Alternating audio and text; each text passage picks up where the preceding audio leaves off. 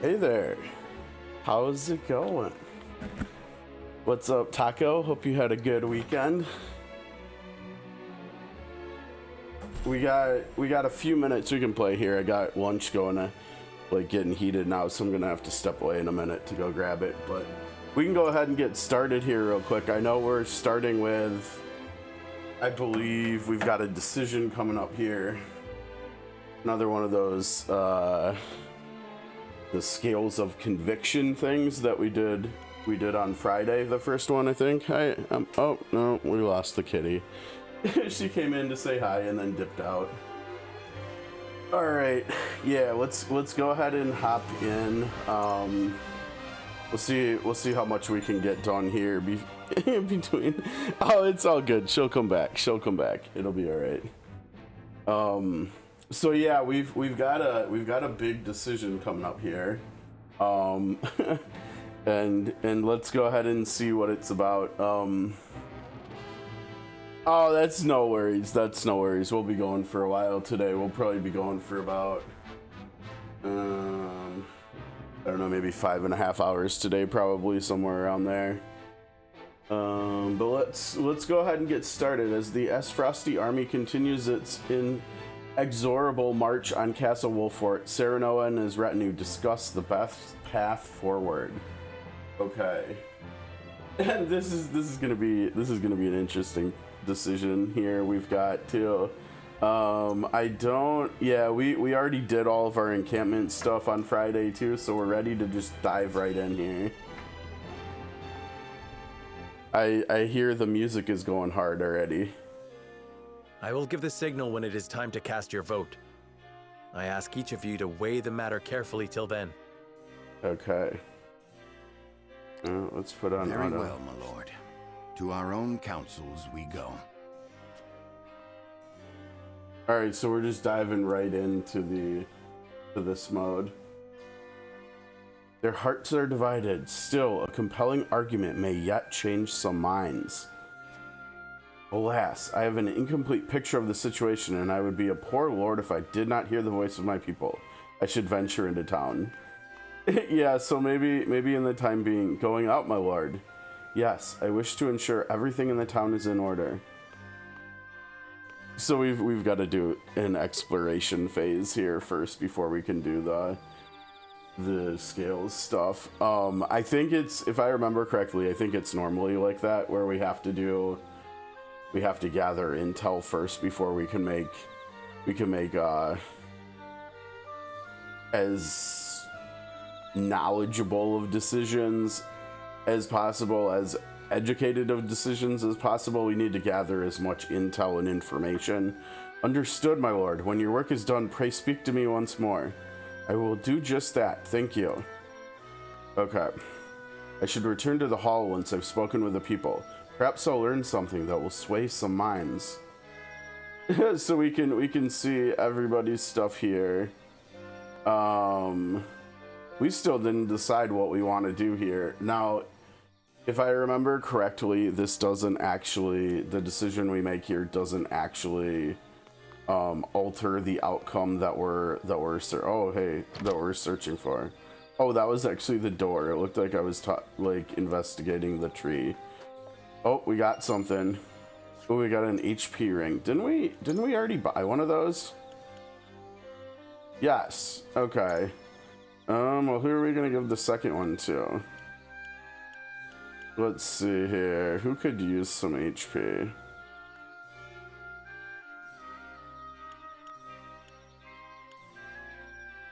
Well, I didn't realize how much levels affected stats and stuff, right? Like Fred and Corentin are basically the same character, except one is fire and one is ice. And one level difference is 10 HP, which is like not quite 10% of their health, but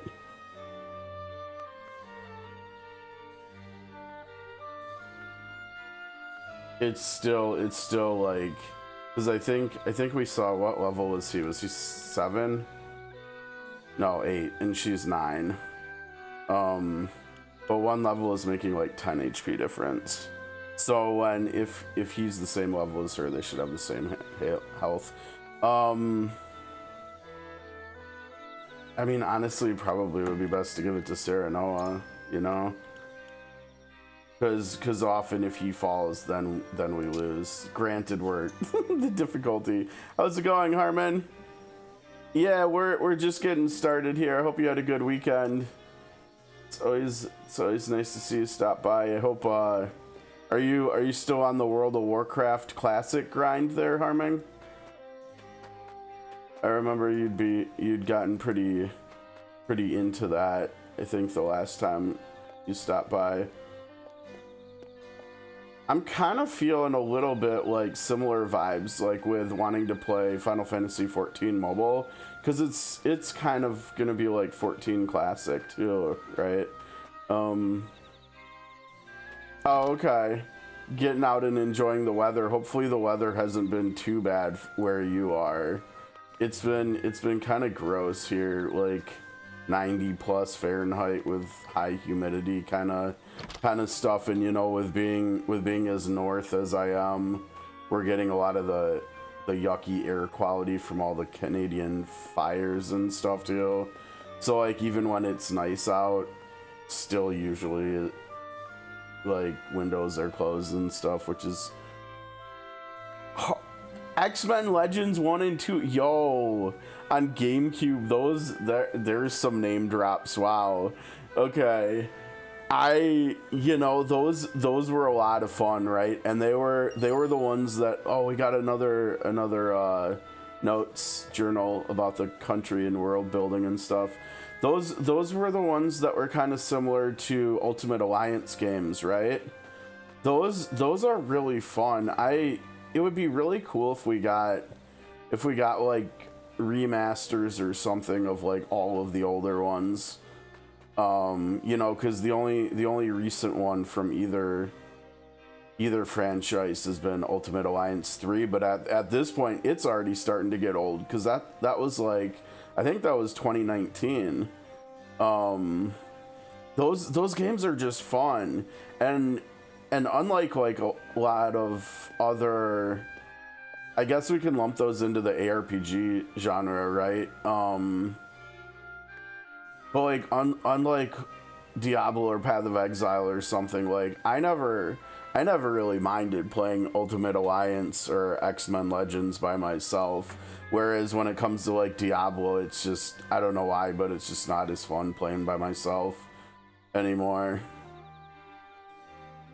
Yeah, you know, I see a lot of people talking about wanting X-Men Legends to come back. It's interesting how there's a lot of overlap between fans of X-Men Legends and Ultimate Alliance fans, but there's also a little bit of people that just like X-Men Legends and apparently didn't like Ultimate Alliance that much, which seems a little bit interesting. But you know, everybody has their preferences when it comes to like superheroes and stuff, so that's cool. I mean, like someone's favorite character might just be like, I don't know, Gambit or something. And I mean, I think he was in Ultimate Alliance 3, but I don't remember if he was in 1 or 2. He might not have been in either of those. So that's like for sure like a logical reason why some folks might like Legends more. But yeah, I mean, they need to keep making those kinds of games, right? Oh,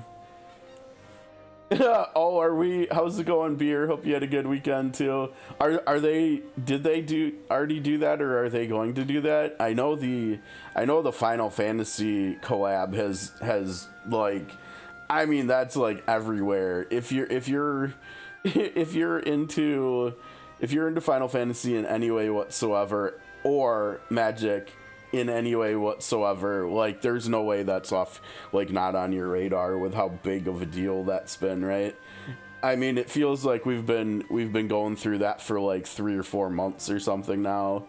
Oh wow, yeah, that's gonna blow up too. That's gonna blow up too, because I mean, Final Fantasy fans are like, there's a lot of them out there, but the amount of Final Fantasy fans in the world like is dwarfed by the amount of Marvel fans. So and especially like you said, Spider-Man. I mean, Spider-Man, I think, isn't Spider-Man at this point like the #1 superhero in the world? It's either Spider-Man or Superman, I think. Probably. I don't even know as far as Marvel goes who even #2 would be. Maybe like Wolverine or Iron Man at this point. I know before the MCU, like Iron Man wasn't even that popular, which is kind of interesting, right? Mario. All right, Mario's gonna save Spider-Man. Let's do it. Okay, let me actually go check on the pizza real quick. I just put some leftover pizza in the toaster oven, so let me see. Let me go grab that real quick. I'm sure it's probably done, so I'll be back in 1 sec, guys. Just take it easy for a second here.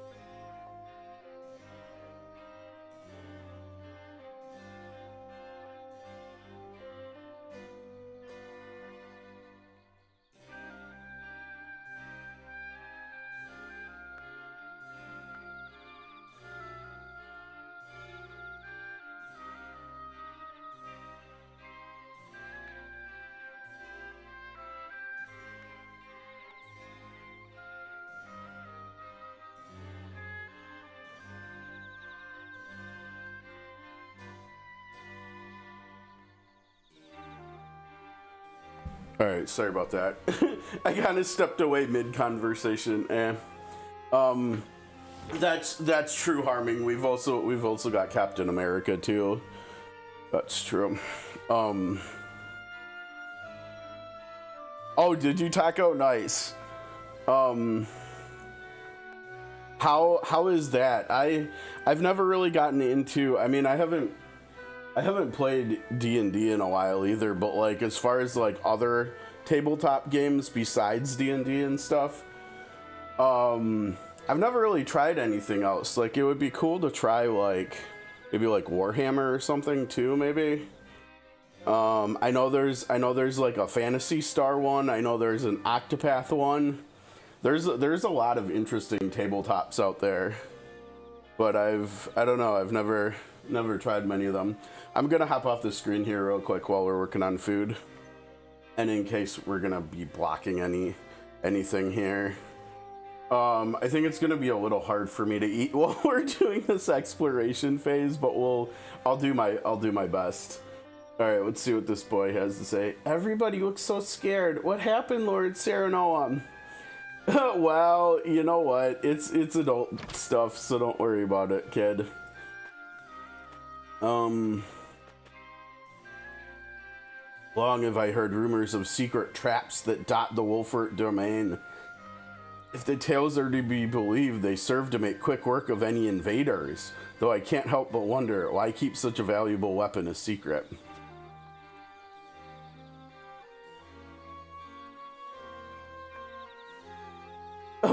Oh, that's fun.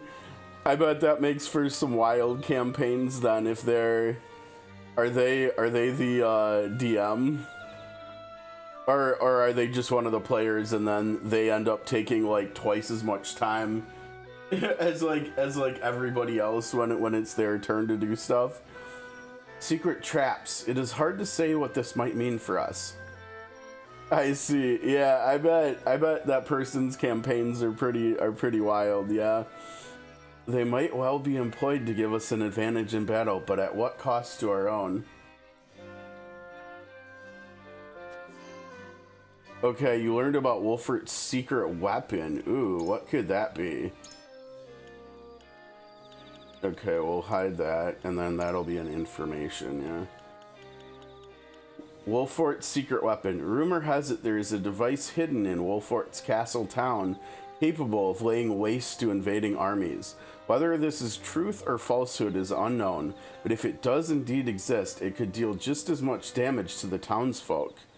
Oh, interesting, cool. Like the campaigns and stuff that he comes up with, that's pretty nifty.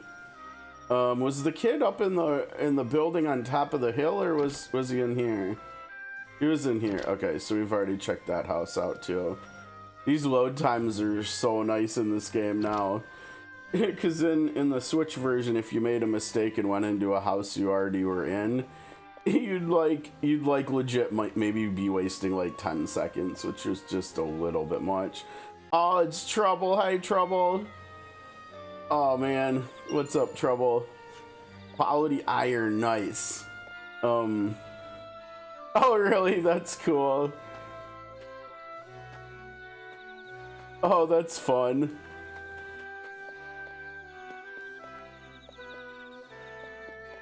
Alright, so I think if you want to share it on Discord, that'd be cool.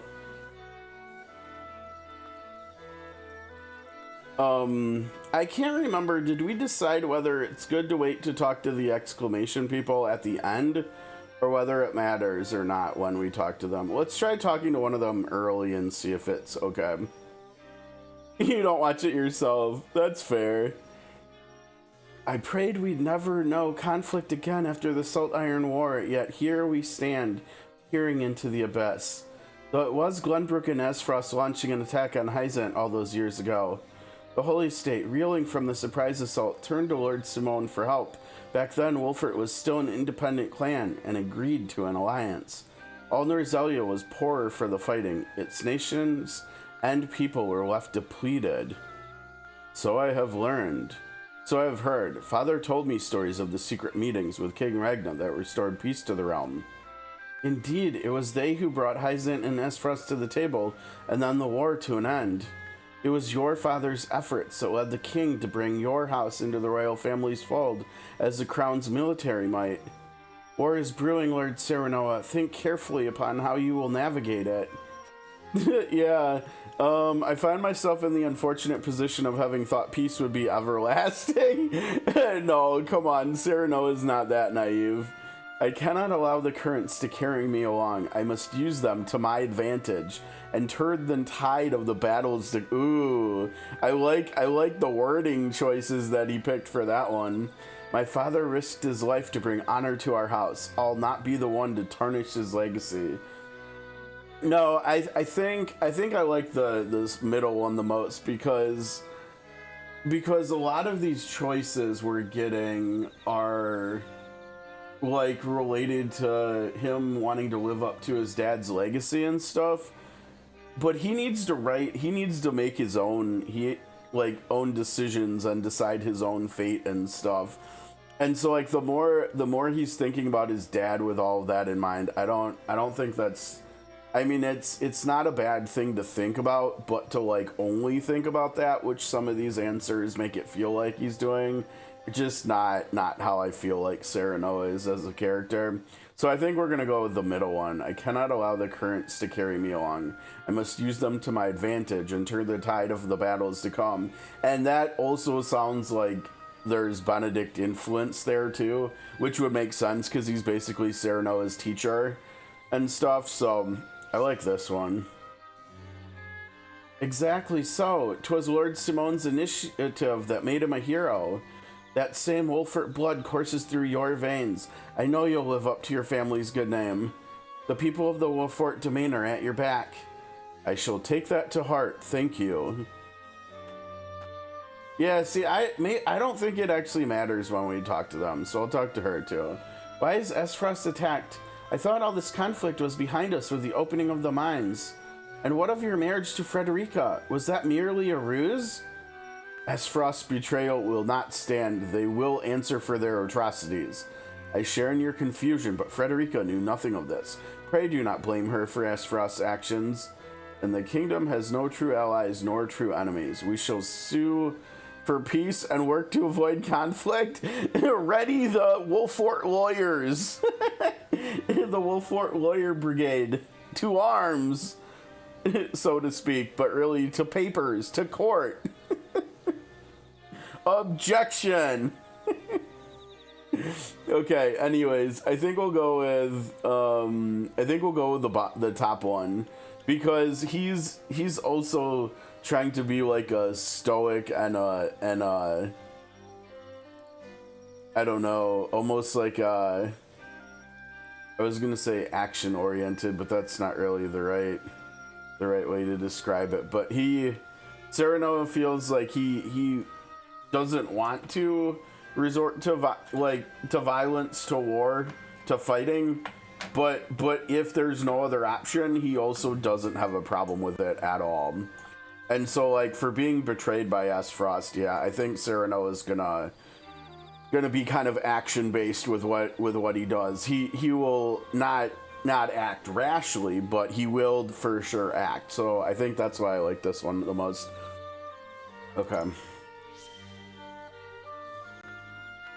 As is only right, the high houses of Glenbrook must defend the honor of the royal family, though I fear any resistance risks turning our humble village into a battlefield. And should it come to that, House Wolfort will defend you with our lives. Yes, of course. I suppose we ought to prepare for the worst in the meantime. Yep. Seems like a good idea. There's a paper calling for the arrest of Prince Roland. Says they want him taken alive. I shudder to think what will become of the kingdom now. If he's to be delivered alive, I'd wager they have no plans of executing him, at least not anytime soon. I should let the others know of this. Yeah, and that's interesting too, right? Because if that is the case, then maybe handing him over isn't the worst idea, right? Okay, so that was more info, yeah? A bounty on the prince. Aesfrost has distributed wanted posters of Prince Roland across the realm, offering a reward to whomsoever captures him alive. Likely the duchy intends to use the young prince as a means to some unknown end. Okay. Oh, wait. Isn't silver... Yo, isn't that one of the items we need to upgrade weapons? I think it might be. Let me take a look. Material required to upgrade weapons to rank 2. Alright, we're already hitting the first phase of big upgrades. We've also got the quality resources that we're starting to find too. We also found the luck ring, and we learned that was like had to do with critting. So we probably, let's see, we can actually filter by luck. Wow, Serenoa, and why is Benedict so lucky? Maybe because he's a tactical master, and so like he makes his own like luck type deal. Maybe that's what they were going for with that or something. But Serenoa having such high luck, that's also interesting. If I had to guess, I would have thought Anna would be the one that had the most luck out of everybody.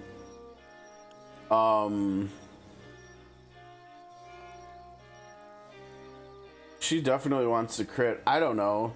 Maybe we actually, I mean, a lot of these characters, like, everybody wants to do back attacks whenever possible too, right? So now I can't remember. Do we remember whether magic can crit in the game? Because if magic can crit, then we should just give it to like Fred, or I guess not. Give it to like, I guess Corentin. Yeah, I'll give it to him for now, I suppose. Okay, but that's really exciting about the silver. We've got to, I think we've got to see. I mean, we kind of came to the conclusion that we wanted to use it on Ulio on Friday, right? Because he's the TP battery, or at least the first one we get, if there's gonna be any more. And so we want to reduce the cost so we can do it every turn, whether it's to the same person or whether it's like spreading the buffs and stuff too, because he'll also make it so Benedict can focus on, well, so both him and Benedict can do like attack buffs and stuff potentially. I had a mind to make my way to the capital, but the high road's blocked. What's the meaning of this anyway? I've got mouths to feed at home. You're a saltmonger, huh? Hello. There's commotion in the capital to be sure, but it'll all be over soon. The Dawn Spear will see to that. Aye, the sun won't set on Glenbrook till Sir Maxwell falls. Ha! As if that would ever happen. Sir Maxwell laid down his life so that we might see another day. We must do all in our power to see that his noble sacrifice was not in vain. Yeah, because remember what happened to him? He kind of lost his duel on the bridge with Avlora. The Dawnspear's sacrifice. Roland's master, Sir Maxwell the Dawnspear, went missing after he faced Avlora in combat to buy Serenoa and his comrades time to escape. His mask was later discovered floating down the river and has found its way into Roland's hands. And remember, it also was covered in blood too. let's not forget that part. Oh, we got a healing item in bed. Sure. Okay. Feels like we're doing pretty good with gathering intel here and items and stuff. Doesn't look like there's gonna be like any shop people here. But we can always go to the encampment too, I believe. Mama's not herself today. Has something scary happened? Well, you could say that. Has the Crown City truly fallen? What madness is this? This is madness. No, this is Wolfort. He kicks the emissary into a pit. Did we talk to you? Is it true? Has Aesfrost attacked the Crown City? How could the nobles have let this happen? No, we didn't talk to you. Shuddered to think what will become of the kingdom now. Oh yeah, we already did talk to you. I think that's actually everything, yeah? Now before we actually officially decide it's everything, let's go to the encampment. Right? Because we've got things to do here.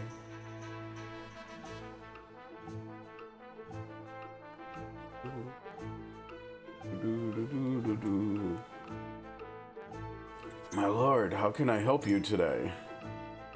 You don't have anything we want, that's for sure. And I don't think we have what we want here either yet to promote. Oh, we do have a Medal of Bravery. I forgot we were able to buy one. Now, I don't think we're very near. I think we have one more fight and then we can decide who we're gonna promote. And it likely will be decided by what level 10 skill people will be unlocking, right? Like what's gonna be the best for the whole team here, basically. And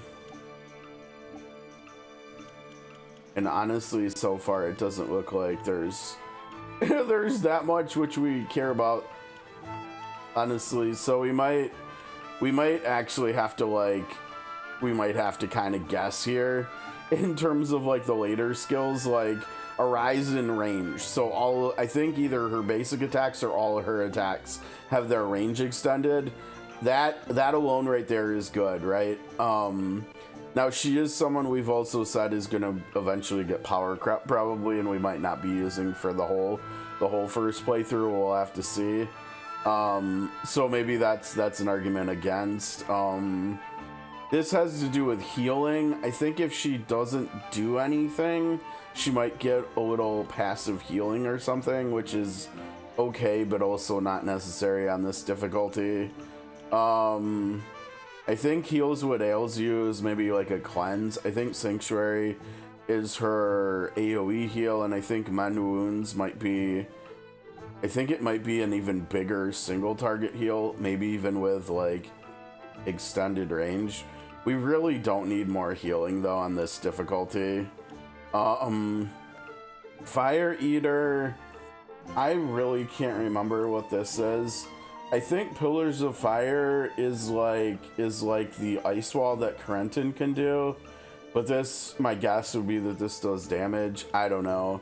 I'm pretty sure like every time I've played with Fred before, Blazing Chains and Scorch are primarily what you end up using, so that's kind of eh. Initial TP, I mean, so you go from having 3 TP to having 4 when you promote the first time, yeah? And I can't remember how much TP you start battle, maybe like 1 or 2 or something. This ups how much you start each battle with, which is okay. I don't know. Pushback, I mean, that's pretty self-explanatory. We know Flash of Steel from COTC, yeah. If memory serves me correctly in this game, I think it's basically like a rush except maybe better.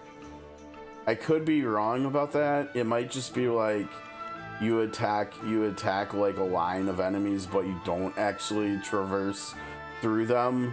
And maybe it just has like a bigger modifier, multiplier or something.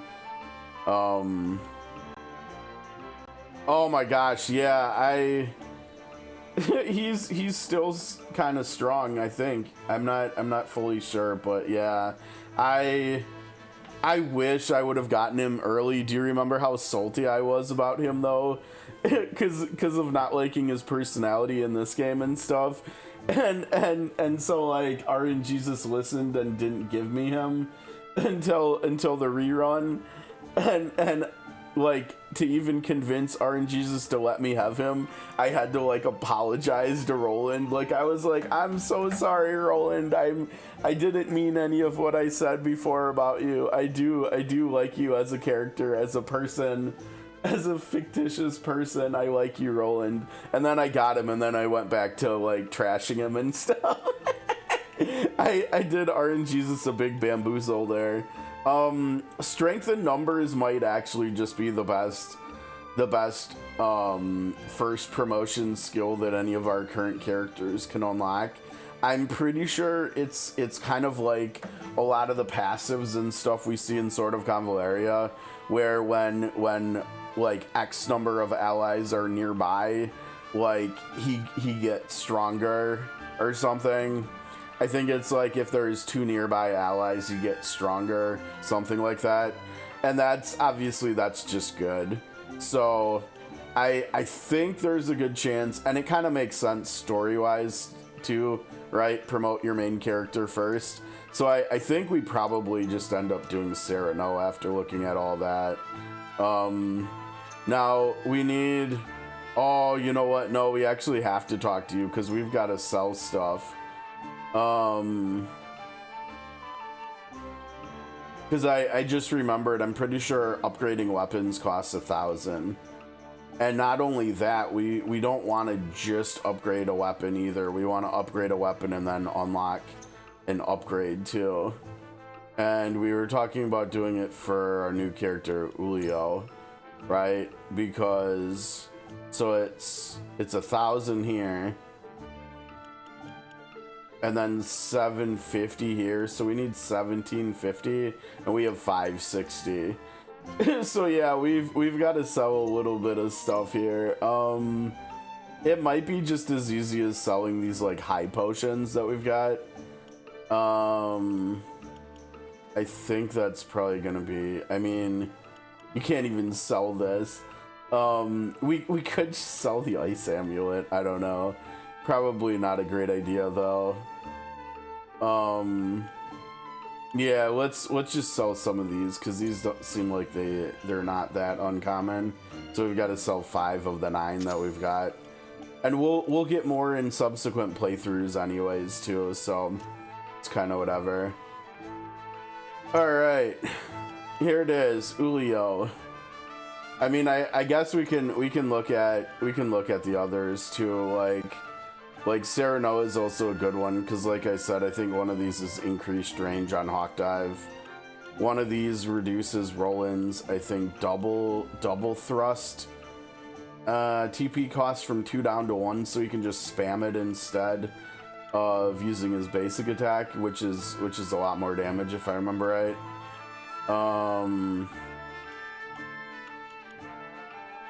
And gets. Yeah, now they see. I think the thing is here with this. I think my memories served me correctly here. I think this is a reduced TP cost for her verticality traversing skill that she unlocks at 10, which means which is not, it's not necessary because normally it costs 1, and so this makes it cost 0. It's okay. It's not bad, but I think that's much more like non damage dealing stuff with like characters who can have utility purposes and stuff like Anna does. Those upgrades are going to be better on the harder difficulties, so we don't need to worry about that now. And then Piccoletta, yeah, I mean, I'm pretty sure this is 1 movement. Not many characters can actually upgrade their movement quantity with their weapon upgrades, but when you can, obviously it's pretty high priority. But again, we're probably not going to use her that much until later, like not like future playthroughs. So I think we do what we said we were gonna do, and we just do Julio here. Okay, so we're gonna upgrade his weapon from a curved blade to a curved greatsword. And we see it changed colors too, and it also got longer. Yeah, he's turning into more of a grower here. All right, cool. And then we'll get this, like I said, Moment of Truth TP -1, which is exactly what I remembered, which is awesome. More weapon damage for him, not that important, right? Since he's like a TP battery. But okay, so that's a really good upgrade. I think we leave the encampment, and I think we end our deliberation here. Or exploration. A terror like none other came over me when I saw the state in which you returned, my lord. Oh, well, sorry to worry you there, buddy. Yes, we're returning to the chamber.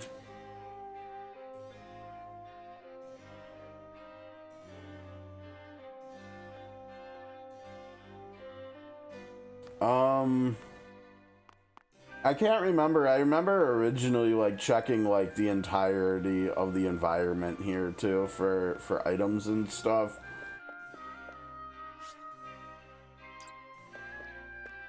But I don't remember whether I actually found anything anywhere.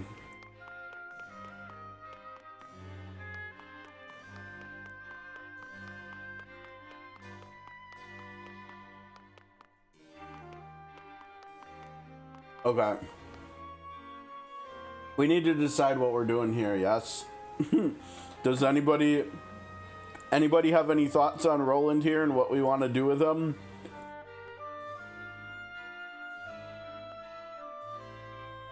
So, let's see, we can stave off the Aesfrost army and protect Prince Roland, or we can surrender Prince Roland and avoid conflict with the Aesfrost army. Well, beer, that's unfortunately not one of the options. We protect. Hi, Sarah. How's it going? Hope you had a good weekend. Wait, what do you mean, Taco? You're giving me permission to your Google Drive, but why?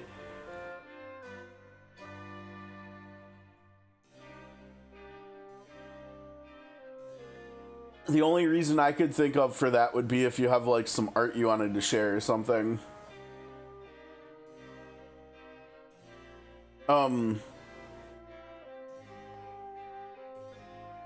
Oh, for the book. I see, I see.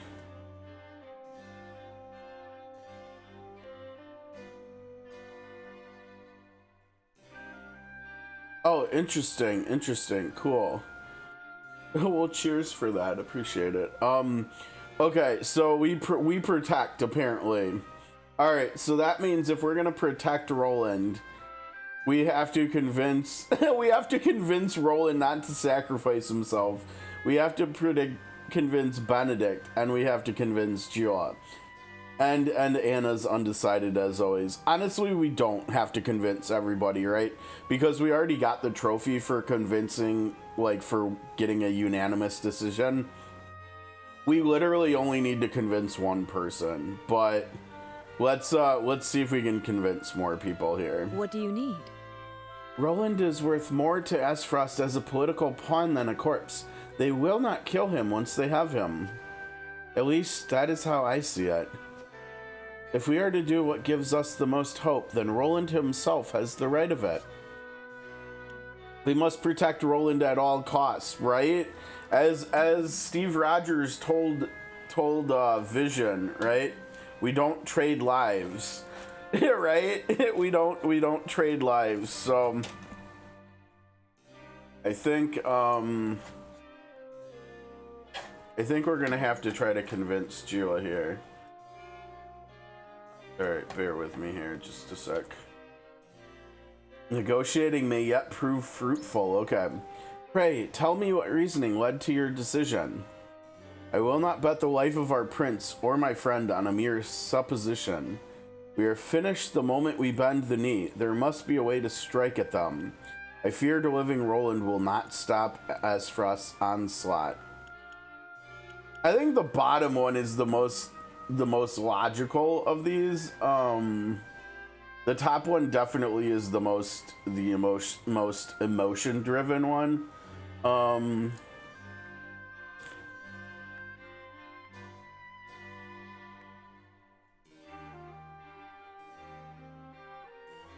I think I'm gonna go with the bottom one because I think the way she's looking at it is kind of similar to Benedict, where she's trying to be like as objective as possible.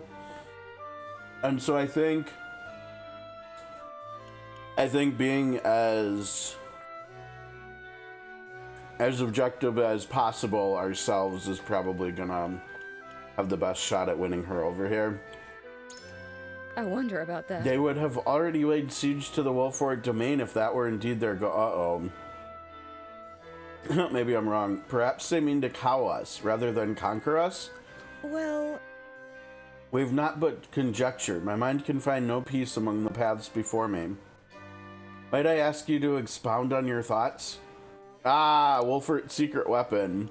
Surrendering Roland will show the people we lack courage. We'll not have an easy time of it if we lose their trust. I'm prepared to fight to the last, even if we cannot win. House Wolfort remains the royal family's sword and shield. And, truth be told, I have a plan, provided the rumors I've heard are true. Well, it's locked for a reason, right? So we've got to use it, I think. A plan? What rumors? Yes, I see. Ah, you have heard talk of the town's last resort, I take it. I want nothing more than to believe it is real, and if it is, I agree it could be quite the boon. I thank you for sharing your thoughts. I suppose now we see what fortune has in store for us. Oh, she's indifferent. Yeah, I don't know. I think the first thing I said was probably... It didn't do a very good job of winning her over. Alright. Let's go Anna next, since she's undecided. She might be easier to sway. Lord Saranoa. Will you surrender the prince or not? Will you choose House Wolfort or the whole kingdom? 'Tis a question of our priorities. What matters most to us? Surrendering Roland is the only way. I'd have better luck talking to a stone wall. We must protect Roland at all costs. Negotiating may prove fruitful. So it sounds like she's way more open to protecting him than she is to surrendering him. Interesting. Alright, well, let's go for it. Do you mean to protect Prince Roland at all costs? Oh no, we have a locked choice that we didn't find information on. Uh-oh.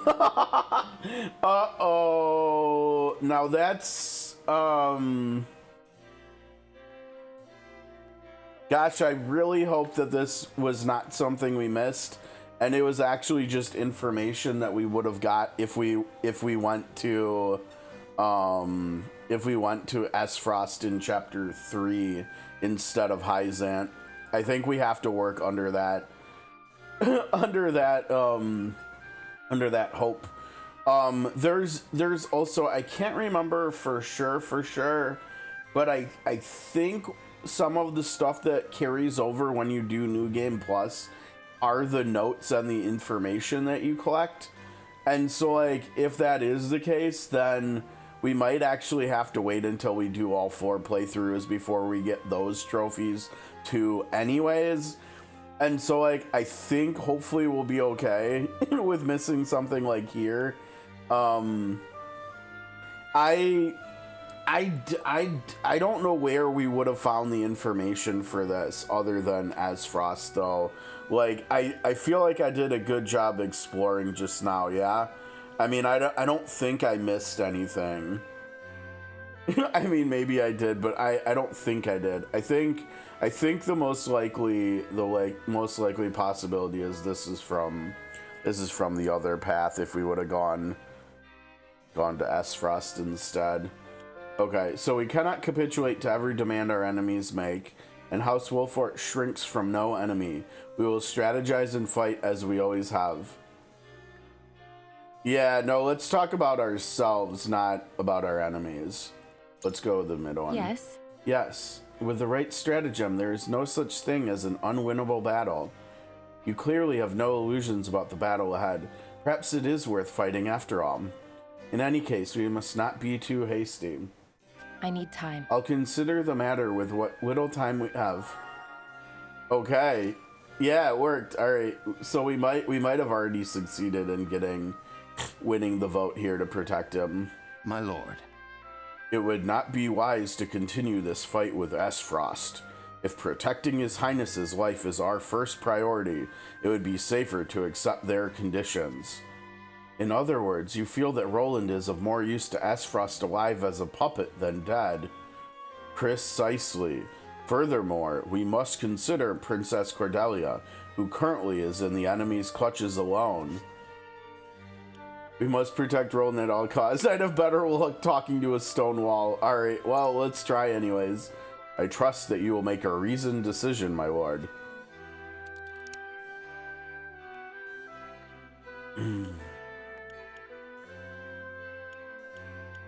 Alright, thanks, Taco. I'll check it out after streaming today. Appreciate it. I look forward to seeing it. Alright, there must be another way. The royal family is a beacon to the people. With the king slain, they need Roland now more than ever, and perhaps the battle is not as hopeless as one might think. Wink, wink. The town's secret weapon. I must confess, indeed. I was not aware Lord Serenoa knew of our domain's last resort. So, Have you any more to say in your favor? How's it going, Kuma? Hope you had a good weekend. Hope your week's off to a good start. Same for everybody else. Alright. Is it not together with Roland that we might best protect both domain and kingdom? Surely that is reason, and that's not going to sway Benedict. I do not believe the battle is a futile one. Victory or defeat is but a matter of fortune. I don't think he's gonna wanna fight based on fortune. I have as much a duty to the royal family as I do to House Wolfort. Such is the lot of the lords of the high houses. That is the clear choice here, I think. This is the only one that I think Benedict will actually acknowledge as a legitimate answer. The most admirable stance, my lord. Your father would be proud. However, oh god, he's gonna hit me with the however, isn't he? And yet, yep, however, the rub lies in translating that belief into action. I am At any rate, I thank you for sharing your thoughts with me. I shall take them to heart. I doubt we convinced him, but we'll see. Oh man, you were farming, huh? I did a little bit more farming in sort of Convalaria. I haven't completed it yet, but I'm up to stage 200 in Pioneering now. I just gotta finish it.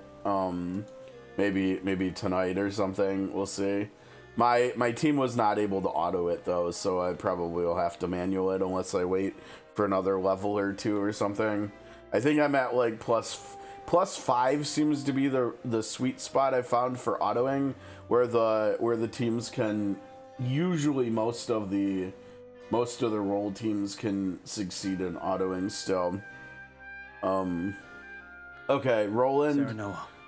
There must be a way to avoid weighing my life against those of others. I trust we can find it. Decide what you will. I shall follow whatever judgment you pass. We must protect... Shouldn't it say we must protect you at all costs? Negotiating may yet prove fruitful. Okay. I will not allow my life to be weighed against those of the people. Ah, we've got a secret one. Yeah, I guess technically, if you're talking to me, Beer, I guess technically what I was doing wasn't farming. It sounds like what Kuma was doing was farming though. But how, does that mean were you just using August as a punching bag over and over then? I think that was how we did the nut farming, right? Surely we can find a way to protect you and the people. Our kingdom needs you, as do I and House Wolfort. Have you forgotten Sir Maxwell's dying words? Would you render his noble sacrifice for no— Yes! Yes, let's totally guilt trip the crap out of Roland. Let's do it. Certainly. Master taught that whoever rules is righteous by virtue of their station alone. Oh, it's in the Codex, I believe, right? And in one of the different places in there where you can view, yeah, what Kuma said in the world memories, and then you have to find the right place for where they are, and you have to scroll down a long ways, but then you can get to like different refights with the masters of and everything. Oh, you're doing Titos, not August, huh? Yeah, I mean, I guess it depends who you have the best team for. I remember back in the day, like a couple years ago, it was always August, but now, though I weigh your words more heavily than most, I know not what is right. However, I appreciate you speaking your mind, but I have my own thoughts on the matter. After all, if this matter can be settled by me alone, is it not best if I do so? Oh, nice. Okay, pray do not deny your beloved master his last request. Your sacrifice alone will not overcome this impasse. It's nothing more than an abdication of your responsibility. So you double down on guilt tripping him with the middle one. The Wolfert domain has many secrets, one of which we might use to drive the enemy back. I don't know, I almost want to guilt trip him even more. I mean, because it already seemed like we convinced Anna, and maybe Jula. I feel like I just want to guilt trip him more with the middle one. What do we think? I think we want to guilt. I think I'm gonna guilt trip him more. Your sacrifice alone will not overcome this impasse. It's nothing more than an abdication of your responsibility. In other words, grow up, Roland, and be the king that you're supposedly. You mean to say that my life has not such value as others would ascribe to it? well... A most blunt truth to confront, though I dare say it has merit. He totally misinterpreted what we said, too. I can no longer discern what is right and wrong. I place my fate in your hands. Alright, it almost sounds like we got him, too. Alright, I think that's it, right? I don't think there's... I mean, we can talk to the others, but they're already doing what we decided we were gonna do, so... Alright, let's send it. Here we go. Alright, this will give me a chance to... Hopefully this will all be voice, so I can have a little bit of a chance to do some eating here, It is time to cast our votes. Oh no, I can't auto. Do we surrender Prince Roland, or do we protect him from those who would do him harm? Approach the scales of conviction with your token at the ready.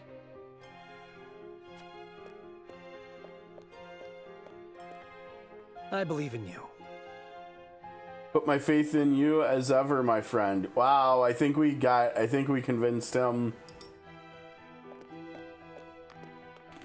Forgive me, my lord. On this matter, I will not be swayed. All right.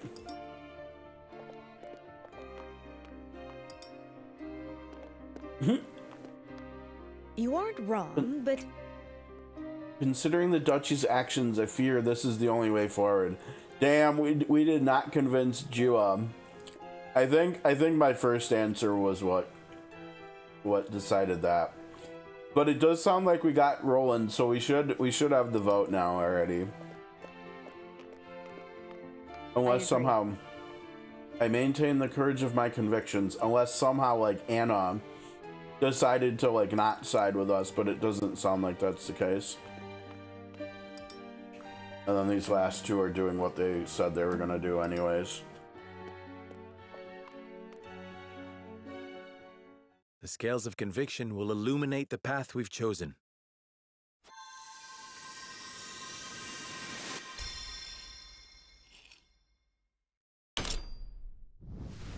All right. Yep, we got two of them. We got Anna and we got Roland. The way forward is decided. We protect Prince Roland with our lives and drive Aesfrost from our home. All right. Well, that's only step one of the stuff we have to do this chapter then.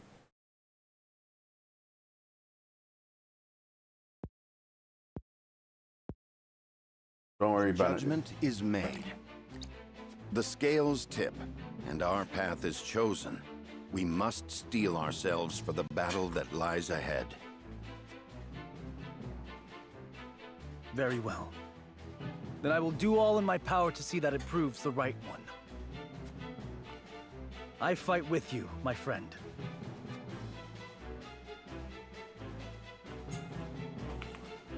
Prepare the defenses. We will hold our own against the army of Aesfrost.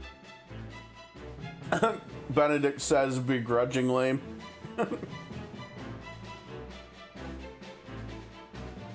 Assault upon the scales completed. All right. On to chapter 7, part 2. To war. Well, I mean, we're already at war, but you know.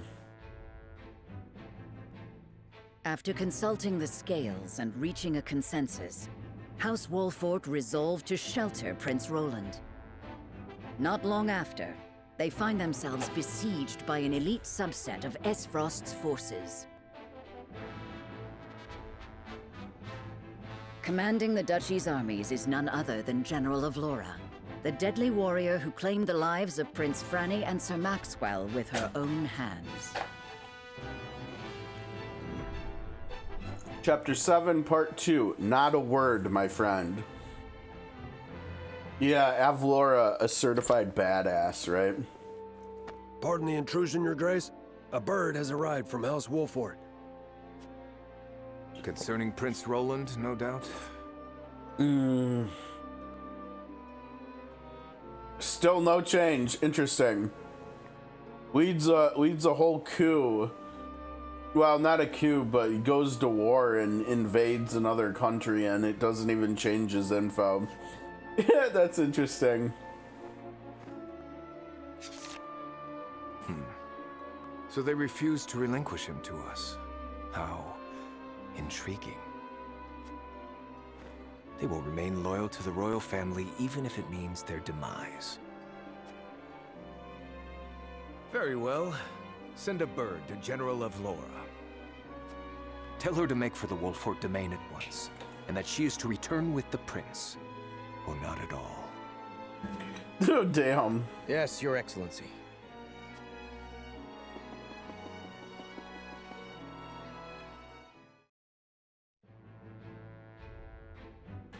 All right. Oh, whoa, we got character stories. No kidding. Are we getting new characters? Oh my gosh, we've also got side stories coming out of our butts here, guys. We've got a lot to do.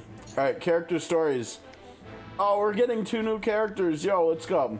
Okay, the normally lively barkeep at the encampment lets out a heavy sigh, but what could be the reason? Oh, cool. Our bartender's about to join the team. What is the realm coming to? Hail, fair maid. Well, if it isn't Eridor. Have a seat. You've ample choice. Who are you and what have you done with the barkeep? The one I know ain't prone to melancholy. She is when word of a fellow barkeep's misfortunes reaches her. It's all in this letter. People are taken to plunder and to survive this war, and my friend's tavern was destroyed beyond repair. Here's hoping your fine establishment escapes unscathed. I can't bear to think of what I'd do without this place. My heart goes out to you. As if times weren't hard enough with customers. I can't think straight for worrying so much. Well, you're a soldier, aren't you? Can't you just go out there and crush your enemies so we can be done with all this? She's like, hurry up and do your job, If only it were Eridor. so easy. What I wouldn't give to wield a flagon every day instead of a blade. Never took you for the type to make excuses, Eridor. Eridor is doing everything he can. The realm suffers because of my failings. Forgive me, Lord Wolfort. It was hardly my intention to blame you. What with things being as they are, I haven't been myself these days. But enough of this. All the moping in the world won't change a thing. It's time for action. My lord, as you can see, I'll have no choice but to shutter my tavern if the war doesn't end. And soon. So let me join you. I think you'll find that pouring ale isn't the only trick I have up my sleeve. Ah, but where are my manners? Hasabara's the name, my lord. At your service. All right, Hasabara. Tavern owner Hasabara Freya, the barkeep at Wolfort's encampment. She strives to create a cheerful place for people to forget their worldly woes and is beloved by her many patrons. All right. Well, welcome, Hasabara. A barkeep I may be, but good drink isn't the only way I know how to heal what ails people. Yeah. Yeah, good call, Beer. Beer knows what's up. I can vouch for that, my lord. Hasabara is good to have around in a pinch. And I see no reason to refuse. You are most welcome among us. Ha! Heartening to see you're the decisive type. I won't let you down. And you've made a good decision as well. Couldn't have picked a better lord to serve, I tell you. Aye. I gathered that the way you're always singing his praises.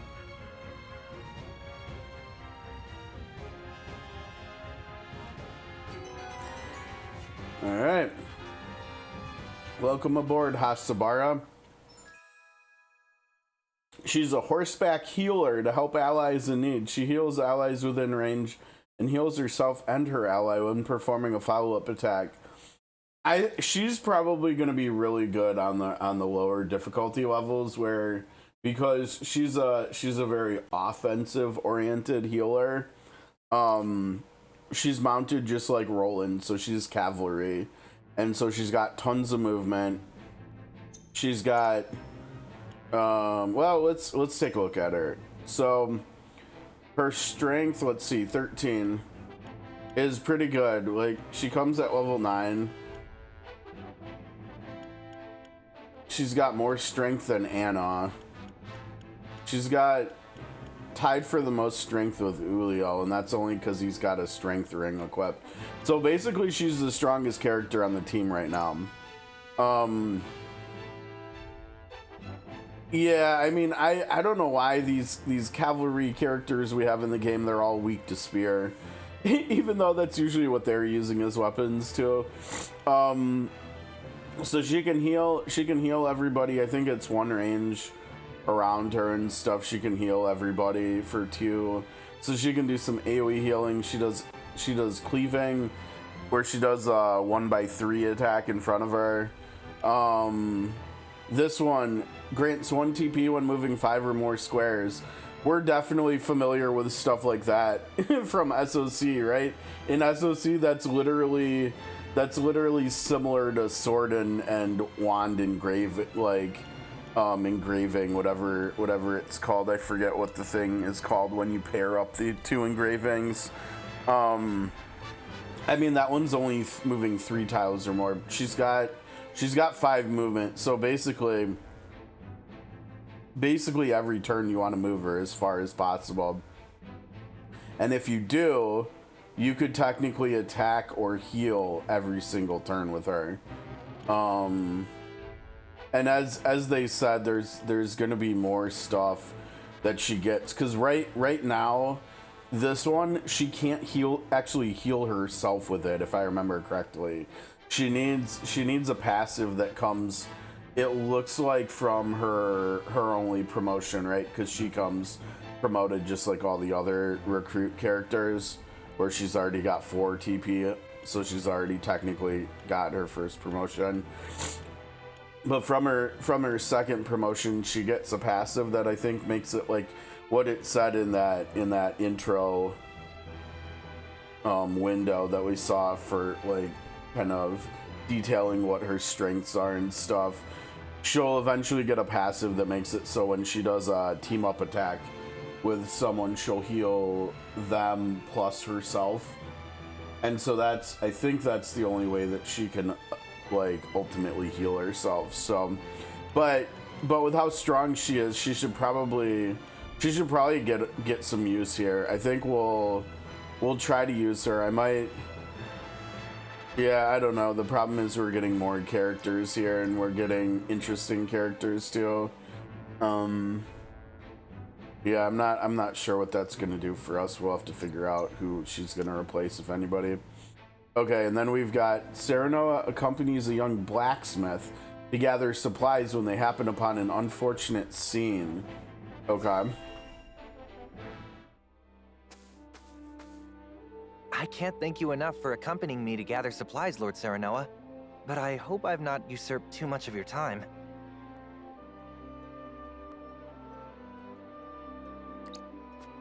Not at all, lad. Not at all. I was heading back to my encampment anyway. More importantly, this area is rife with Aesfrosti.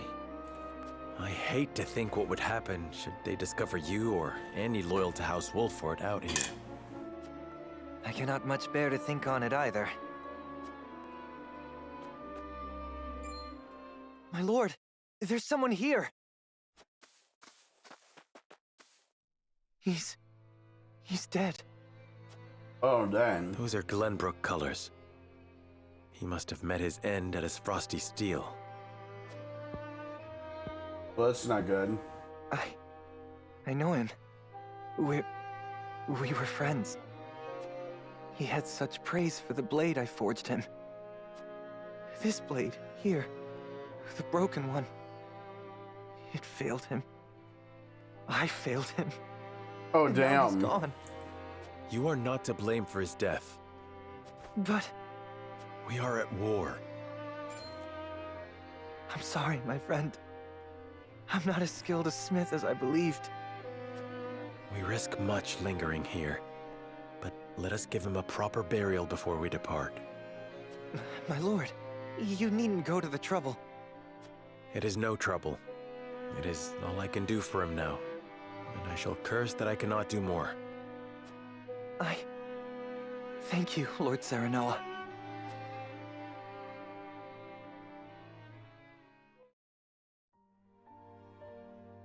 My lord, ever since that day, I haven't stopped thinking about how I might put my smithy skills to better use. I didn't truly grasp the reality of the situation. What it means to be at war. What duties I have as one who forges weapons. Though I am but a novice at my craft, I will not ignore the truth I see all around me. I will face it and stand strong. That's why I wish to fight. Are you certain you're prepared to wield steel outside your forge? I am. I need to better understand what it means to live or die by the blade. A lesson I hope to learn by your side. Then you are most welcome among my ranks. A novice you may be, but you have the makings of a master. Thank you, my lord. I, Ians, hereby swear fealty to you. Alright, Jens is our smithy. Jens Macher, a young blacksmith working at Wolfort's encampment. There is no weapon he cannot forge. He decides to stand upon the battlefield with the rest of his house, so he can better understand what it means to live or die by the blade. I shan't let you down. He's an interesting one. Also, we're done with food, so hello. He's not gonna get any playing right now. Jens is incredible, actually. I think he's one of the funnest characters I've ever played in an SRPG. You know, up there with a lot of sort of Convaleria characters who have these like really unique and complex kits and stuff. The thing is, he's not a fighter. He's a builder. He's a utility dude who does stuff that interacts with maps and stuff. He can put ladders up for you on buildings and hills and stuff, and he can set traps and turrets and stuff. And the traps are incredible for like manipulating chokeholds and enemy positions, because there is one trap he has which will fling enemies back X number of tiles, like I think it's like 3 or 4 tiles or something, and you can put it in choke points and stuff, and you can effectively, if there's one enemy chasing him, he can effectively permanently keep this enemy away from getting to him. On hard mode, he was my number 1 MVP on my first playthrough on hard mode back when this game came out. He is insanely strong on the hard difficulty here in this game. There's probably an easy argument that he's like probably the 3rd best character in the game on hard mode, behind the 2 most busted characters that are just like the best characters everywhere. Doesn't matter what difficulty you're playing or what kind of situation you're in. Oh yeah. Because in some of the 5-hour fights that I had on hard, the only reason I was able to survive was because of him and his traps, and to a much lesser degree his ladders. Oh yeah, he was insane how much value I got from him on hard the first playthrough. And honestly, because I don't think at that time I had the 2 characters that are just like the most busted characters in the game yet. Or at the very least I didn't have one of them. Yeah, I mean, he might have been my second. He was probably my most important character on the first hard playthrough. I think on the second one he wasn't quite as important, but on the first one he was instrumental. He was super strong. And it's funny to say all that about someone who doesn't do any damage. Right? Like he literally doesn't do damage. So he can put the spring trap. This is what I was talking about. And it wasn't even 3 or 4 tiles, it's 5 tiles. Look at that. Set a trap on the selected square. Any enemy who steps on it will be knocked back 5 squares. Up to 3 traps can be set. And one of his upgrades that he can do for himself, right? Because he's the blacksmith. So one of the upgrades he can give himself is reducing the cost of spring trap from 2 down to 1. And so he can literally just put traps out every single turn forever. Which is just silly, honestly.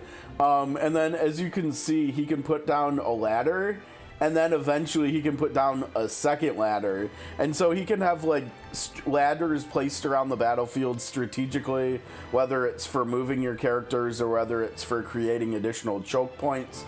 You can use like indirectly by adding like elevation to maps and stuff. It's crazy the stuff you can do with him. He's super fun to play.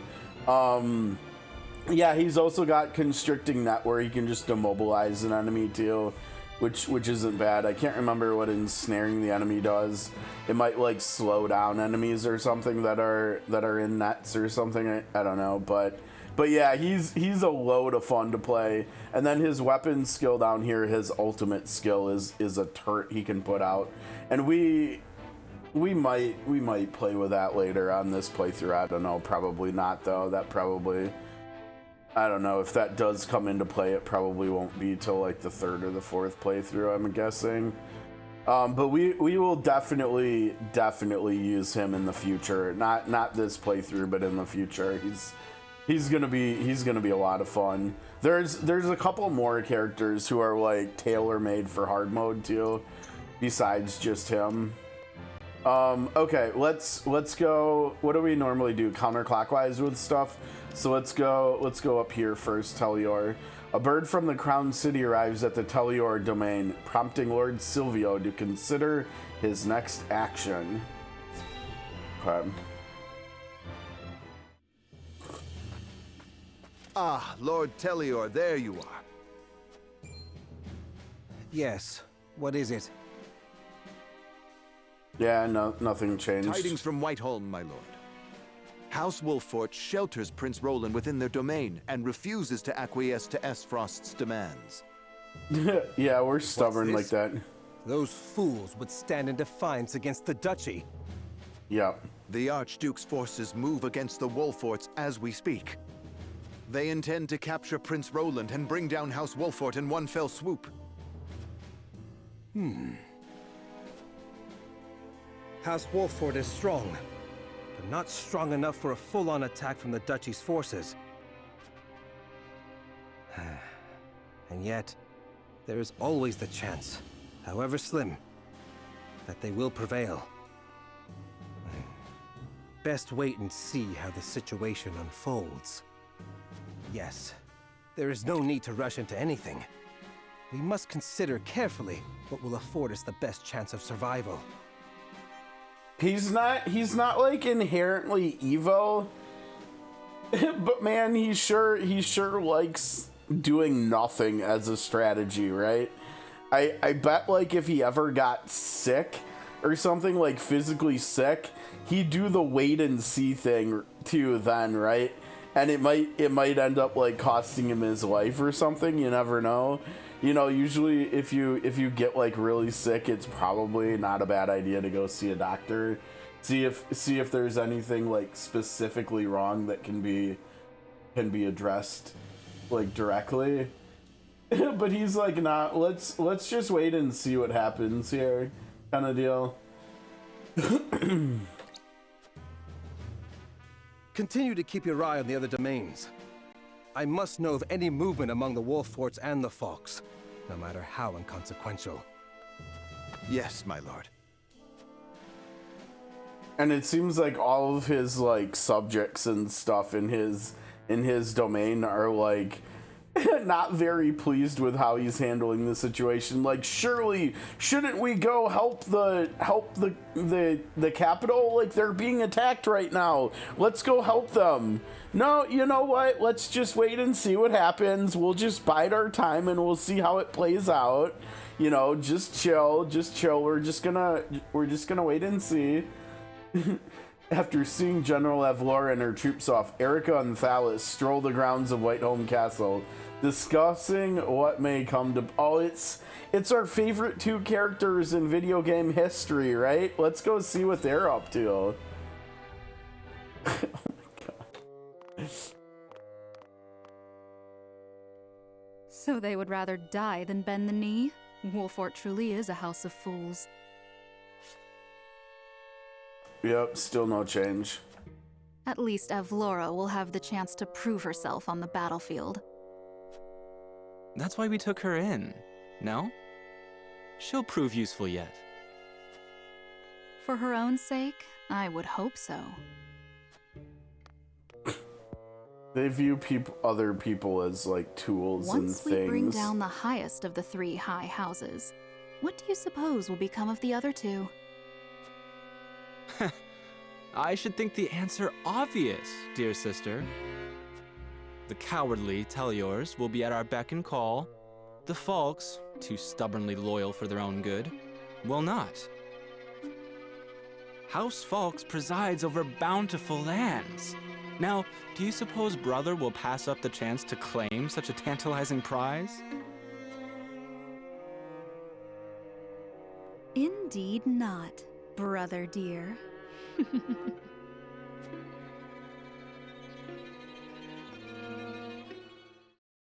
They're lovely folks. This family is so nice. Alright, news of House Wolfort's decision arrives in the Falk's domain on Dark Wings, spurring Lord Landroid to action. Okay, what kind of action is he gonna be spurred onto? You are aware that Prince Roland fled to the Wolfort domain after the Crown City fell. Mm-hmm.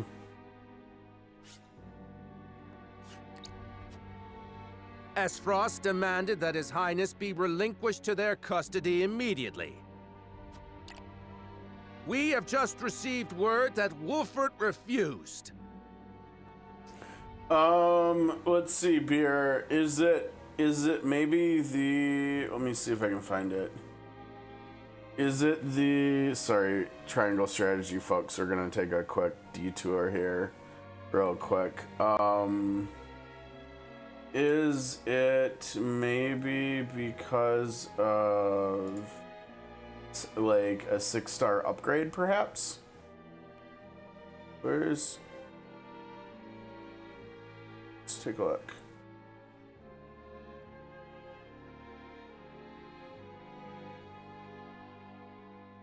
No.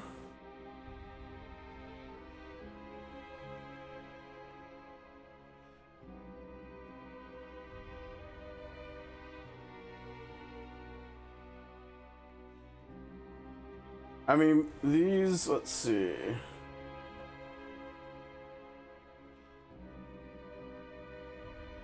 It's pretty good though, right? It makes it so debuffs. It's basically like, unless I'm getting augmenting and enfeebling effects confused, I think this is basically like a Kurtz A4, but for the whole front row, right? Oh, really?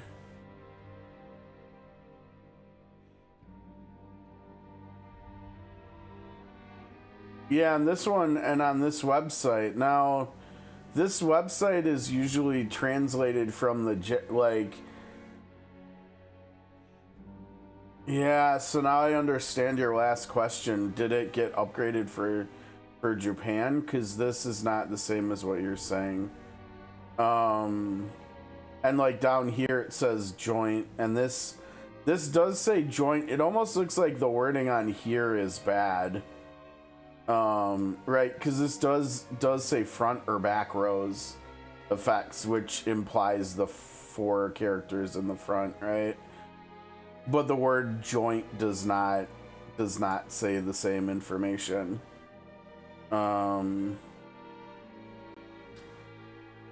Usually joint does just mean the paired ally in the same rows. So it sounds like it's basically...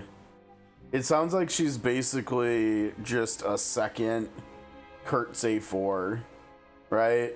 But I mean, having two of those extenders is technically better than having one, right? If you're ever in a situation where you need two people to be having their debuffs get extended in duration, just for like quality of life reasons.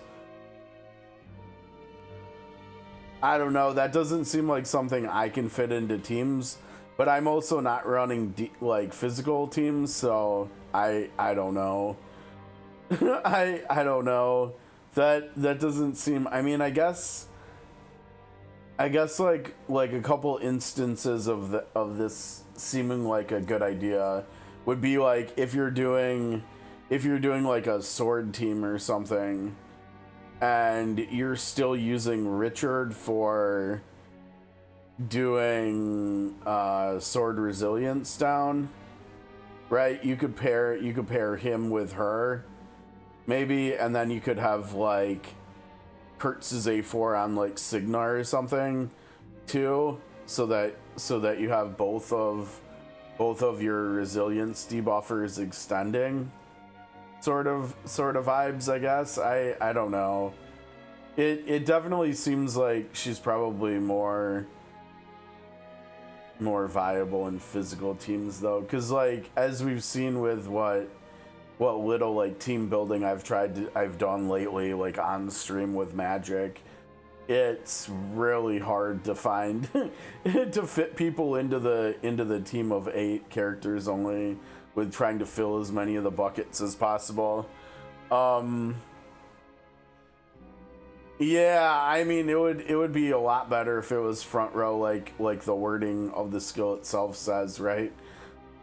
This is and it's weird because this is totally like Square Enix wording, right? This isn't NetEase kind of dropping the ball. This is definitely Square Enix, but I know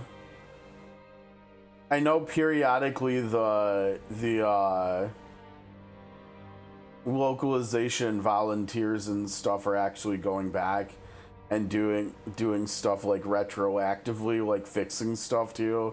So maybe at some point her stuff will get fixed up here, so that the text actually matches the passive descriptions themselves.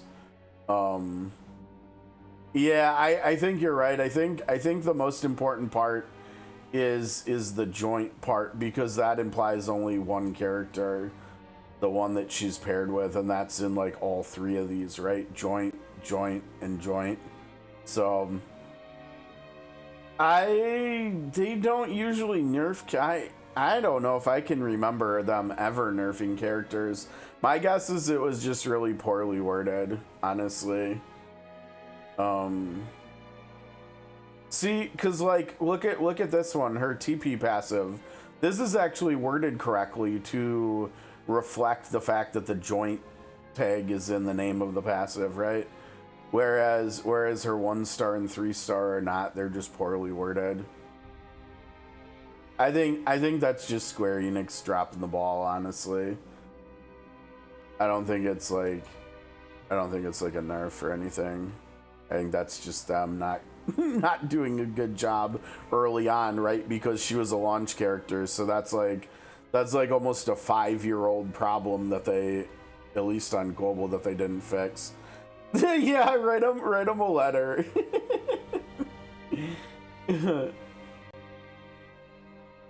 Okay.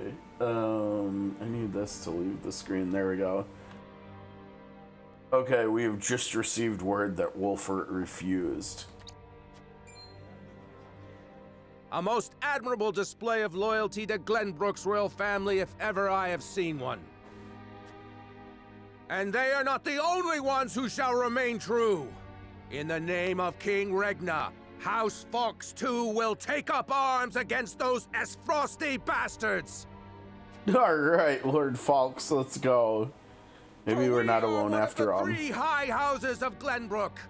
We will live up to that name and fight for our homeland with our lives! Alright, dude, let's go. May your shields be strong and your swords strike true, my countrymen. For Glenbrook!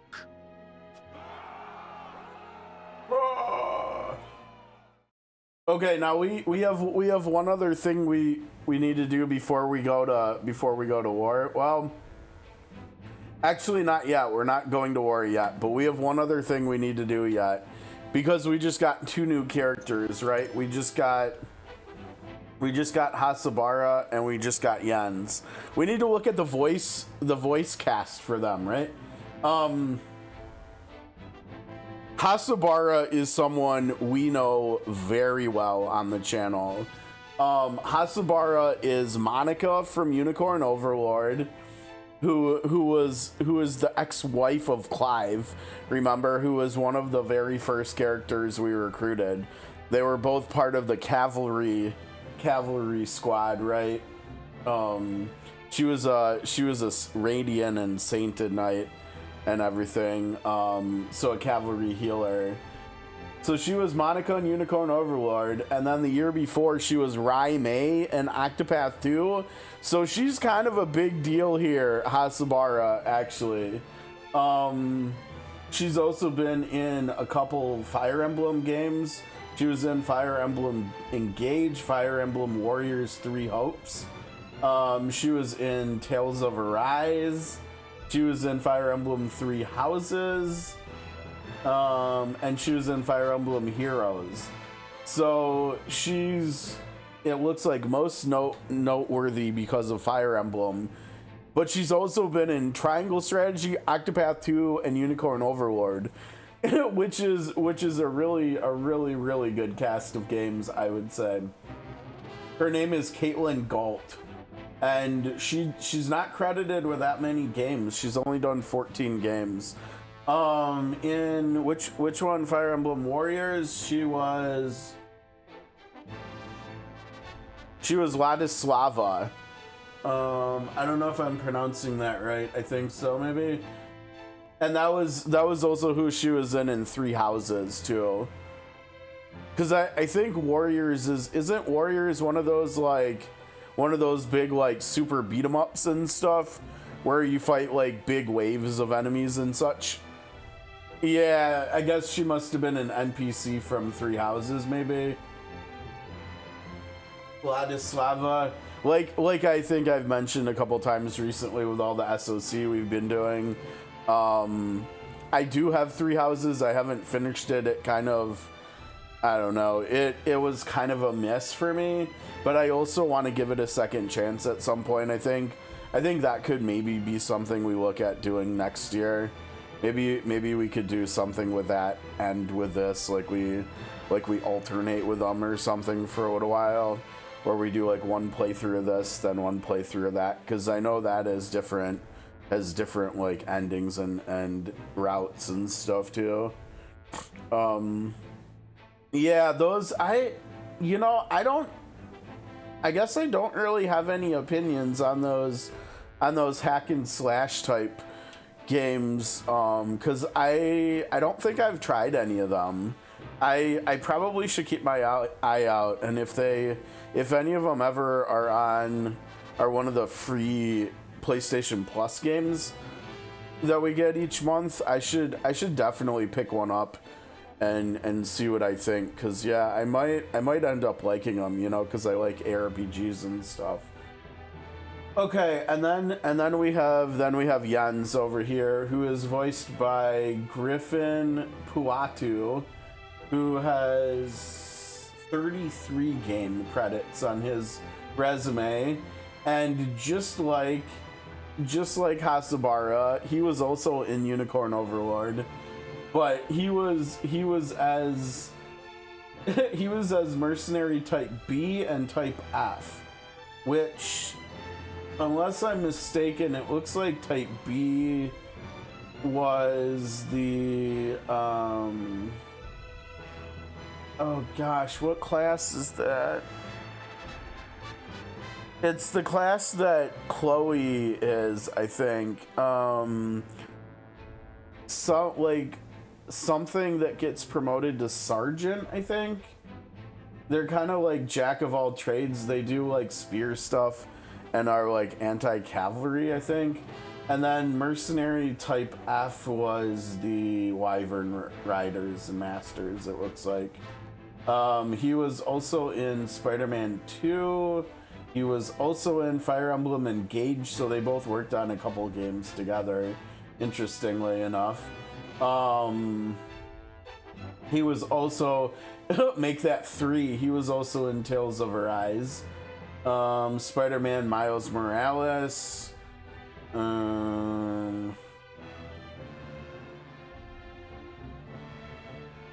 Just Cause 4. Oh, he was in World of Warcraft in 2004. As an NPC, okay. Also in Fire Emblem Heroes, so they were in 4 different games at least together. That's interesting. It's so interesting how a lot of these voice actors and stuff end up working on multiple projects together. Like they just sort of like working on either like the same type of RPG game or at least similar types of games. Okay. All right, let's see what we got here. A bird arrives at Castle Wolffort bearing news from a lookout. Okay, this probably has to do with the invading force here that's like knocking on our doorstep. I'm guessing, right? Oh, there's Anna. A bird. It's Anna's falcon. It was like as big as humans. Okay, now what? Uh-oh. She got really important information. Avlora? Are you certain? Did we really? Yes. We are surrounded by the Archduke's main forces, led by General Avlora herself. Okay. She killed my brother and my master. I must avenge them, even if it means my life. Your Highness, your life is far too important to so blithely throw away.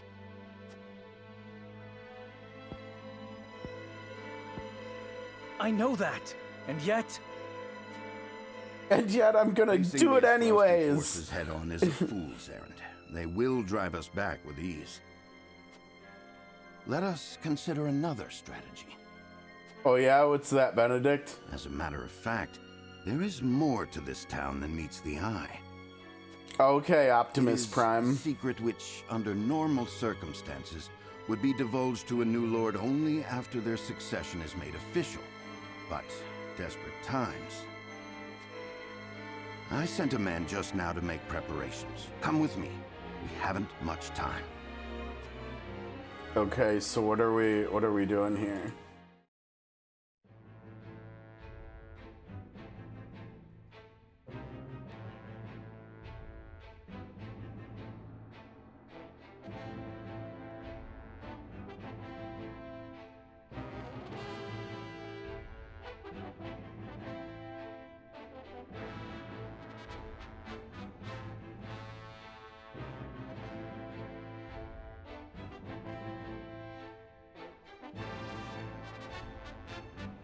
Okay, nothing else to do. As Cyrano and his band prepare to meet the Aesfrosti army on the battlefield, Benedict poses a grave question. Uh-oh. Is he about to ask us if we could only pick one topping, what topping we would want to put on pizza? Oh, this is gonna be tough. I don't know if 3 options is gonna be enough. No, nothing changed. A lot of the profiles just are not changing. Am I to believe there are yet more secrets concealed in its construction? Kinda sounds like so. it. As it happens, a contrivance of sorts was installed in the town to be used only in cases of dire emergency. What manner of contrivance? I've never heard such a thing. You wouldn't have. The information is divulged only to the Lord of the House and his closest advisors. It is a secret, one that embodies this town's true worth. I see. Then what, pray tell, is this town's true worth? The towering walls that rise up in all directions, the network of sloped waterways. This town appears as any other to my eye, but perhaps my gaze is untrained. It is the canals we will use. We shall pour flaming oil into them from above and burn our enemy out. What in the... Benedict, have you gone mad? So, basically sacrifice the town to kill all the enemies? Those hawk sculptures located throughout the town. I do. They are the means by which the weapon may be activated, I presume. Indeed. Tearing them down will trigger a barrier to rise around the canals. After that, no one will be able to get in or out until the blaze subsides. You would burn people's homes. No, the very town itself, along with our foes. But just think of the lives that may be sacrificed. This is the path we have chosen. There's little choice left to us if we wish to survive. We must win whatever the cost. Prepare for battle. Alright, Benedict channeling his inner Steve Rogers, whatever it takes, yeah. We must make ready for the Duchy's attack. I'd best check on the hawk statues throughout the town. Oh boy. So we're gonna burn the town down just to survive, apparently. How has it come to another war with Aesfrost? Forgive the brief moment of despair, my lord. 'Tis all too sudden. We'll guard those who've taken refuge in the castle. We pray you'll lead us to victory, my lord.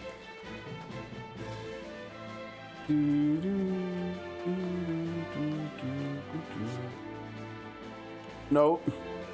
Okay, and there's a reason why we're not reviewing how to use these, because to get to the ending that we actually want to get to, we can't use these. We can't sacrifice the town to win. And thankfully we're playing on the easiest difficulty, because if you're playing on hard and you choose to go this route, good luck. Good luck. The fight is definitely, it's not one of the hardest fights in the game, but it's definitely on the harder side. Like, it's definitely, if you split all the fights in the game on hard mode right down the middle, and you had an easier half and a harder half, it's definitely in the harder half. And it's probably, I mean, it might be like a top 10 hardest fight in the game or something. It's quite tricky on hard. I can't remember whether that was the course I chose to do on my playthrough. I don't think it is. I think I either chose to give up Roland, or I actually lost the vote for it for choosing to protect him. I can't remember. There were definitely a few votes that I totally just crapped the bed on the first time around and actually lost the vote on. And some of them were because of like failing to find information like earlier in the story, so like reloading and trying again did nothing for me. Like, I couldn't change the outcome, and that very well could have been one of those instances. I can't remember, but I'm pretty sure I didn't do this fight here that we're about to do until at least my second playthrough, if not my third one. So I'm pretty sure I gave up Roland the first time. Actually, I was all over the place the first playthrough with who I ended up like siding with, what I ended up doing. I can't remember why, but yeah, it was a pretty big mess the first playthrough. But it somehow, some way led to me getting the same ending we're gonna get now. So it did work out in the end. It was just pretty messy. I understand what my life means to our kingdom. I must survive the battle at all costs. And yet, Father, Franny, Cordelia, Sir Maxwell, she killed them all, Serenoa. I must avenge them with my own hand. I understand how you feel, but now is not the time for revenge. Then I'll not stand in your way. Avlora is yours. Pray calm yourself, Roland. You needn't fight this battle alone. Let us aid you. Honestly though, now we're just trying to protect him, and we're trying to survive. So yeah, I think now is not the time for revenge. Sorry, buddy. You are right. This battle is not for vengeance, but to reclaim the throne that is rightfully ours. This I know, and yet I owe my life to you all, and I will not part with it easily. The Duchy shall not find us easy prey. Yeah, it sounds like he still wants revenge, though. I cannot believe we are to burn the town and our enemy both. I understand that we must prevail at all costs, yet still... all this talk of setting fire to the town to defeat the enemy. War is truly a waking nightmare. Yeah, you've got that right. With your father sick abed, the fate of this land rests upon your shoulders, my lord. I am confident you will lead us wisely in defense of our domain, as befitting one of Glenbrook's high houses. I must be certain I make the right decision. Must rest on the shoulders of the lord of a high house. You learned all you can about Glenbrook's 3 high houses, really? Just from that? Oh, okay. Wait, where is it? What am I missing here? Where is it? It wouldn't be in here. Which means... right here. Glenbrook's 3 high houses. Wolfert, Fox, and Telior are charged with the kingdom's protection. I think we might have actually got that information before, and it didn't have a new tag on it, because that was... I didn't have to scroll down to see it. That's interesting. I guess I didn't realize that you could get the same piece of information in multiple places. One of the soldier men told us to go inside the castle. Don't worry, my friend and I will be real quiet. Okay. We use that method at the risk of our own lives and the homes of the people. Still, this is the choice you would make? It will take many years to rebuild the town. Innocent people will suffer. I will offer them due compensation if we triumph. If we fail, then all was lost from the start. Prince Roland is my friend. I must protect him come what may. Wow, so you're willing to sacrifice your domain to protect Roland? I get that he's technically the king now, but still. That seems like about the worst possible way that you could word how you're feeling in your decision making. We must put down any threat to our domain and our people.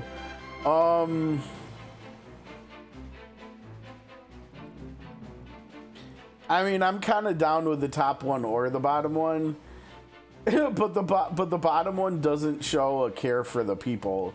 And as we know, Serenoa really values the people in his domain. So I think we go with the top one. I will offer them due compensation if we triumph. If we fail, then all was lost from the start.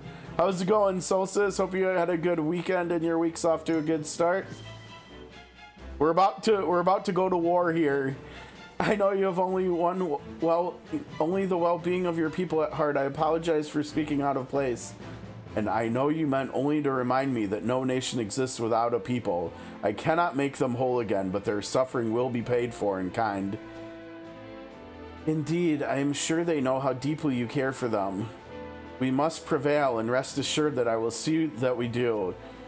For Prince Roland's sake and for our own. So basically we've got an invading force here now too, just like in SOC, and our plan of action is to use these like bird statues to pour oil into the water that goes throughout the town and to light our enemies on fire, burning our town down in the process.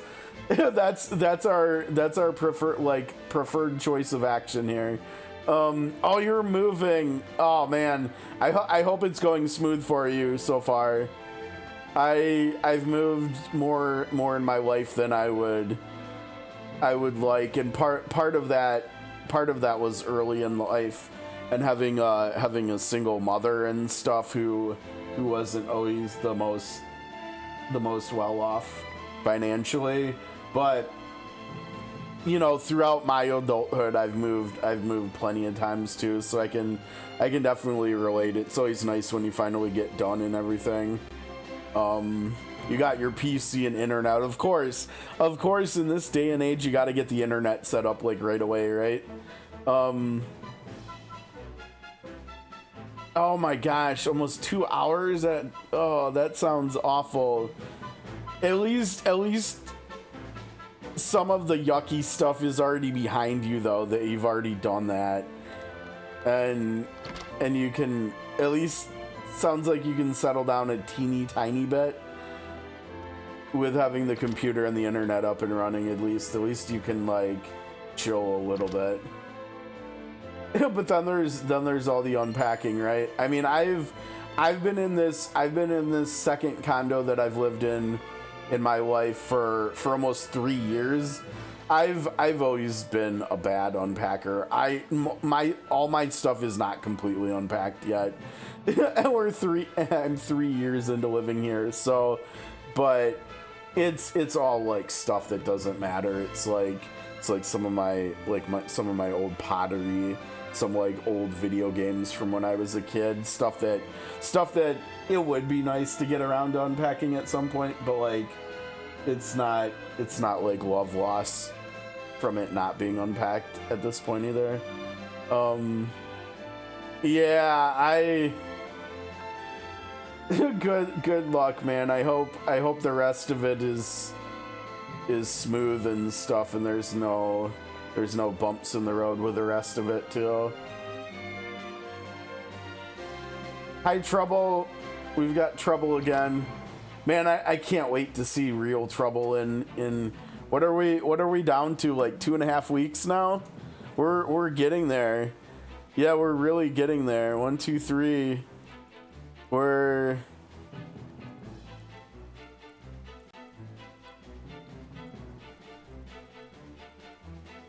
are we, 17 days away from seeing real Trouble? I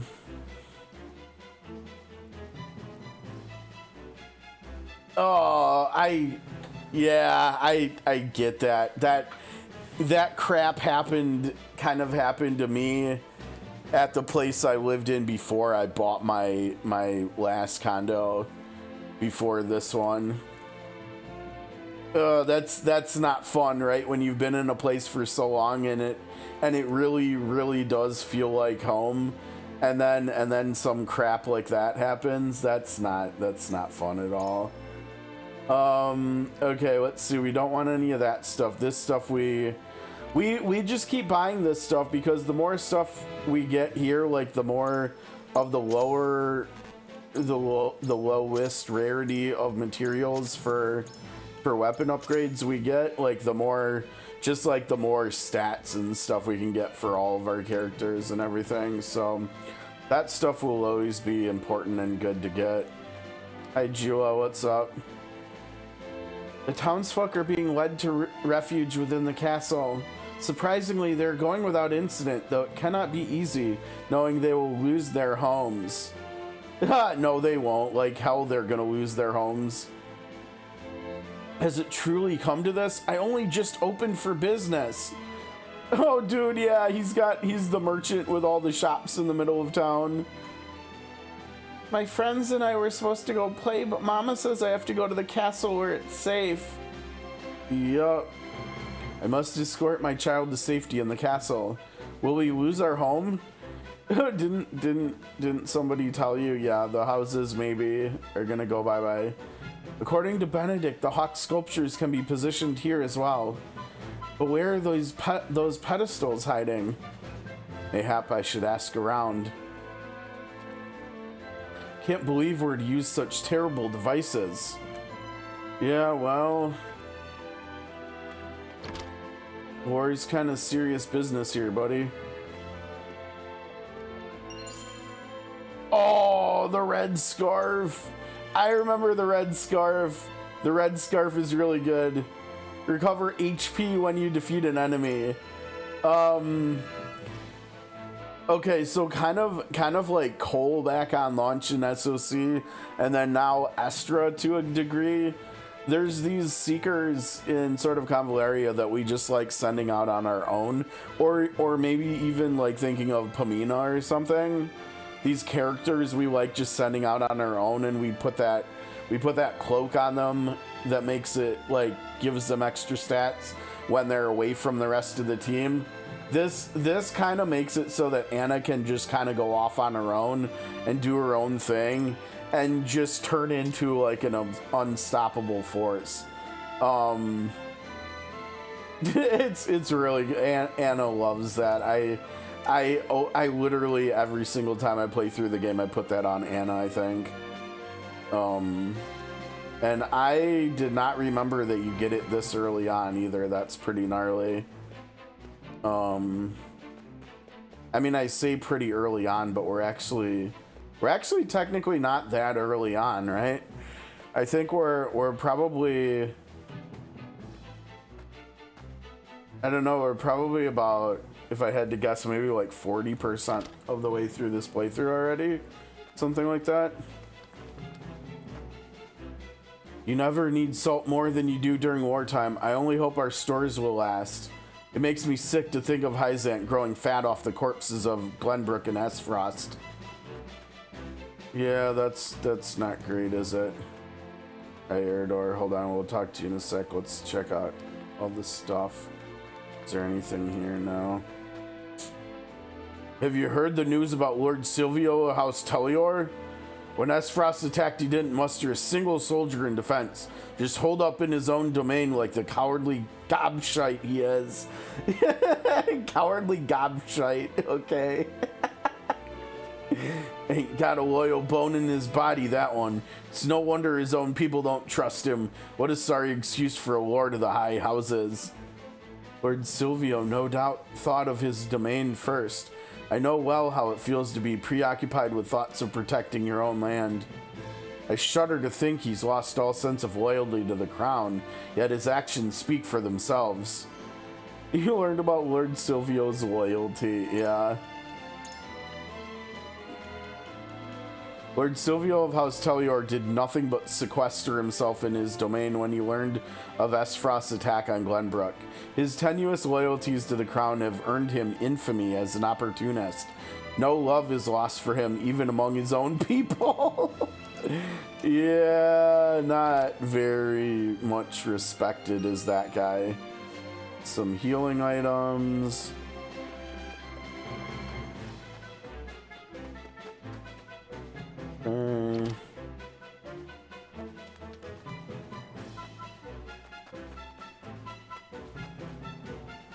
I was just about to set off for the Crown City when they blockaded the highway. I know not what lies in store for us, but it wasn't good for business, I can tell you that. Okay, but we're thinking about more than just business right now, buddy.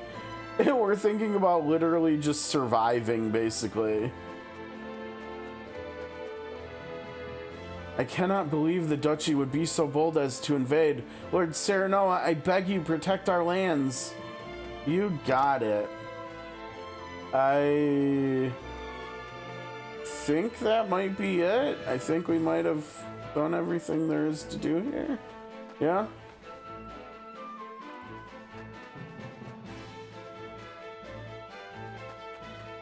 I think so. We don't have much money.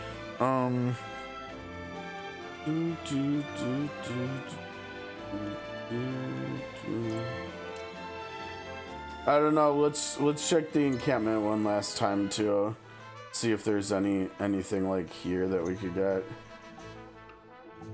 We still haven't fought, so we still can't promote anybody. Oh no, we got one new thing. We got a wedding in Wolfort here. A booklet reporting on incidents that occur around the realm covers the union of House Wolfort and Aesfrost. That was the only thing that got added, apparently. The engagement of Serenoa Wolfort and Frederica Aesfrost has been decided. Their union has been received favorably by the people of both Glenbrook and Aesfrost as a bridge of peace between the two nations. Lady Frederica has arrived safely in Wolfort, and wedding preparations are quietly underway. With Lord Serenoa officially heading House Wolfort, there is no doubt the ceremony will be a grand one, attended by dignitaries of every nation. From Glenbrook, King Ragnar, Prince Franny, and Lord Serenoa's closest friend, Prince Roland, will be... Now, wait a second. Hold on. Why did we get this now? This makes actually zero sense given the context of what's happening in Norzelia right now, right? Because, for instance, King Ragnar and Prince Franny are already dead, right? So how will they be attending? I feel like I've been doing a good job of keeping my eye out on this sundry shop here. for new things to spend the kudos points on, and this just became available now. So like something's off with, like, I mean, maybe it has to do with like a certain level of one of the convictions that I hit or something, and maybe normally they thought that you would hit that level before all of the killing started and the invasion and stuff and the war, but yeah, this seems a little bit funny. From the Grand Duchy, Lady Frederica's brothers, Archduke Gustave and Prime Minister Thalys are expected to join in the festivity. Yes, of course, Thalys will definitely be there, right? So will Gustave. But who will be attending on behalf of Hyzante? Many are curious to know who from the Holy State would attend a wedding meant to strengthen the ties between Glenbrook and Aesfrost, and with a Rosellan bride nonetheless. Though the Hierophant is out of the question, we will be able to peer into the Holy State's political motives depending on which of the Saintly Seven attend. Though the guest list is still uncertain, we know one thing for sure. This wedding will undoubtedly be a turning point in Norzellian's future. I'm sorry, that's just really funny, honestly. That's just really funny, the timing on this.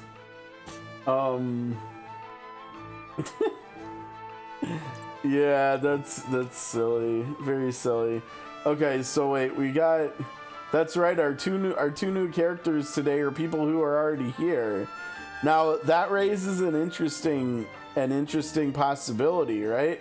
Because that means this guy and this guy, this old guy, might actually join us too at some point. We'll have to see. The portly merchant might actually join us at some point. There's nothing there that we would want. When Lord Simone summoned me, sorry. Thank you again, Lord Serenoa, for allowing me into your service.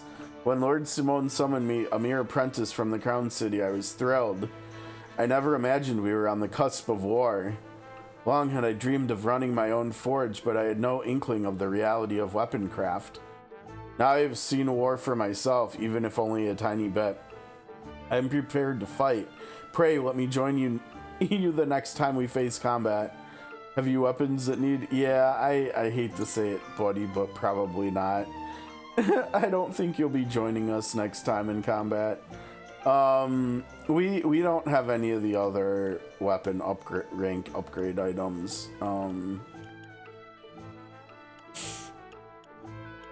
But we do have a lot of the other materials. Like her, it wouldn't be the worst thing in the world because she's a healer, so upgrading her weapon damage would upgrade her damage and her healing, which would be nice.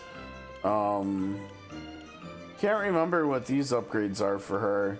She does get movement down here at rank 3, which is really nice considering her healing based, well, basically her healing based passive, even though it's like indirectly related.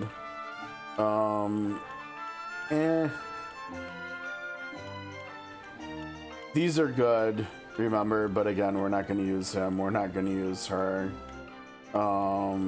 I think it's the right one for Serenoa, but yeah, really right now the only thing we would be doing would be rank 1 upgrades. That wouldn't be bad for Fred, actually. If we sold some more stuff, this for Fred would be a good idea right now, I think. If we're gonna do Huette, we should upgrade her attack sooner than later, right? Because she might be, for instance, she might be the one that we actually replace with Hasabara right now, which would mean we should upgrade hers too. Yeah, I feel like we want to upgrade weapon damage for Hasabara and for Fred. So we need to sell some stuff here because we need 1,000. let's do it. Let's sell some more high potions, right? they seem to be the best thing for us to sell right now.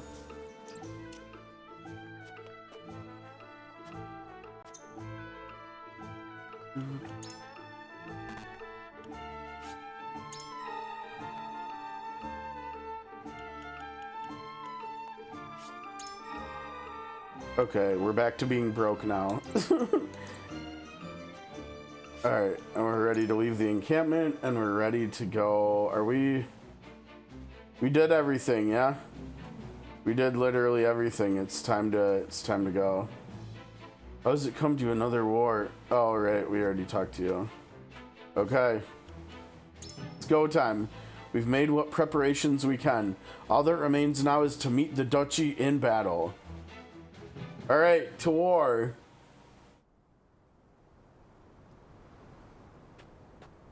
How fare you, Benedict? My preparations are complete. I trust you're ready as well, my lord? As ready as I shall ever be. We have given ourselves every advantage that we can, my lord. Indeed we have. I only hope that it is enough. My lord, the Aesfrosti forces are on the move. And so it begins. Our foe advances. Take up your positions, everyone, and be ready for the signal. Shall we, my lord? Yes, it is time.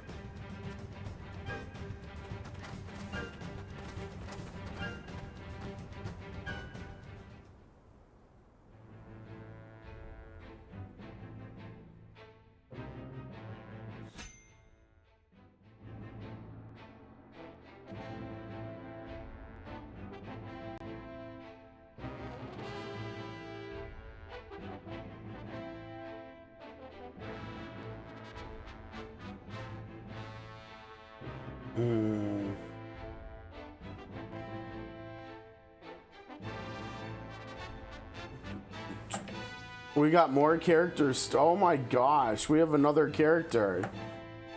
In the halls of Hyzante's Ministry of Medicine, a young apothecary worries for the fate of her patients. Oh dang. I didn't think we'd be seeing her for a little while yet here. We've got...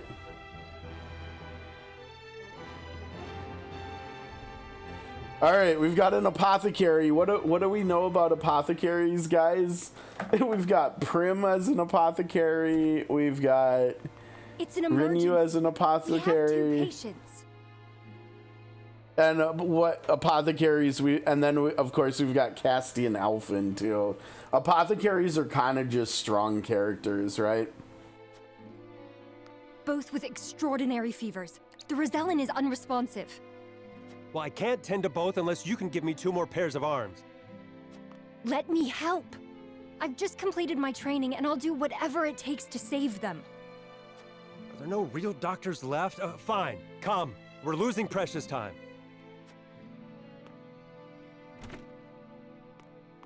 Leave the Rosellan. We must prioritize the believer. Wow. As you wish. But the Rosellan will die unless we do something. Do they not teach the order of things in school these days? So what if they do? What does the order of things have to do with saving lives? Not all lives are weighted the same. You would do well to remember that. I thought that goes against... People are dying as we bicker. I thought what Lila just said, not all lives are weighted the same, doesn't that go against what they told us when we visited Hyzante? That everybody's equal, right? It's only equal behind, like, unless you're behind closed doors, apparently.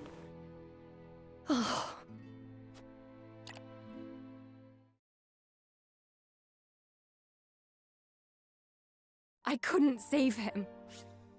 Aspiring apothecary Medina Allium, a young woman whose only desire is to help others. She studies diligently at the Ministry of Medicine every day that she may aid the sick and injured who enter its halls. She even looks like an Octopath apothecary, doesn't she? She totally looks like she could be an Octopath Zero or something. Honestly. Orders or not, I was the one following them. It's all my fault. Where are you going? Medina! I have a very, very big soft spot for Medina here. Very, very soft spot. I beg your I'll pardon, get Lord into Serenade. why in a When a minute. doctor from the ministry requests an audience. My name is Medina. I've heard much about your house and simply had to see it for myself. What insolence is this? Stand down. Pray tell, what brings you before me? It is said House Wolfert possesses a relic known as the Scales of Conviction. Is this true? Yes. We turn to the scales for guidance in times of trouble. Then, I wonder if they might guide me forward as well. I had a crisis of confidence. A man was counting on me to save his life, and I let him die. I cannot let this happen again. I wish to save all the lives I can, regardless of country or creed. Pray grant me the chance to consult the scales, that I might walk the righteous path. The scales are merely a tool to an end. They are not a magical window into the future. When decisions must be made, all in this house have a say. We choose as best we're able and strive to ensure we chose wisely. You mean you strive not to regret your decision? That is all one can do. Forgive me if this is not the answer you sought. Then, would House Wolfert accept my aid if I offered it, my lord? If you would serve as a physician, that would be a boon. For we fear the war is far from over. I would be honored, my lord. I would see what I could do to rewrite the order of things. Then let us walk the path together. I am at your service, my lord. Medina joined your forces. Alright, let's see what her prowess are in battle. An expert in healing items. Increases the potency of healing items. Can use items twice in the same turn. So basically, she's like Anna, except with healing items. Now that might seem good at first, right? But it's not. Okay, it's not good, and I'll show you why. Because eventually she gets this passive at 22 that makes it so whenever she uses a healing item on an ally, they get 1 TP back. So it's not good that she can use 2 items a turn. It's great. It's like game breaking. Because if you think about this, if she uses 2 AoE healing items when she's 22 plus and has this unlocked, right? She's gonna get 2 TP back herself. And so then this action of using 2 items is 1 TP. In other words, it's infinitely maintainable. And so if she sticks close to her team and they stick close to each other, she can TP battery 5 characters every single turn. With 2 TP every single turn, she can give 2 TP to 5 characters. That's objectively stronger than anything Casty can do, Alphen can do. I mean, it's so busted. It's not even funny. This character is beyond. I mean, if we had her in Sword of Convularia, she would be top tier in that game too. Like, she is so ridiculously strong. She gets, in 1 level after you recruit her, she gets extended range on her item usage too. And she starts with healing efficacy improvement too. if it weren't for a character that we probably won't get until the second or third playthrough because of conviction levels, she would be the most busted character in this game, like hands down. But there's actually someone who's even more busted than she is. Now, the thing is, and we probably won't use her until at least the second or third playthrough. The problem is, because she uses healing items, right? And what did we do? We just sold a bunch of these, right? And that's not even the AoE ones. That's this one, which you need to do the TP battering at 22 plus. These items are really expensive. And so she's like the most expensive character in the game to play. But when you have the money when you have enough money to buy all the healing items you want and not worry about ever running out of either the healing item or money, she's just utterly broken. Really, really broken character. She's so fun. She's also, if I remember correctly, I think she's fast too. Kinda, sorta. I mean, she's up there. She's definitely on the top half. I'm pretty sure I remember making her like my fastest character. Like, maybe put that scarf that we have on Benedict like on her, so she always goes first. I can't remember, but yeah, what a crazy character, and it's all because of this at 22. So yeah, yet another game that Square Enix has published where there's an apothecary character who's just utterly broken, right? I mean, objectively speaking, Alphen and Casti are arguably the strongest characters in their games because of Concoct and because of being apothecaries, and then she's here too, and like maybe in one you can make an argument that maybe like whatever character you pick as your sorcerer is stronger than Alphen, like whether it's Therian or you could even make a case that like Runelord Tressa is the strongest character in the game. That's another option for sure. But at the very least, Alphen is like one of the strongest characters, right? And then you go to 2, and then once you get like full boost, and whatever the other passive is that makes it so you can start with 1 more BP, then every single turn 1 in combat, so like in every battle, you can make it so Casti can do like a latent 2 BP boost and give people BP to start with and stuff, so other people can like max boost, and that's strong. Or she can like full boost and do healing and SP and BP stuff like all at the same time. I mean, Casti's also strong for like the whole game, and she's definitely objectively stronger than Alphen since she can actually boost Concoct, right?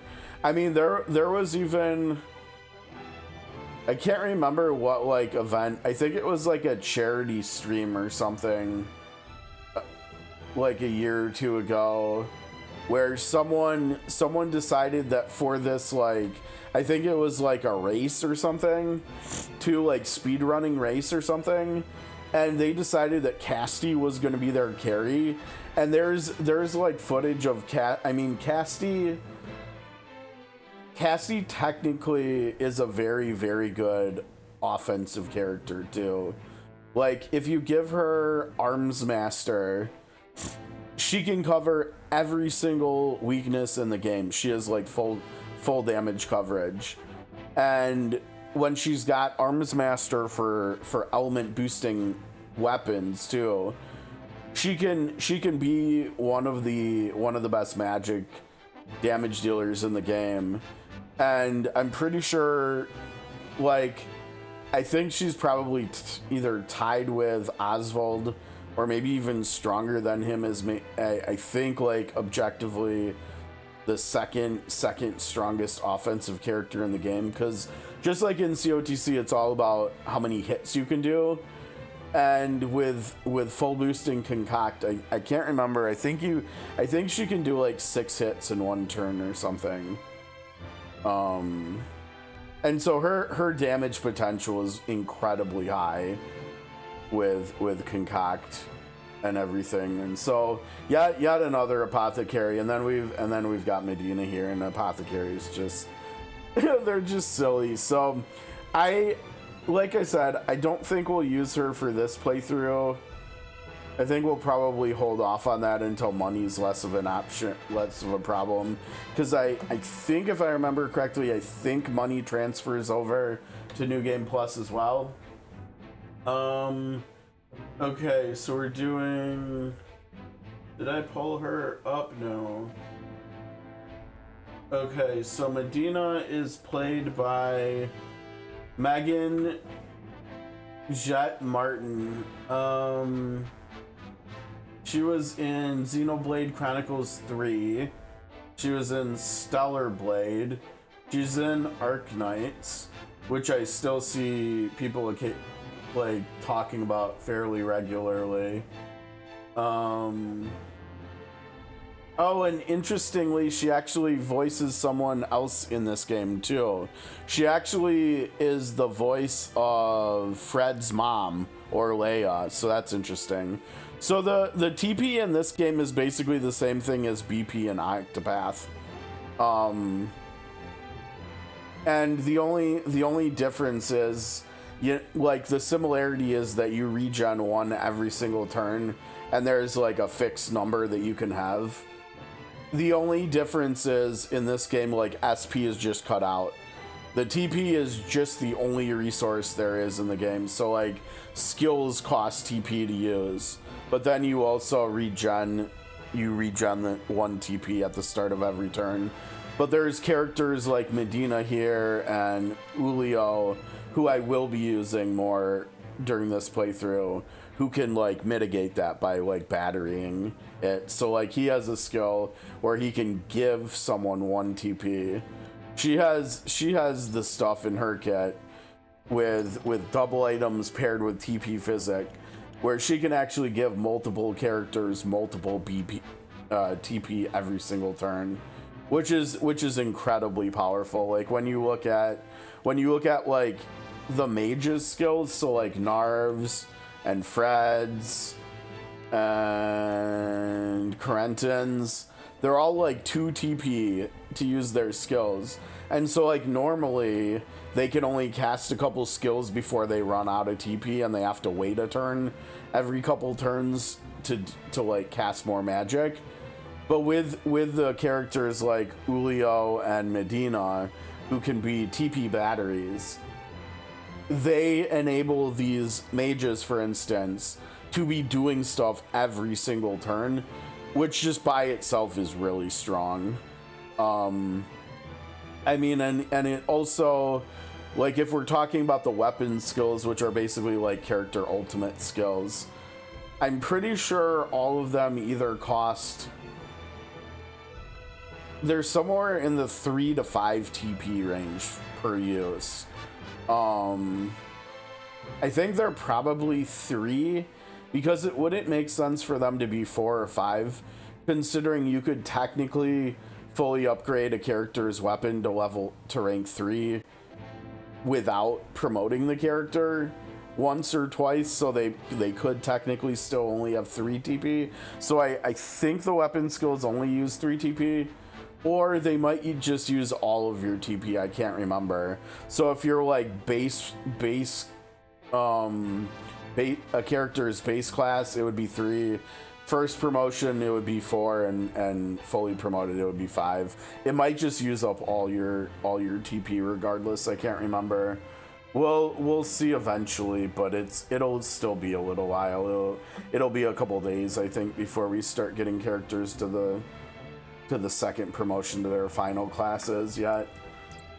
But yeah, the characters who can do TP battering in this, I mean, it's kind of like what I'm talking about with Medina, with doing the TP battering with this that gives TP when she heals allies with items. It's kind of similar, like in COTC, to like Alauna X or something with her prayer skill, where she just gives everybody an additional BP per turn. It's kind of like that. It's pretty similar to that, honestly. But yeah, Medina, she's silly. All right, it's finally time to fight. The Aesfrost army, commanded by the formidable General Evlora, surrounds the Wolfort domain. The decisive battle is nigh. Recommended level is 11, and our characters are like levels 7 to 9, so this should be interesting. Here we go. There she is. The battlefield is no place for children. All right, someone wait. Someone. Vengeance for my family. Dang it. I was hoping someone would talk some trash and be like, well, then what are you doing here? Right after she said that, that would have been really funny. I don't know who would have likely said that. Who's like a jokester here? I don't think any of these starting characters, any of these 8 we see on the screen, maybe like Hasabara. She seems like she's got a pretty good sense of humor. I don't know. I'm thinking about the other characters we've recruited. Narv seems like he might kind of have a sense of humor too. I don't know. Yeah, I don't know. Honestly, we don't really have that many jokesters right now, do we? And honestly, I don't know how many. I think the cast in this game is honestly just kind of serious. I'm like looking at the characters, and there's other than Hasabara and Narv, I don't know if any other characters actually would say that. Maybe 1 or 2, but yeah, not many. Okay, he's gonna have vengeance for his family, huh? Prepare to die. All right. Well, we've got some trash talking. Pampered prince, you will see what true might is. Oh, I don't know. I think she's winning the trash talking war right now. Ready when you are. Very good. Now, to lure them where we want them and initiate the device. You are aware of what will happen next, yes? Yes, and I am prepared to make the sacrifice. With me, everyone. All companies, advance! Leave no survivors! No, damn. Wait, I thought you were supposed to capture Roland alive. All right, here we go. To war.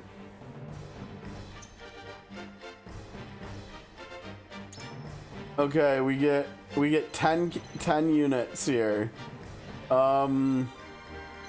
Dude, did it really just put all the characters I wanted in here for me? Well, I was thinking maybe about replacing Huette with Hasabara, but honestly, I don't know. Okay, they've got archers on rooftops. I was thinking like maybe we could put like Huette up here or something, which means it would be good to get her like over there. The mages, we have like tight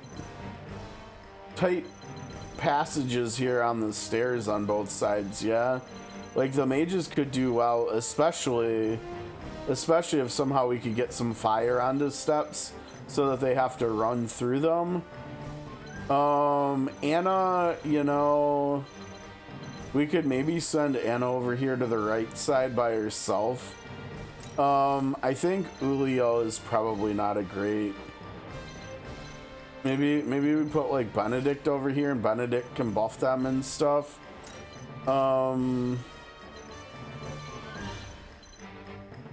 We got mages over here. Ulio over here can backpack the mages, I guess.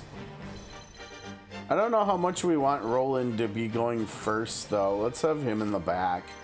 Because if he goes first with his increased movement, he's going to get himself in trouble. I really, really love how far they made it so you could zoom out, so you can literally see, like, the entire battlefield in fights before and during, so you can literally get all the information all on the screen at once, right? We can see how many TP every single unit in combat has. See turn order. I've always really, really liked the quality of life in this game. It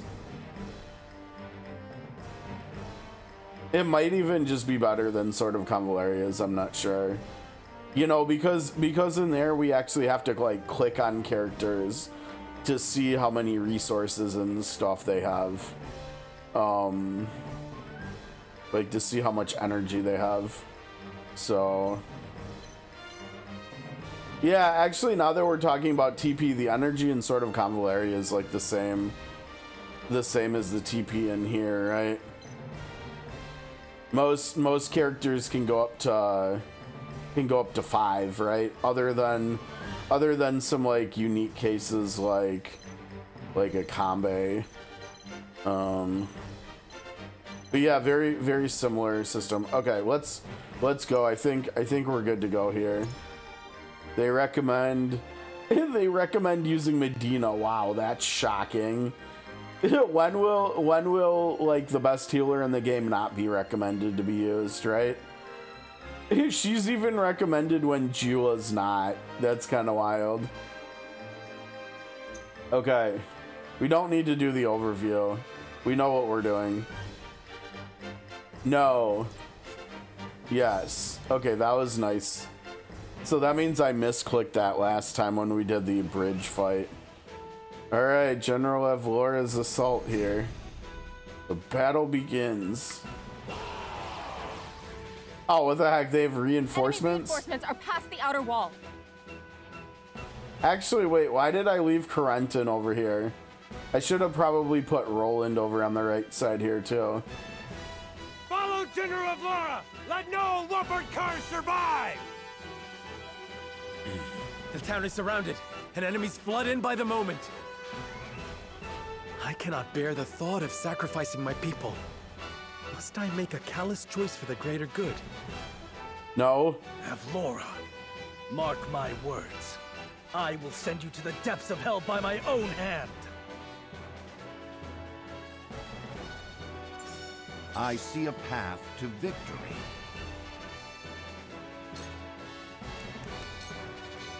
Let's do this, right? Because kind of the idea over on this side was to get her into the mix down here on the right side for flanking purposes. Flee while you have the chance. My turn.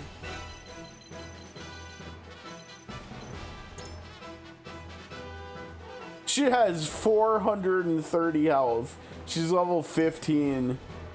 She's got a berserker weapon that has 96 power. She has an amulet of immunity that makes her immune to all status ailments. Okay, you know what? Here we go again with bosses from like sort of Convaleria, right? That are just immune to all sorts of things. 144 power. Decrease your HP by 5% of your max HP to deal physical damage. You cannot use this if your HP is below 5%. And Desperate Strike passive. Deal greater physical damage when at 50% or less of your max. Oh my gosh. Yeah, I can't remember. Do we have like maybe Kia? Her kit might be a little similar to Kia where she hurts herself to get like bonuses and stuff too. I mean, Kia has a lot of self-healing built into her kit as well, right? Where she takes damage, but then she also heals it right back up. But yeah, Evlora is something else. She's kind of a powerhouse here. And I really like her design too. Like, I like her armor, her sword looks awesome, her sprite up there looks really cool.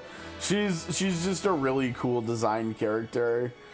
I feel like if we ever get a second pass of the Triangle Strategy collab in COTC, if she's not in it, it's gonna be a bummer, honestly. Like, it would be really cool if they just took, like, I don't know, maybe like the most busted characters from the story and put them into the game or something. Like, give us Maxwell and Avlora and maybe someone else, I don't know who, but that would be really cool if we got Avlora in COTC. Who's going next? Anna? Alright, now like I said, her goal is to like flank. So what we'll do for that is we'll have her come down and then we'll have her take cover. Shadows conceal me. So she can be hidden down here. A lot of XP too for that. I won't lose. Yeah, see, I should have put him over on that side. I don't know why I put Corentin over there. Roland as Battle is ours. makes perfect sense. Is charging directly into combat, yeah. No, we can't, you can't shoot those. Remember, our entire like ending livelihood depends on us not lighting the town on fire like they planned on doing and they prepared to do. Honor of House Wolfort. Yeah, Cyranoa, you've got to protect Roland. There you go. Here I come. Oh, here we go. Narv opening the damage up.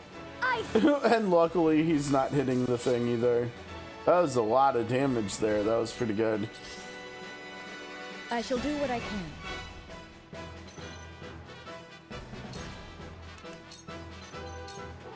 Victory goes to the quick.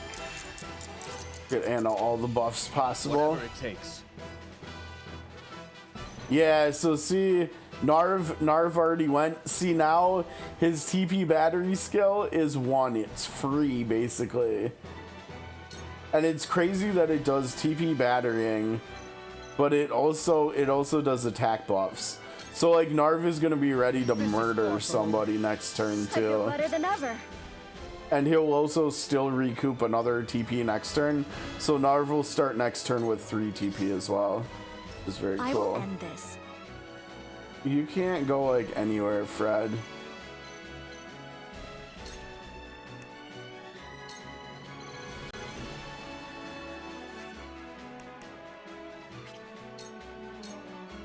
Now then, to work. Now this is a question. If we bring him down here, will they still be able to reach us here? Yeah, that looks really fun. Dude, he's gonna put ice on top of the tree, right? Although it's not showing a frozen tile. Maybe he can't. I wonder if he can light the tree on fire though. That's really funny how it's just like a flat tile up there. I don't know. I wonder if they can probably shoot over it if I put this up there, yeah. I don't know for sure though. I'm kind of curious. Let's try it out and see what happens here. Yeah, see, I don't think it's tall enough. I think they're just gonna shoot right over it. I see a path to victory. Do you know? Oh man, Anna's getting buffed out of her mind. Look at that. Anna's got what, 6 buffs now? Yeah, it has to cycle through them. We're in the COTC realm here with that now. Face me if you dare. Have Laura not moving.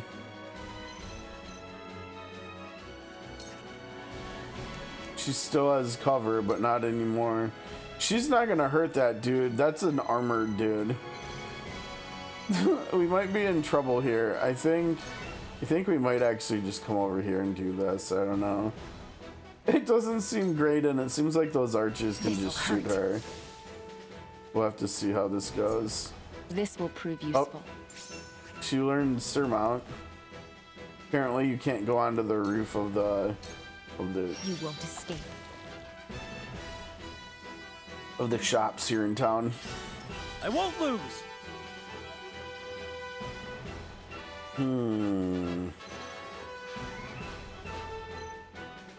What is our lose all allies? So we could technically even lose Roland and we would still win. That seems kind of wild. You seriously can only do 30 damage? Really? Oh, dude, come on. Yeah. Oh, opportune attack. Shirt from no danger. Oh, so he gets a kill now because of that. Look at that. Nice little follow-up attack there. Do not. No, gosh, I almost thought I did it on accident. Yeah, blind you, I suppose. From this range. My pride is my shield. She got 100 XP for that, jeez. Yeah, I was right over it. Oh, but you missed though. That's cool.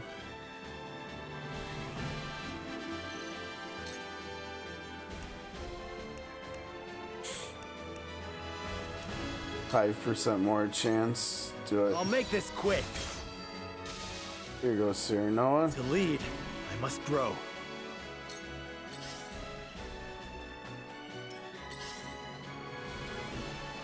Uh-oh, back attack on Roland. Why did I have his back there? That was so Face silly. me if you dare. I should have had his back to Anna, right? No! Roland unnecessarily getting beaten up here.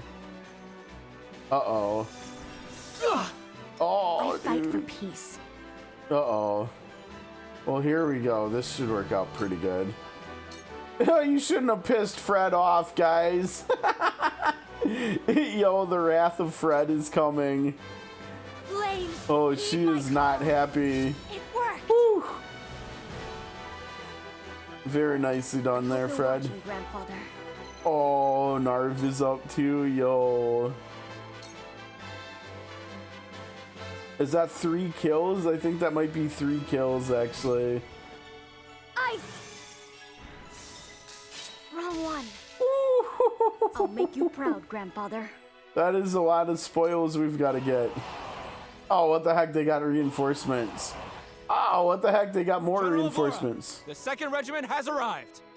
Hey, nobody said this was okay.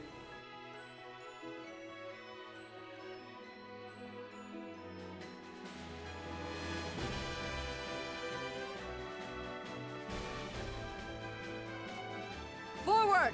Leave no trace! Quail not at their numbers. Quail? Okay. Shall we begin? Oh no, Jula's over here. Why is she over here? Jula. Jula, Roland needs your help. Like bad. My growth is plain to see. Strike while the iron's hot. Or Narv needs to go. Now the enemies seem to be doing better against ice than fire, right? So I think...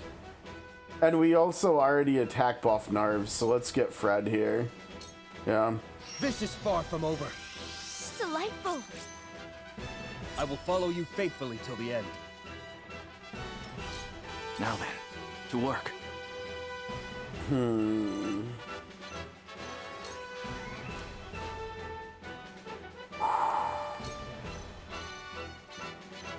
I think you've got to one-shot this shield dude, right?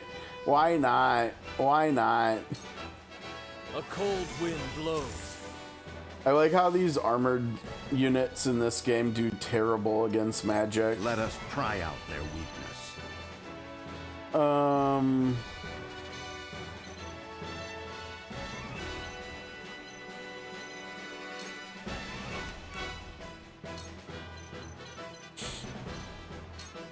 This is our chance. Well done.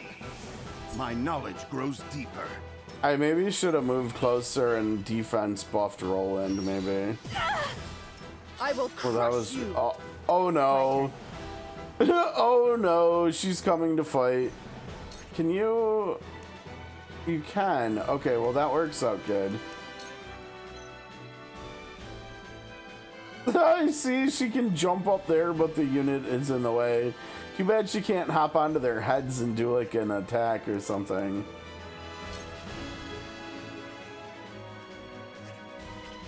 I mean, she could technically go attack Avlora already. It seems like a good way to get yourself in trouble, though. That was a good hit. Allow me. What to do now? Oh God, I can only imagine. Oh man, that doesn't sound fun in any way whatsoever. Like I said earlier, I'm pretty sure I just handed him over on the first playthrough on hard, the one that I did this ending on. Yeah, which was so much easier than this. I shirk from no danger. Dude, God, these reinforcements are never ending. Oh, you're talking about one of your other playthroughs. I guess I must have, but yeah, because my third and my fourth playthrough that I never finished, the third and the fourth playthroughs were not on hard, so there's at least a decent chance that I've never done this fight on hard before.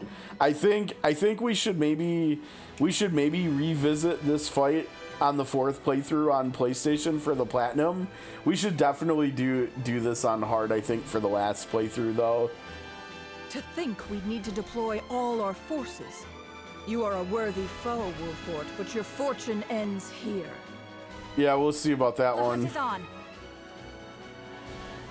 Dude, she's surrounded. This is not good. Oh, was there a very hard? I guess I forgot about that part. Then I must have only done one playthrough on hard then, because if there's a very hard, I probably turned it up to that after the first one. I do remember that the first fight on the second playthrough was like the hardest fight in the entire game.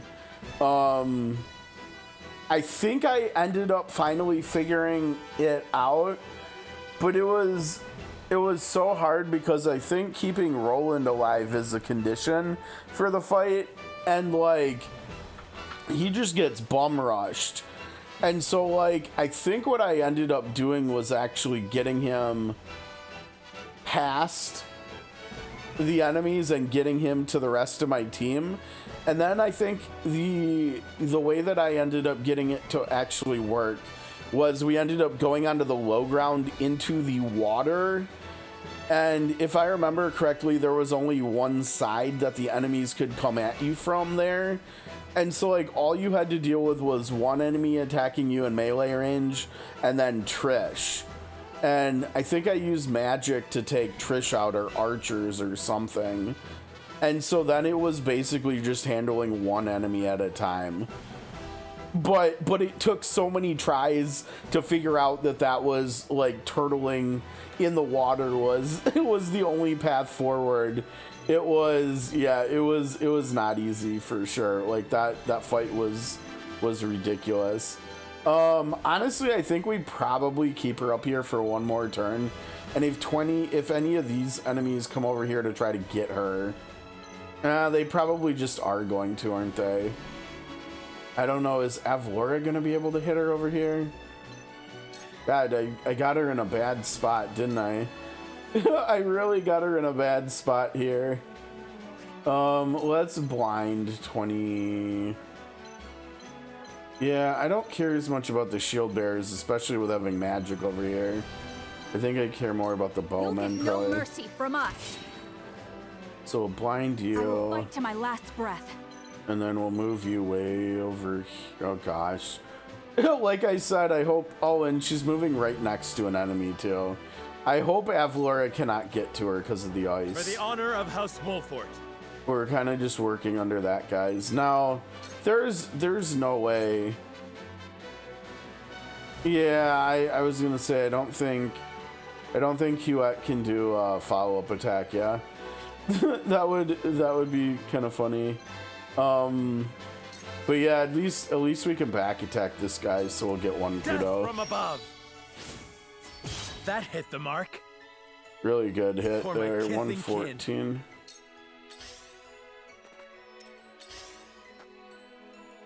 Oh, what the heck?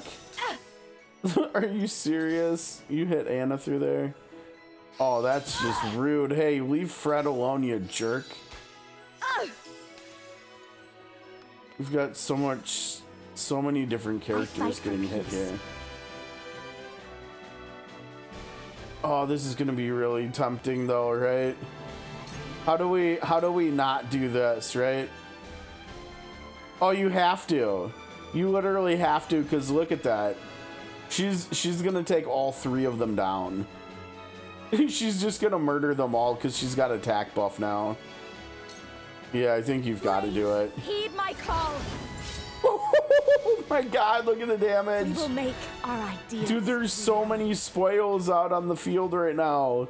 I don't think I've ever seen this many spoils before. We've got 3, 4, 5, 6 over there. And then I'm pretty sure over on the left, yeah, we can see it on the stairs on the left too. We've got 7 things of spoils on the ground right now.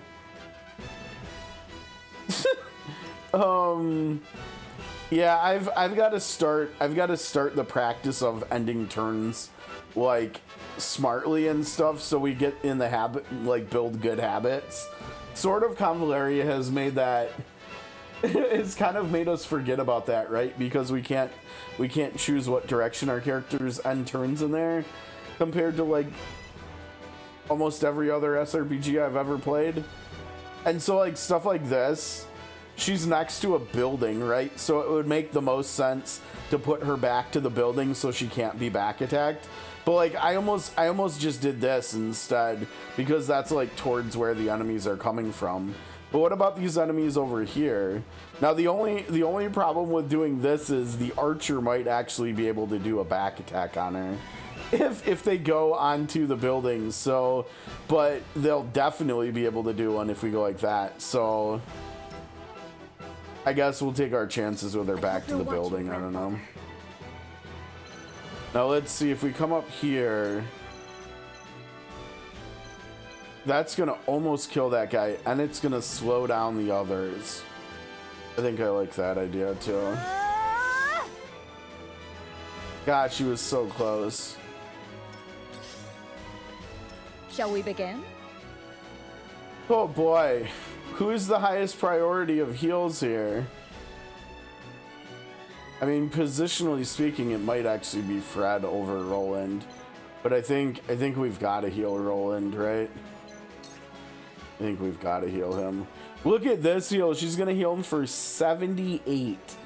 Her healing is kind of taken off. Allow me. Plus the passive that increases her healing for those in need. Yeah. I'll take it from here. All right. I think. Well, Fred's gonna still get another TP next turn, right? And so she'll have 2 and she'll be able to cast. This is the crazy part, right?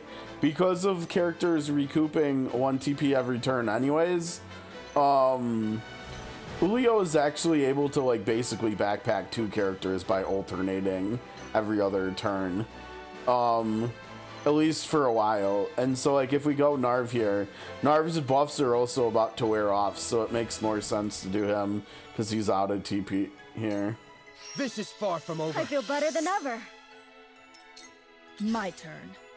Oh no. Oh, Huet. Now come and feel the wrath of my blade. I was worried about this. Huet might just get deleted here. I don't know. If I must destroy myself, 54, okay. So, it falls to me. In the end, not so much. Damn, he can't get that spoils. Alright, well, in that... Oh, no, he has nothing. Oh, Crenton. Honestly, just stay here. Just stay here and get the spoils next turn, I suppose. I see a path to victory.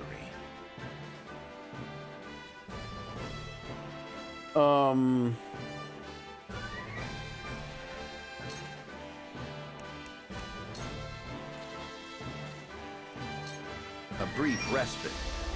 Splendid.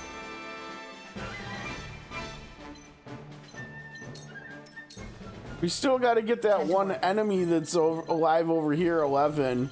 And this dude is just like hanging out in the middle of our entire team, just doing stuff. Okay. Oh wait, this is Anna. Never mind. Okay, so we can get up here and play with this dude, I think. I mean, or we could get up here and do, let's see, 98% accuracy, 89. Yeah, I guess it makes more sense up here. The only thing is Roland could basic attack from here and he can't from here. And he's about to go too. I think we've got to bring her over here. That way maybe we can... Oh, we're not going to take him out anyways, but whatever. It's fine.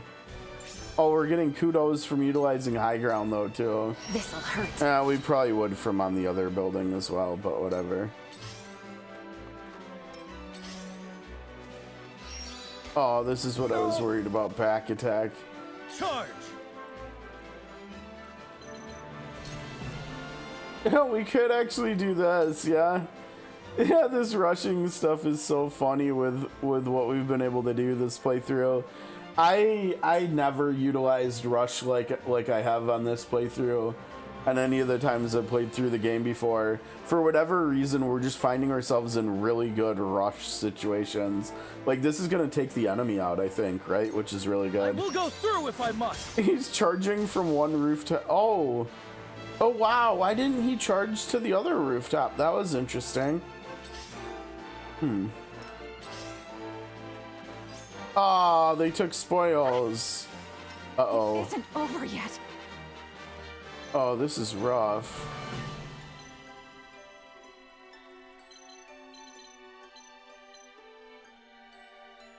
$18 can hit her too.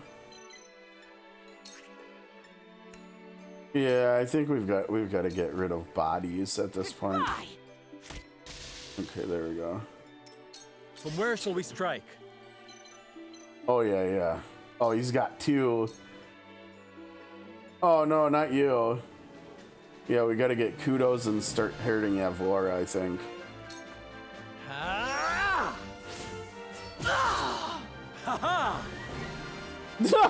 He's like laughing at Avlora. He's like, ha! I gotcha. Uh-oh. Whoa, all right, camera, swinging yourself around there. Oh no. Now remember, oh, he did a counter attack. Yo, let's go. Oh, what the heck? Ah, you missed. For some research. Crenton, I don't know how good of an idea this is over here. Let's see. Well, the archer is in front. Yeah, no, that's not gonna work because the archer is gonna move backwards and then shoot him, and then the shield bearer is gonna move forward. I think we probably just want to get rid of the shield dude and then run away. Oh wait, we can't run away. My research. Well, whatever. I will end this. Will you? Where are we going, Fred? I worry about Fred in relation to Avlora, but maybe it'll be okay. Oh no, you can't shoot through there.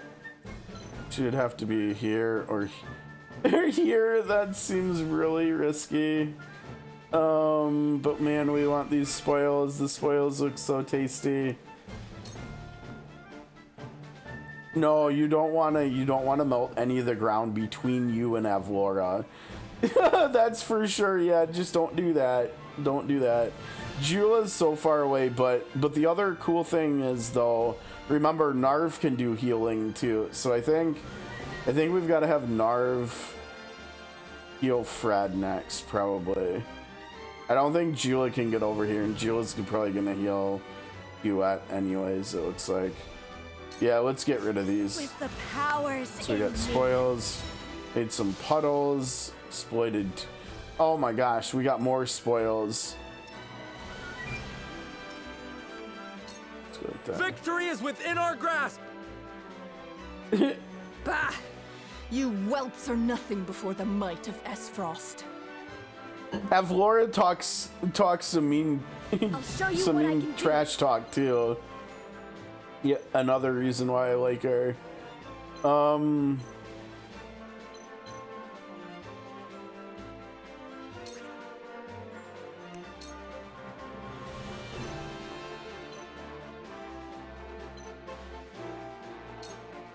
Still pretty good healing though. Much appreciated. She should be able to take a hit from Avlora now, I think.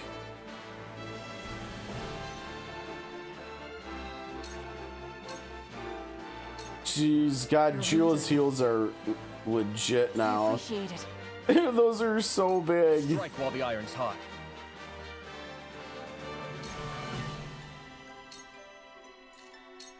Pick this Let's up. do this. We can do I that, won't let you down. and then we can come get some spoils. Yep. Oh, you're gonna take our spoils, you jerkwad.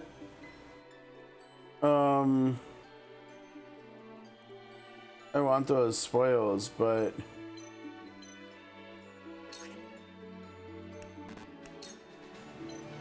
look at that. That's so funny. So you can go get the spoils and then move over here. That wouldn't do anything. Don't do that. I shall try my level best.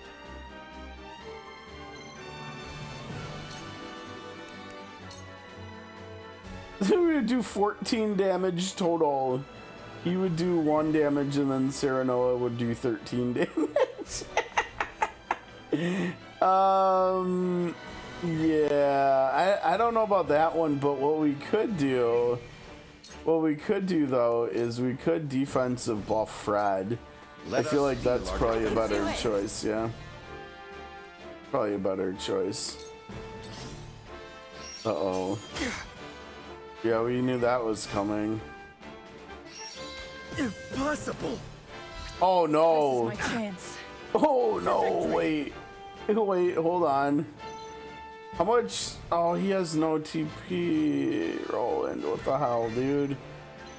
Roland can't go over there. Come on now, Roland's got to go fight Avlora, doesn't he? He's still, whether he'll admit it or not, he still wants his oh no.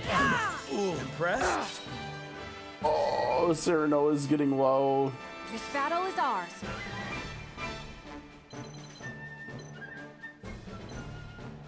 Yeah, let's start thinning the herd here a little bit, yeah. You'll get no mercy from us. May fortune favor us. Oh, she's got status stitching now. Narv's there for some back attacks. Well, you know what? Delaying strike will move her from, oh, not by much, 12 to 14. But honestly, let's do it, because we'll get, I guess, a kudos. I don't know. I'll make this quick. What have we here? It worked!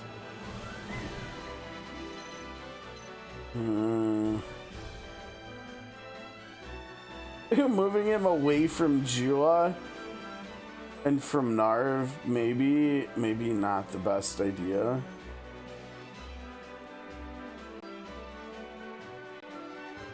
Right? We probably want to move him closer to Jula, yeah. Let's go like that. That's probably safer. Your orders? Where are we going, Anna? Oh, I have idea. What happens if we... Yeah, oh my gosh, look at that. She can surmount down to here. Let's do that here, though. She can come over and help over here, I think, maybe. Ha! For life. It's so good. Fortunately, she can't move anymore, but whatever, it's fine. I will end this. Oh, what are we doing, Fred? Fred's only got 1 TP, that's not good. Alright, Fred, let's see. See, if this was COTC, she could just put up Flame Shield and then counter.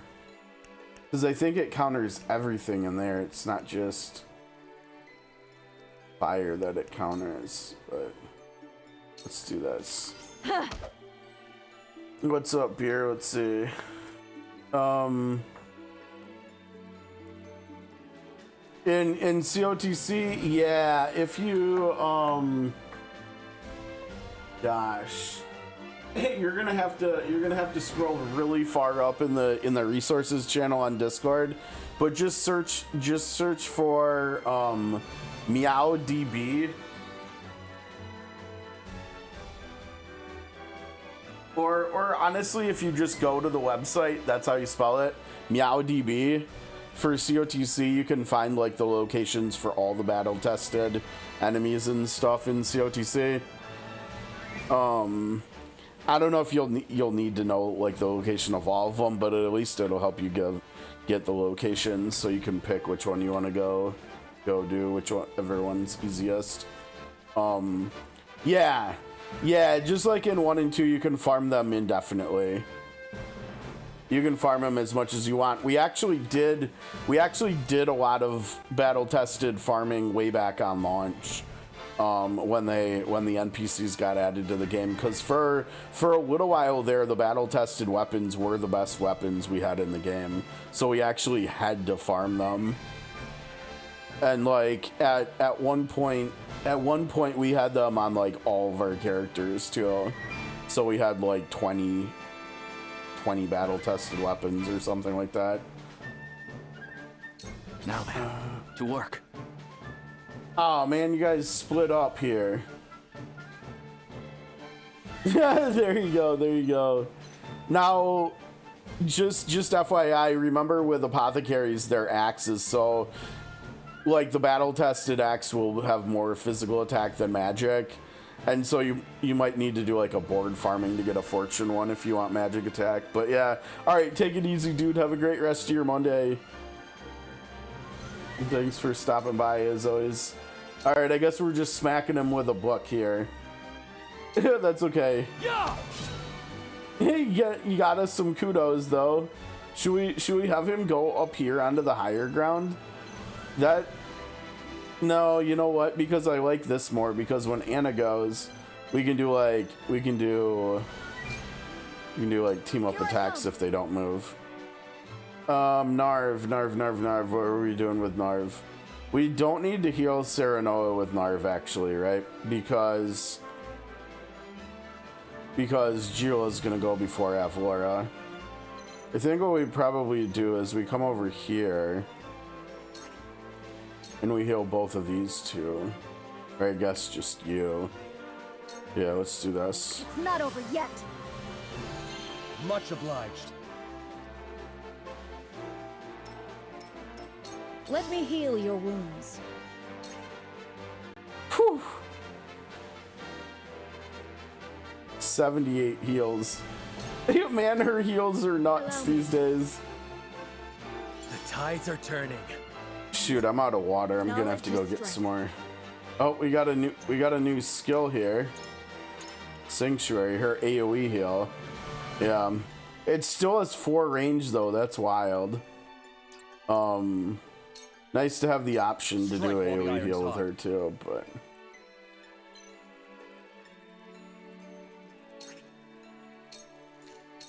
let's do this. Watch me work. slowly and methodically getting all the spoils here. Oh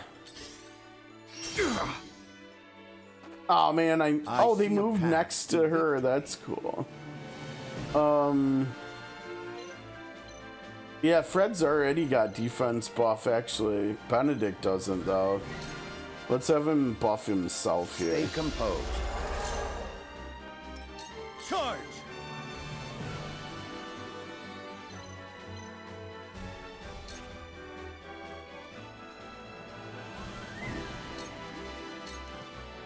Yeah!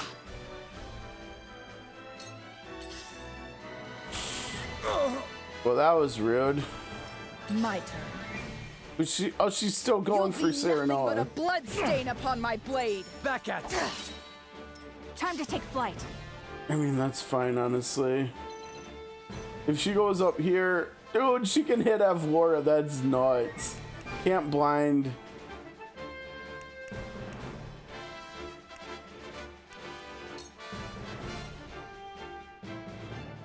How is that not a back attack? Didn't it say it was going to be?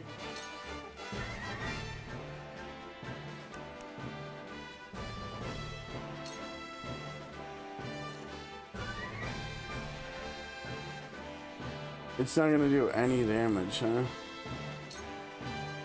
It's gonna do 1 damage? Seriously? How is she gonna do 1 damage? What? A back attack and she's gonna do 1 damage? Well, I mean... okay, I guess. I don't know. 3 kudos for 1 damage. She can move over to the other house next time. Hey, leave Anna alone, you jerk face. What would Father do?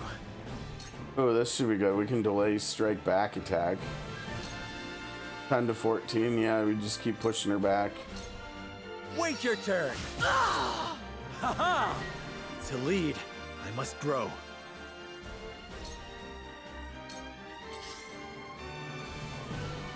What's he gonna do? Uh-oh.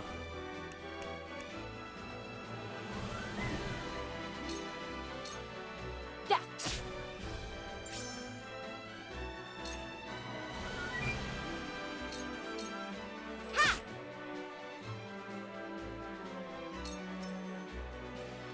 So, it falls to me. Oh, come on, dude. Are you serious right now?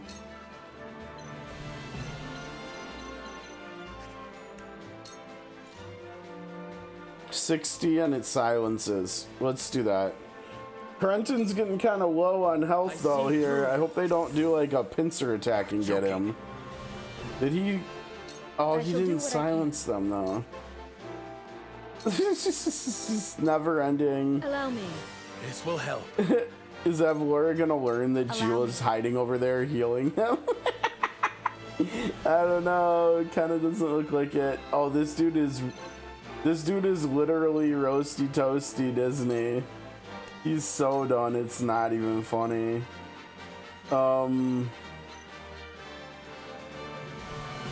Yeah. How many puddles can we make? We can make 5 puddles here. We still haven't got that trophy yet. Yeah, make a puddle. Make a puddle out of this guy. Bye, buddy. We will make our ideals reality. Oh, yeah, you do that, Fred. I'll show you what I can do. What can you do, buddy?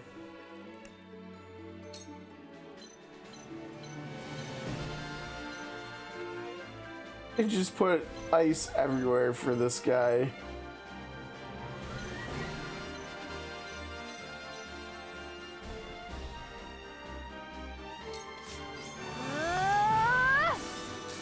Wrong one. I've got it. I learned Spark. Nice. Whatever it takes.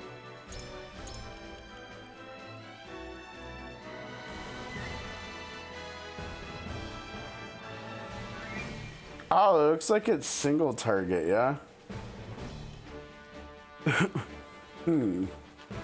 Okay. Now, Scorch is an AoE, yeah?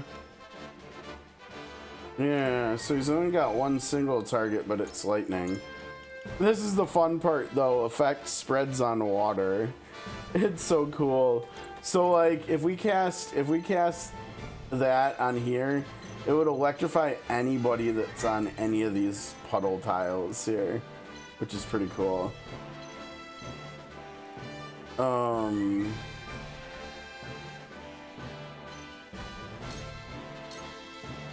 Let's do this! I feel better than ever. An honor and a privilege to serve. There is no mercy on the battlefield.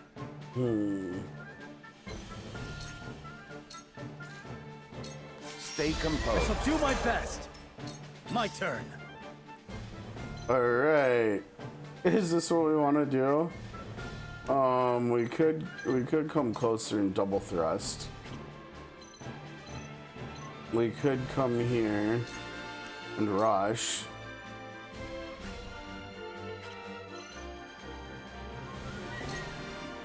I think we just do this though, probably. You've left yourself open. Ha ha! Avlora, you murderous bastard! You'll pay for what you've done! Yeah, get your revenge. You will share the same fate as your master. Oh man. Yeah, her trash talk is like never ending. Can we get rid of that archer though? Oh no! Oh no, she noticed. Oh no. All right, let's get Jewel involved here.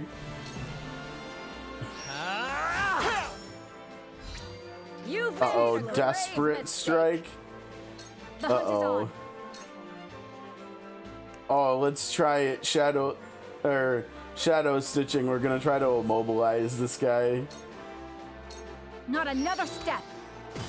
Victory is Oh ours. yeah. Did we get him too?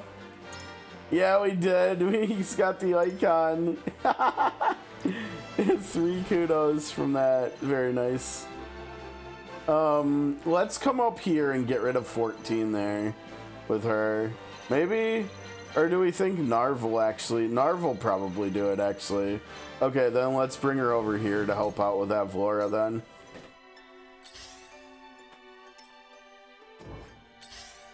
Dude literally can't do it. Anything. Alright, Corentin, let's see. Oh, she's gonna steal the kill. You know what? That's probably okay. Let's have her steal it over here so she's closer to the enemy than Corentin is. And she gets heals too. Yeah, look at that. She got 29 heals. Wait. Oh, she can't. Yeah, she can't move. We could have her take cover too. Let's do that. Into the shadows. They're good. So Jewel is just gonna heal herself now, because why not? Allow me. Jewel is just gonna face tank Avlora. Wouldn't mind a potion. Yeah, you don't have the stuff for that. I'm a little bit worried if we bring him up over this side, Avlora might just come over and just blow him up. I think we have to take him towards Narv. I fight for peace. Yeah? Alright. Here I come.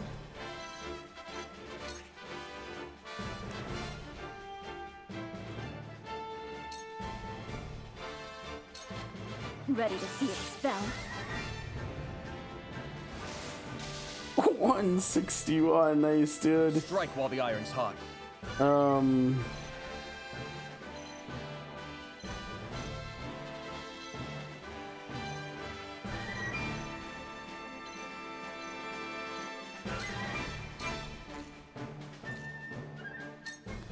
We can do this. I can do it.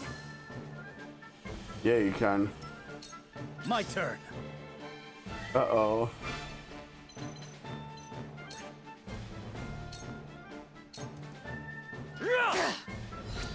You've made a grave mistake. Well done, Jewel. You're doing great. There is no mercy on the battlefield. Defense buff, no defense buff, no defense buff.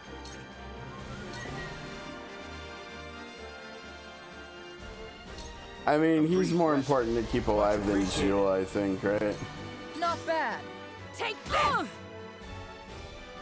Where do you think you're going? Oh, here we go. This looks really nice. 2 kudos finally. Well, we did. The hunt is on. Anna's invisible, remember? Uh-oh. Oh no, Evlora moved, right? It's okay, from here we can get her.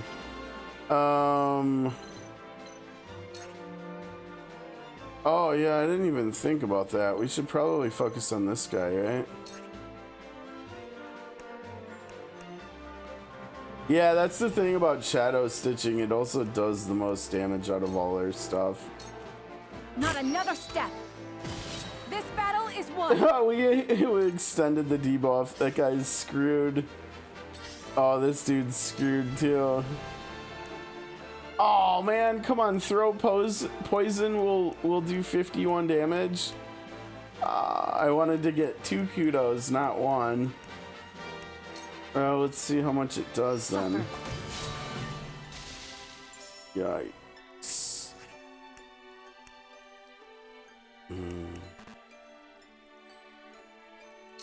Shoot. I shall do what I can. You sure?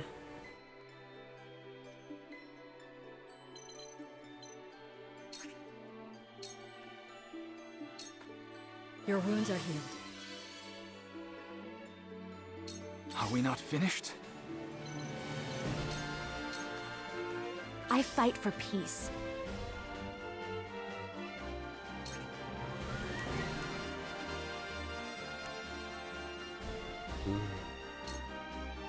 Do I even want to know how much that's gonna do? I feel like I want to know how much she'll do to Evlora. Oh, dude, she's gonna cook Evlora. You know what? Let's do it. Cook her, Fred.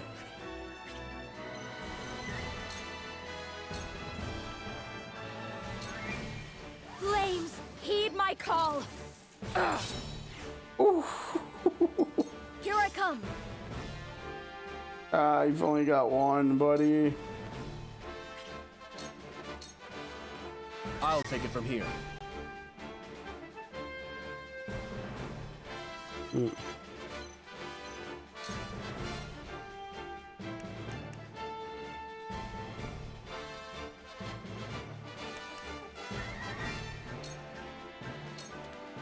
Enough!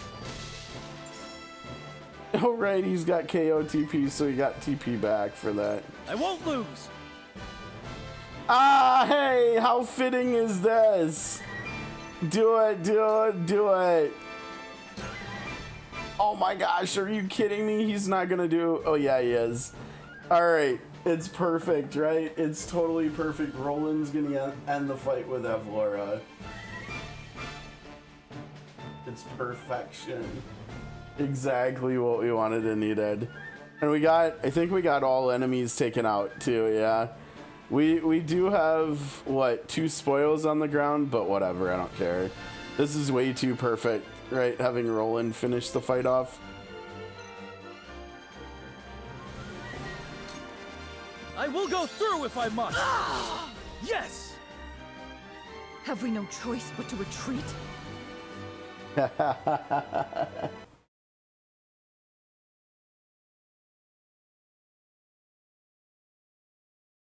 Uh-oh. Yeah, that didn't work, did it? How do we get the Stream Deck audio again?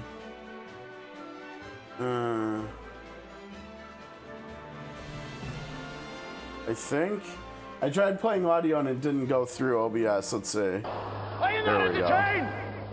Are you not entertained? Is this not why you are here? This was supposed to work when we oh man. When Roland took her down, but yes, you have no choice but to retreat, Evlora. Master, we prevailed. Exquisite spoils, let's go. Yeah, that wasn't bad at all. This difficulty, was it?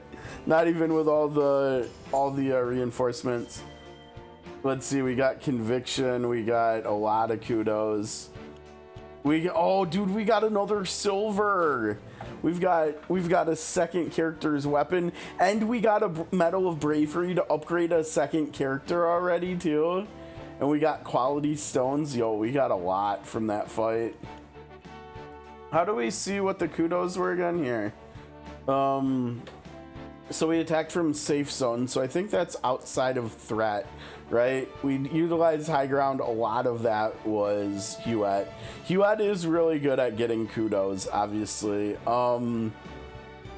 Strike 3 units. We did that with, I think, Fred and maybe Narv. Exploiting enemies' weaknesses. I think that was Fred both times. Since they had nothing but ice mages, and so Fred just kind of cooked them. Back attacks, Anna's even better than Hyzante at getting kudos, you know, because she goes 2 times in a turn. She can often just get back attacks plus bring in follow-up attacks, so she can kind of directly get 2 kudos every turn and indirectly 2 more, which, you know, obviously is even more than what Hyzante was doing, because Hyzante was, a few of the times she was getting 3, right, from high ground, safe zone, and back attack. But that's still 3 is a smaller number than 4. So exploit the weakness of 2 units at once. That had to have been Fred, right? And that's interesting, because looking at that, the conversion rates, that is the only thing we've done so far, I think, in this playthrough, where you've got more than 1 kudo from doing one thing, right? It says exploit the weaknesses of 2 units. We did that 1 time.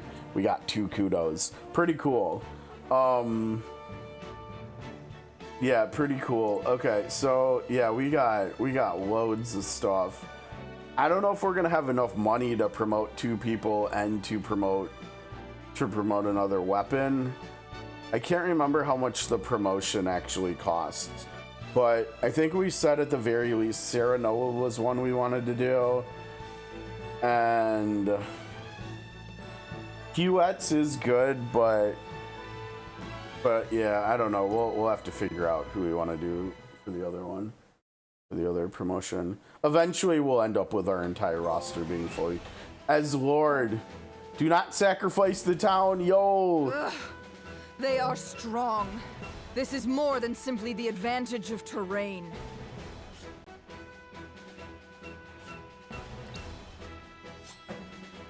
Retreat! All companies, fall back at once!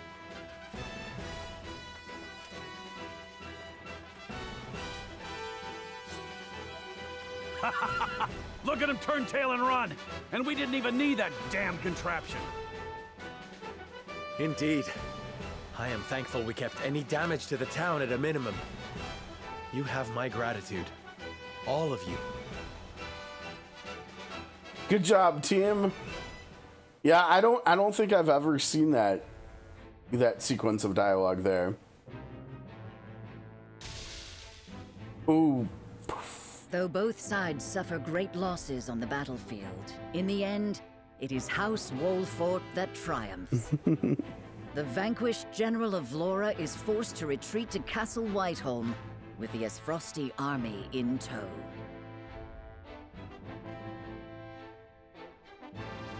Get out of here, Evlora. Oh, and remember, Gustadov told her to not come back if she can't succeed. I have no words to excuse my failure, Your Grace. I underestimated the Wolfort army. It will not happen again. Indeed, it will not. I will accept no apology for your incompetence, save victory. The Wolforts may have gotten the better of us this time, but it came at a cost. We must strike again before they can regroup. Rest yourself, Evlora. I will have need of you yet, and soon. I shall not disappoint you again, Your Grace. You have my word.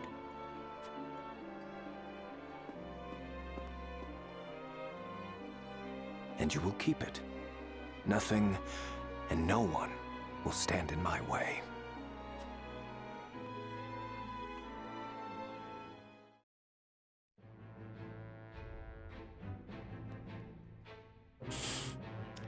let's see. Oh man, we've got we've got more side stories. Okay, let's see. Let's do this one. Tidings of House Wolfort's triumph against all odds and the survival of Prince Roland come in on the wings of a bird to Telior. Mr. Let's wait and see, right? Here, this is the first time we've actually seen the dam here. Yep. Yes, my lord. The Archduke's army has already withdrawn to the Crown City. That said, it would seem the Wolffort army suffered significant casualties. Did it now? It is not as if I entirely failed to consider the possibility of an Aesfrosti defeat. And yet, it is hardly an ideal development. Whatever are we to do now? Wolffort may have won the battle, but can they win the war?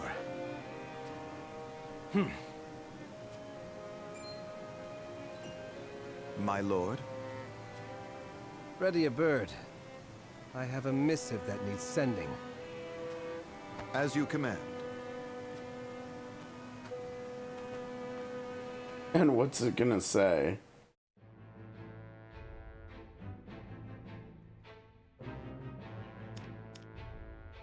Oh, we have that one too. I didn't even see that one. Tidings of House Wolfort's triumph against all odds and the survival of Prince Roland come in on the wings of a bird in the Fox's domain now, too.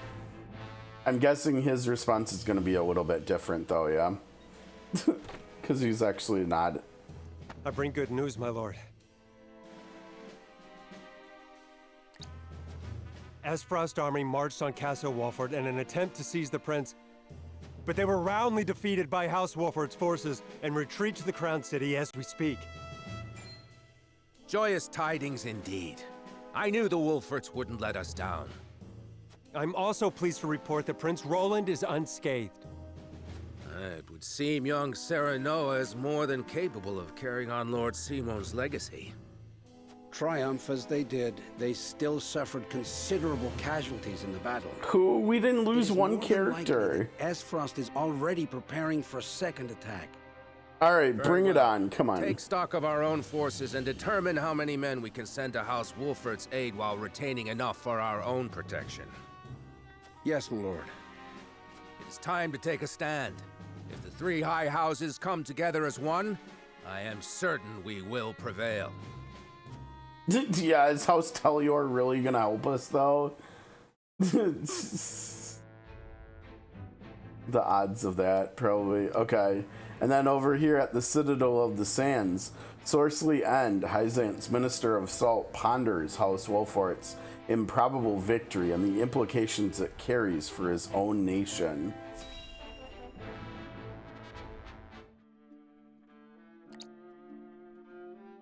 To be quite frank, I underestimated House Wolfort's strength. To think they were capable of driving off the Aesfrosti army forces like that. Avlora, no doubt. The outcome no less, came as a surprise to the Archduke as well. Yep. And Still yet, no something changes. tells me Wolfort's victory is more than a fluke. I shall keep that in mind. Still, this development is to our advantage. This will only make it easier to carry out our plans. Just so, Your Excellency. Everything is proceeding as you anticipated. Yes, we shall have our way. It is but a matter of time.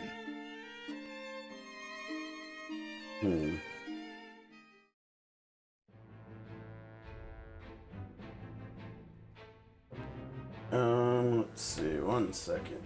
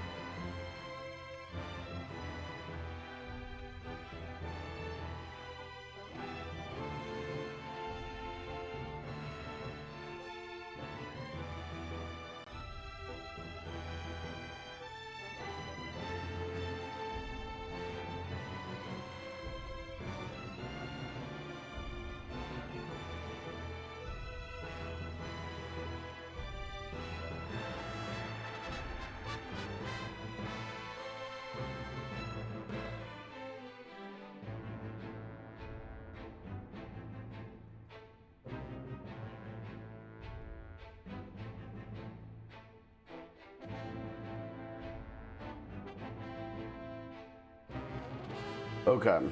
Sorry. It was looking at upcoming decisions we have to make and getting a general sense of what the heck?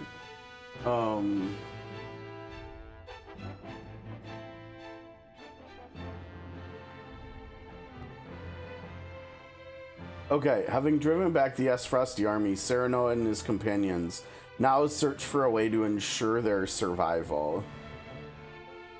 Now let's wait until the next battle comes up or something, and then we can do our encampment stuff. Because we're kind of like in a big story part here after that last fight. I shall see to the wounded. Thanks, I will Jill. help as well. My hawk can assist with clearing the rubble. My thanks to you both. Your aid is most welcome. Hey, ladies, thanks for everything. I am ready. What are you ready Go for? safely, Anna, and give my best to the others. We take a risk in entreating a powerful nation for aid. I need you to determine to what extent we can rely on them. If nation, she must be going to Hyzante, right? A powerful nation. I sent Anna to the holy state of Hyzante. Our alliance may not be what it once was, but we must seek help wherever it may be found. In a perfect world, we would be able to count on the cooperation of our neighbors here. Indeed, unity within Glenbrook is of the utmost priority, especially now that we've ensured Prince Roland's safety. And yet, we cannot count on houses Tellior and Falks to act in our best interests. Are we sure about that We as must far as prepare Falks goes? ourselves for every contingency. You are right as always, Benedict. We've taken the first step down our chosen path, but there is no telling what awaits us.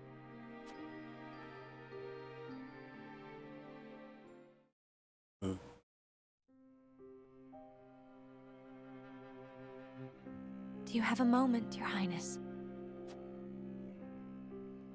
Oh, it's you. As silly as it may sound, I've never truly understood what it meant to be royalty. Does my life carry more weight simply because of the blood in my veins? So much so that the lives of others must be sacrificed in my name? You need not worry about that, Roland. Lord Wolfort speaks true. The scales of conviction guided us, but this decision was ours. We have chosen to walk this path with you. I was born the second prince. No one expected great things of me. And yet, simply because I had the good luck to survive, my very existence now necessitates all these sacrifices. If I may be so bold, it was not luck, Your Highness. We protected you. She's got a point. I know this, of course. That's what makes this so hard. You all fought and continue to fight for me. And I could scarcely take care of myself. I need to become stronger. I must. For my own sake, and for yours. So what you're telling me is you want me to use the second, not a word my friend completed. So what he's telling me is that he wants me to use the second Bravery Medal to promote him. Right after Serenoa, yeah.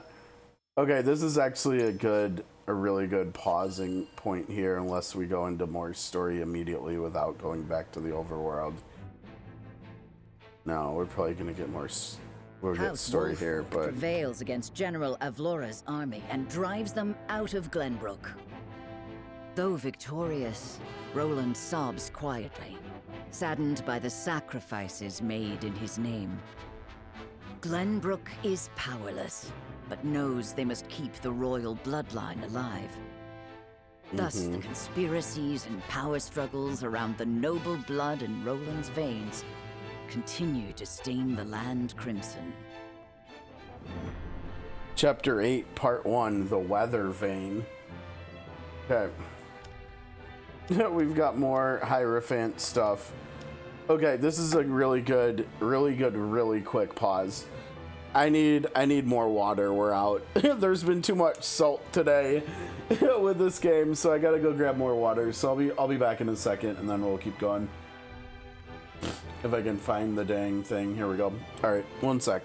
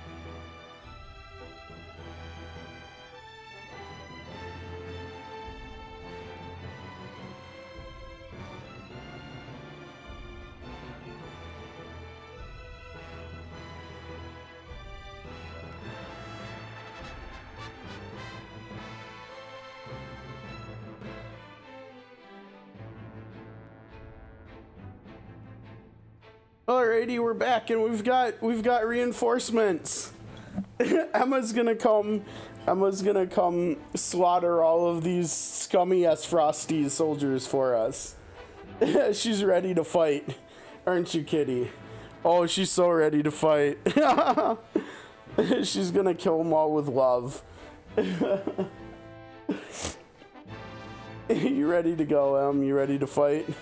She's so ready to go. Hi, honey. Oh, nice kitty. Nice kitty, yeah. Alright, so the Saintly Seven convene in the Hierophant's Palace, where their individual motives start to come to light. Okay, this sounds like this might be an interesting scene here. I need to get the mic closer too, I think. There we go. Come here. So it appears the Duchy intends to capture Glenbrook.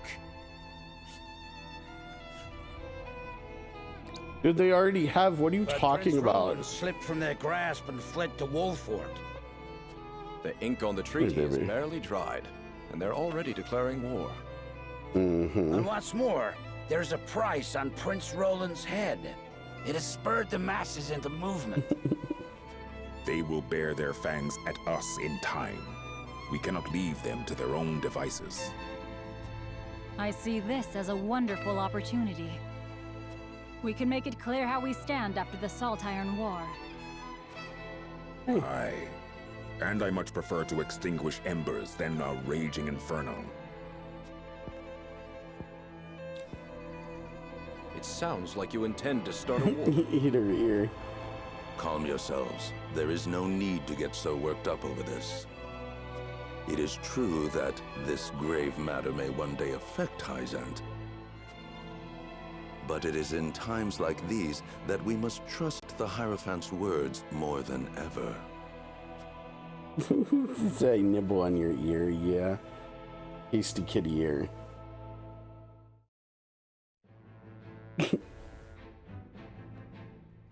Alright, that's it here.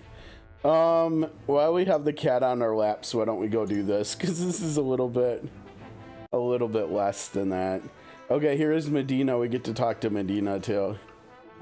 Lord Serenoa, I can supply your forces with any medicines they may need. Just say the word and it shall be yours. Your soldiers shall know no pain while I'm around. Now, the problem is we don't have the money for that, sorry. Oh, yeah. Well, let's see, we don't have any more medals or anything. So the promotion costs...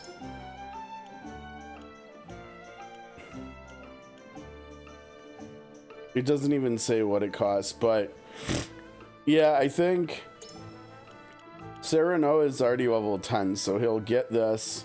Look at this, deal physical damage to all enemies within range, so he's gonna hit every enemy around him, it looks like.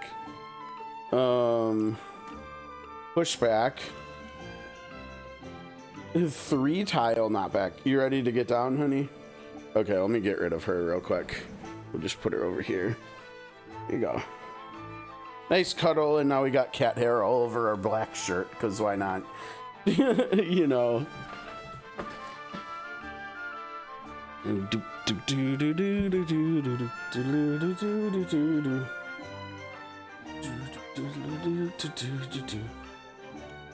Initial TP, so he gets 1 more TP at the start of battle. Yeah, like we said. Fire Eater, grant an ally the ability to absorb fire. Yeah, I don't know. It doesn't really move the needle. She already got her level 10 and she didn't need to be promoted for it. So same with Anna.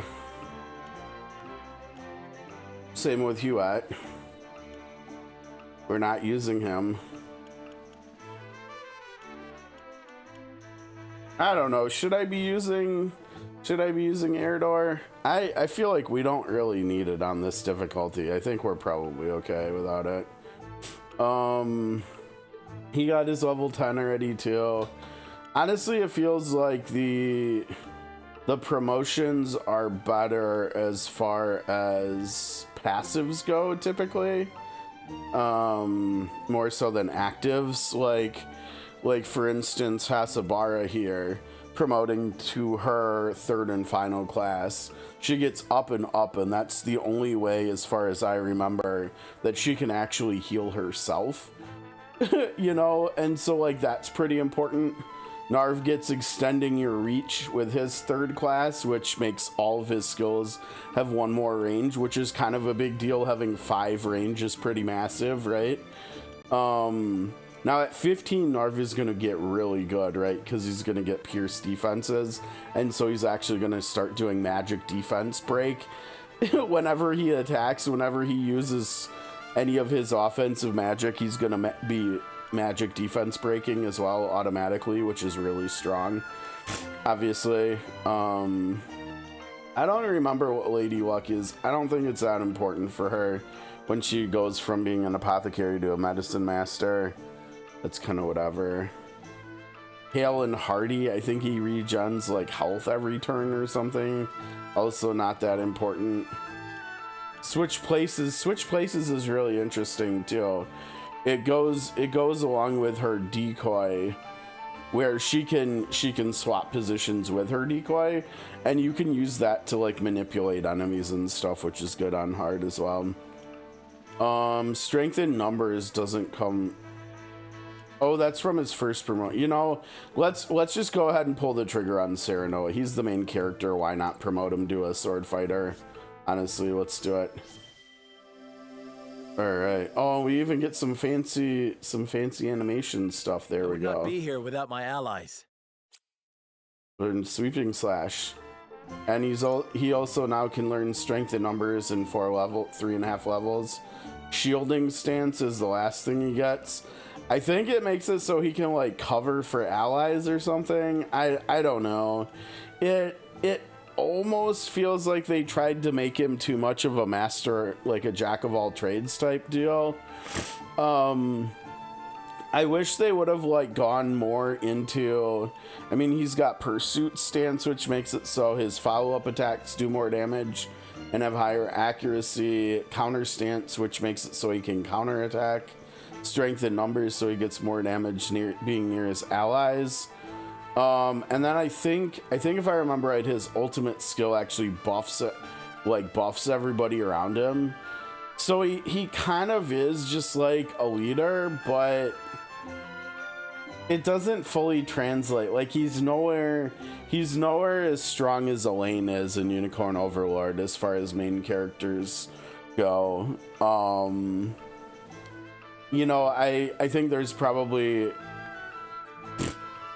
I guess I should think about just SRPGs in general. I'm trying to think like Ramza kind of suffers a similar fate, right? Where Ramza is kind of just, I mean, he has like the modified, like the ultimate version of Squire basically. But like you really have to teach him Ultima before he actually is like before Squire is like decent. I mean, I think if I remember right, I think it has really good stat gain growth or something. And I remember like in War of the Lions, what I usually did was I usually taught him Dark Knight, but then I would put, after he learned all this stuff from Dark Knight that he wanted or needed, then I put him back on his like upgraded Squire job because of the additional stuff that learned too. And like that was where he usually ended up, but like that was still like kind of similar to Serenoa here. I don't know. And I don't know, you know, because Unicorn Overlord is like different than these strategy RPGs, right?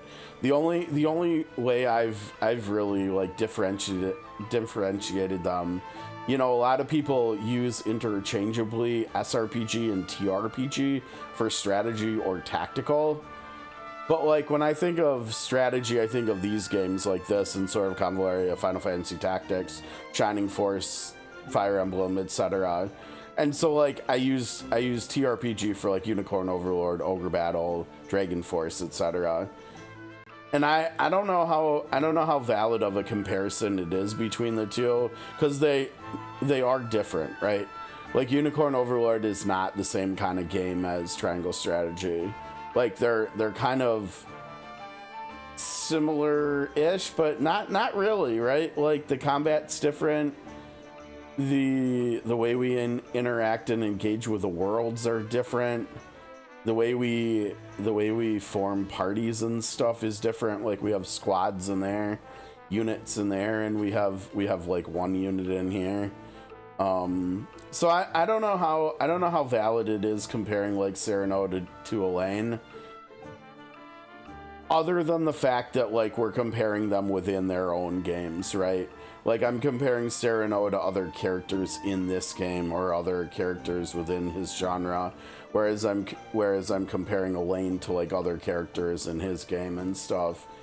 And it turns out in Unicorn Overlord, Elaine is just one of the best characters in the game after he gets promoted, right? Like, he's just one of the best characters in the game, if not the best character. And so, like, that's just objectively not the case with Serenoa. So, I don't know. I like Serenoa in this game. Like, it doesn't feel like being forced to use him is a bad thing. But like if I could see like for a whole playthrough, like I could see number of kills, damage, total damage done and stuff.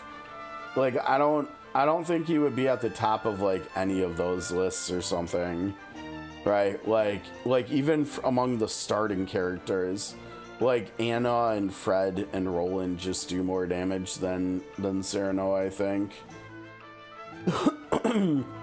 And like Roland and Fred can't fully sustain it on their own. Well, I mean Fred kind of can if she's getting kills, but if she's not getting kills, then she can't really sustain it either, like TP. And that's why Anna's like the strongest offensive starting character, because she can just fully sustain all of her damage, because her damage really does just come from basic attacking and doing like back attacks and stuff. If I remember correctly, there is a accessory that we can also, another one that we can get that increases the amount of damage you do with back attacks. Obviously it's just perfect for her. I mean, it feels like the devs that did character balancing and stuff, they just like really liked Anna as a character, and so they made her like super strong. But yeah, okay, so we promoted him. Roland seemed to try to be making a case for himself to get promoted. I have to remember to start trying to take advantage of this and moving him every single turn as much as we can. He has 6 movement, so he doesn't even need to use all of his movement every turn, but he does need to try to use 5 movement every turn. So he's doing extra damage. It honestly is kind of a big deal when you upgrade his weapon, because being able to make it so that double thrust is 1 TP instead of 2. Shoot, we can't see how much power his weapon has in here, huh? Doesn't look like it. My guess would be it would be like low 50s or something, or maybe low to mid 50s. Double thrust will definitely do more damage than it, and so having it be spammable, I think, helps him for sure.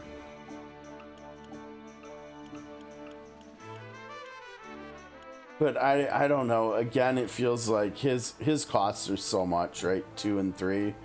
And I don't remember whether in his last class whether he gets any form of TP mitigation or sustain. I don't think so.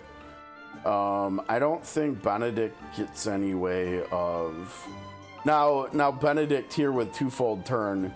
I'm pretty sure this is literally just act again, like from SOC, from Inanna. I'm pretty sure it is. Now is interesting because it can make it so another character goes right after he goes. But I think 2-fold turn actually lets an ally take a second whole turn. Pillars of Fire doesn't really, I don't know. Remain and Recover, really not that big of a deal either. I kind of almost think that maybe we need to choose who's gonna be second over here based on weapon upgrades too, perhaps. Okay, good. There's nothing else there. Because remember we've got another silver. So like Serenoa, like maybe we should just use it on Serenoa because we already promoted him, yeah.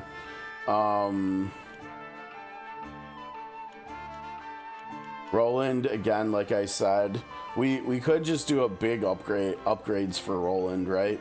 We could promote him and we could teach him lower the cost of double thrust. I can't remember what the other one here is. If it lowers the cost of one of his other skills of like charge or rush or whatever it is from 3 to 2, that might be kind of interesting too. I don't remember ever messing around with that. I think this is like increased crit chance or something over here too. Can't remember for sure. These, I think actually these two and this one, I think these actually might increase the efficacy of his buffing skills. So like his attack skill might do a bigger percentage of stats like increasing. So like it might at first, like if we use COTC terms, the buffs might originally do like 15%, buff a target's attacks by 15. And then when you get the upgrade in here, it might go up to like 20 or 25 or 30% or something, whatever that is. I think that's what these do. And so these upgrades actually are pretty good for him. But he also needs oak, so that's kind of like whatever. Leather, the first leather we get will for sure go to her. Because I think, like I said, I think this over here is a passive that makes it so when she gets a kill, she gets TP back, which is going to be a really big deal on this difficulty because it's going to mean that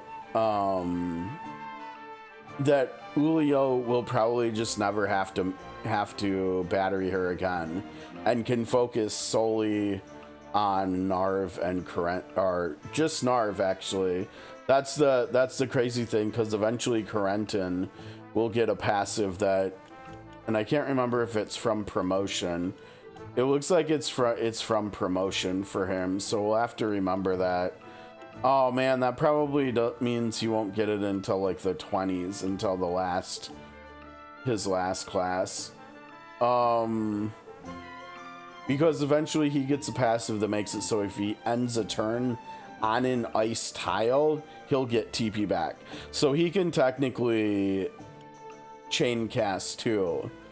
And the difference between him and Fred is that he doesn't need to get kills to do it. He just needs to end a turn on an ice tile. And so like that's partly why I think like he scales better into the harder difficulties than Fred does, because he doesn't need to get a kill. He can just be self-sustaining all on his own. But yeah, okay, so leather for Fred. I don't remember what these are obviously buffs too. I think they're both buffs for haste, and I think they're kind of like Benedict's, or at least one of them is. I think one of them increases the efficacy of haste, and then the other one extends the duration, maybe? I think that's how that goes. For Anna, this might actually just be increased damage from behind. Well, we do get the new outfits from the promotions though too, technically. I think what I would like to see if we do get a triangle strategy too, you know, because there's a lot of other SRPGs where there's like split paths where you can choose between multiple classes whenever you promote characters. That would be interesting, right? So we would have like technically, I mean, there's a lot of games that do the multiple class options during promotion, right? Like Trials of Mana comes to mind. Fire Emblem comes to mind, Dark Deity comes to mind. I feel like there's something else that's been kind of recent that I'm just forgetting, where we got to choose what we promote to.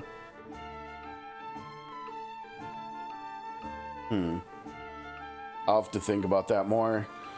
But yeah, I think this might, or wait, no, this is the cost reduction, never mind. I have not yet. I think I did get it on Switch. It was on sale recently. I think I got the first one, but I don't think the second one is on any consoles yet. But I also have not played it yet. I think maybe that's another possibility of something maybe we could do next year. And then maybe we'll get lucky and the second one will get ported or something too. Yeah, I definitely like how it looks for sure. Like, and I like the description they have on it on whether it's on Steam or on the Switch store for like describing what the story of the game's gonna be like too. So yeah, that's definitely something I could see doing on stream, I think.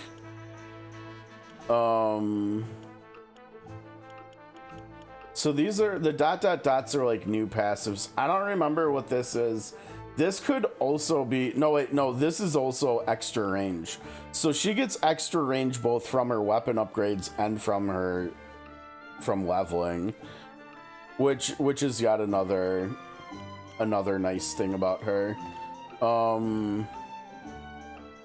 What does this lower the cost on? This isn't lowered cost on taunt, is it? I wonder if it is. That would be really strong if he can just taunt every turn. I do remember that he's like really good late game, while in later playthroughs and new game pluses, he gets really strong later on. I don't know, who do we want to use this silver on? I think this is movement, which is just crazy for her. Not using it on her. I think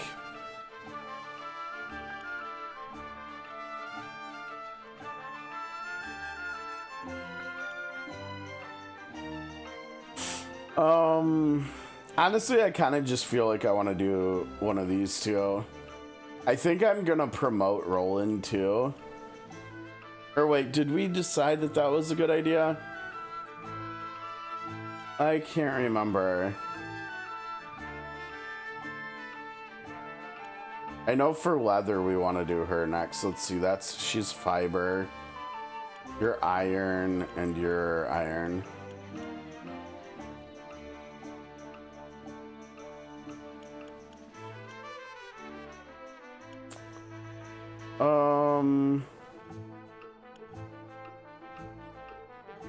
Honestly, Cyrano is kind of good right now just because of his passives. Yeah, let's make Roland better. I think I like that more. We'll do Roland. Okay, and then his choices are. Oh, he gets increased damage by crits too. That's what that is. Oh dang, and Anna has that too. Yeah, of course she does. Of course she does. Yeah, so we can lower rush from 3 to 2, or we could do double thrust 2 to 1. I'm pretty sure I've always done double thrust. I wonder if we should try rush instead, cause like, yeah, I don't think I've ever done that. And it seems like we're getting a lot of value out of rush so far this playthrough, right? We're making, I'm somehow making all these like really cool looking rushes that are like repositioning him in really cool ways, like where he's like charging across gaps and stuff. I think let's try this actually. I think we'll try that first. Alright, so I think that's probably, I don't know, we do have the money for more stuff.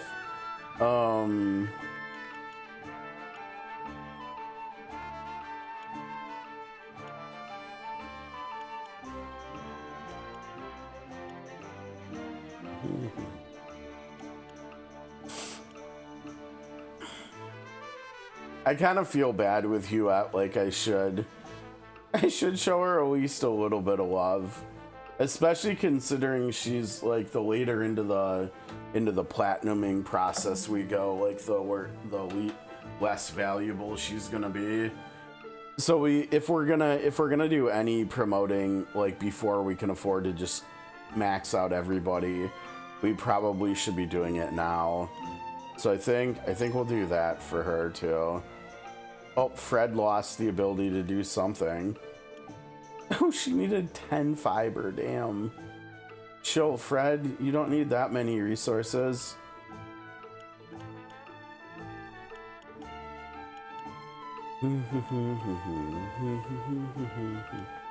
We still need to use Hasabara too. Now there's a passive here.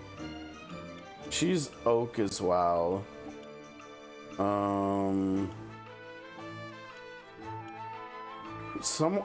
Who else was oak? Benedict. No, I think the first oak goes to Hasabara, honestly. I'm curious about these two. Because, like, what if, for instance, this upgrade for her heal, what if that makes it so she can heal herself all of a sudden? That would be really cool.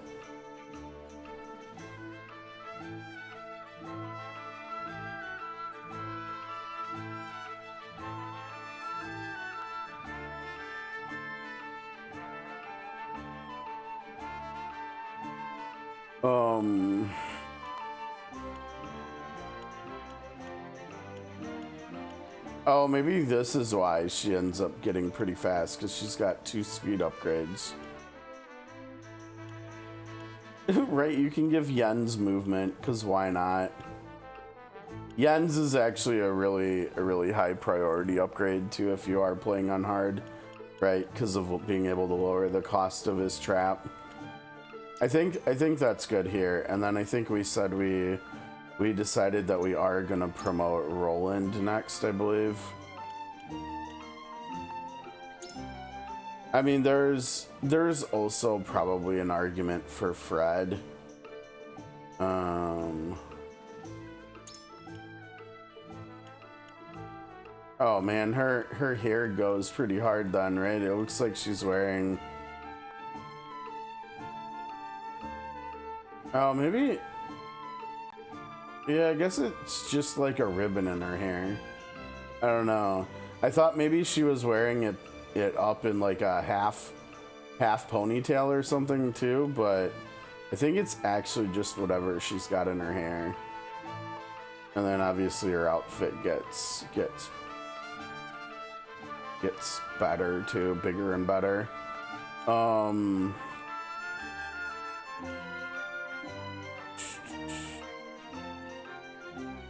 I don't know, we're getting so close to 14. I wonder if I should actually just do Huette, honestly. Because getting increased range is going to be really nice. Especially because it'll make it easier for her to take advantage of being on high ground and being able to reach enemies still. I think I'm actually going to do her instead of Roland. Sorry, Roland. I'll do you next, maybe. I don't know. Oh, I don't think we saw him before. His upgrade looks nice too. Okay, so she's gonna be upgraded from a hawkbow to a flyer here.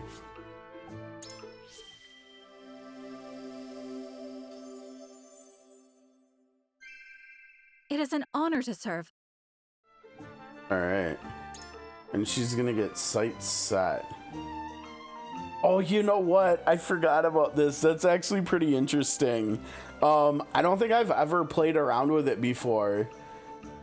but it actually is sort of fake out like. I'm pretty sure what it does is give her alert to an area. And so when any enemy comes into the alert range, she pings them. So that's kind of cool. That's actually really cool. I don't think I've ever used it before, but I think this time we may try it out. I think that's all in here. How are we doing on time? 4:20. Pretty good, I think. I think we probably have about a little over an hour to go. I think there was something. I think there was something that I wanted to see tonight on TV. Let me see here.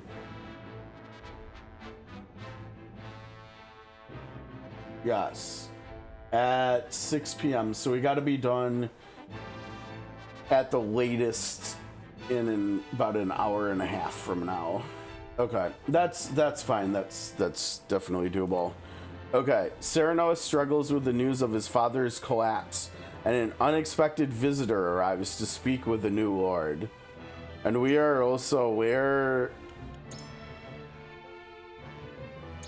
we are in chapter 8 now. Okay.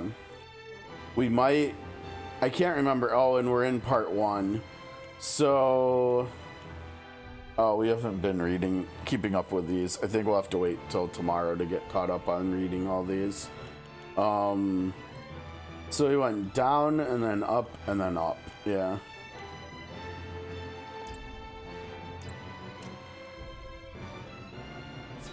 Okay, let's see who's here to see us. Oh, hi, Dad. Father, please open your eyes. There is so much I wish to ask you. Lord Serenoa. I cannot let Father hear how weak I've become. I must be strong. How are you weak?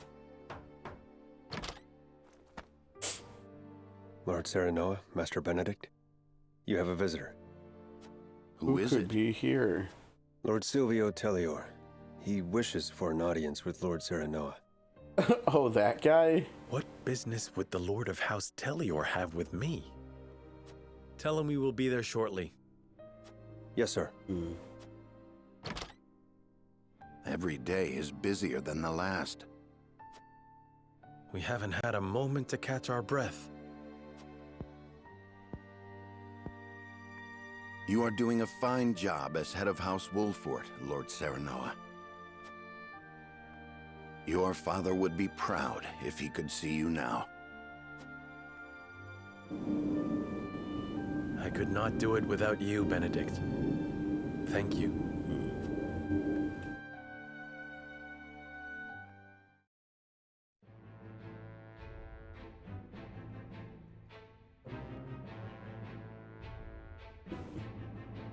Oh, we've got a decision already to make. Okay.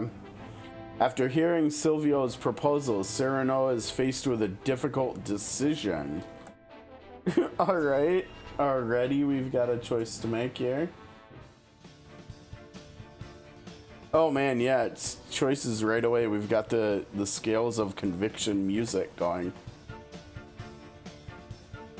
In short, you wish for the 3 high houses to join hands and fight the duchy.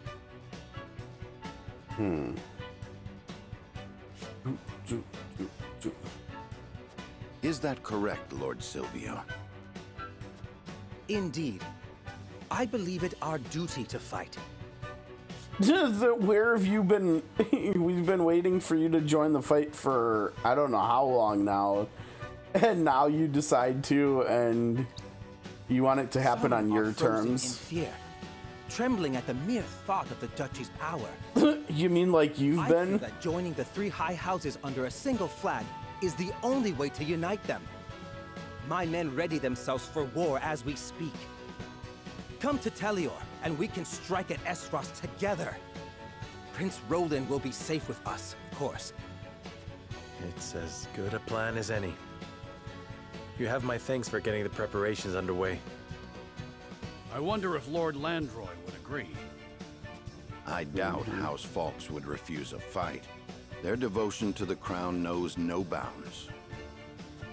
But of course, they reaped great rewards from the bountiful lands won during the war.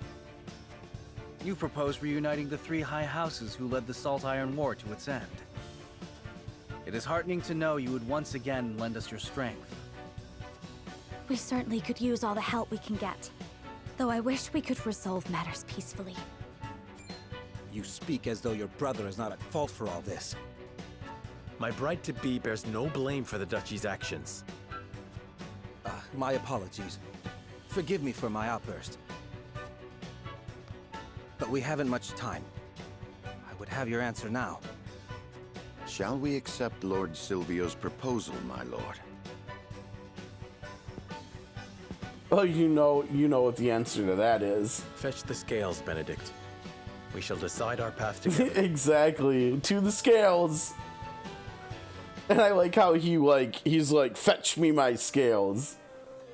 Lord Silvio made the journey to our domain to offer us an alliance. I would know what the others think on the matter. Now, where did he go? He's not in here. We just kicked him out while we're deliberating, huh? Oh, yeah, obviously. When we've got exploration, you've got to explore everything, right?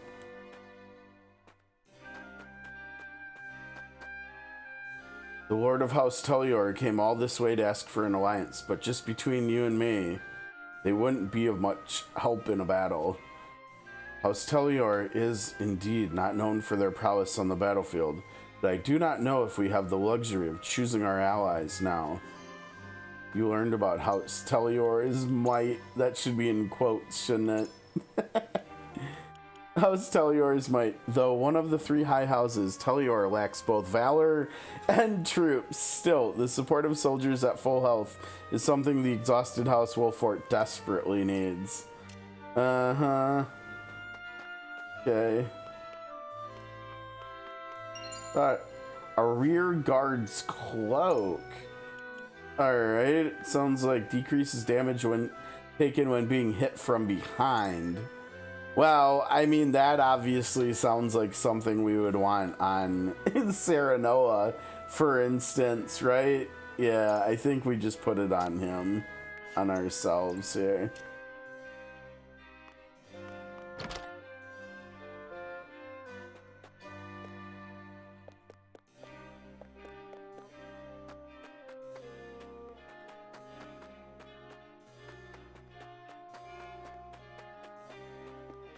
Alright, I think that's a big fat nothing in here.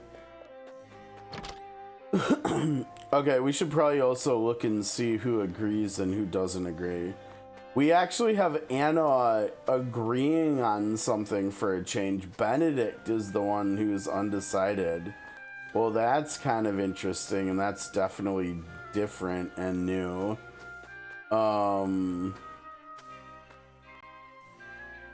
Roland, Anna, and Eridor want to join forces. Fred does not trust him, Jula does not trust him, and Huette does not trust him. That's really interesting that Huette and Roland do not agree here.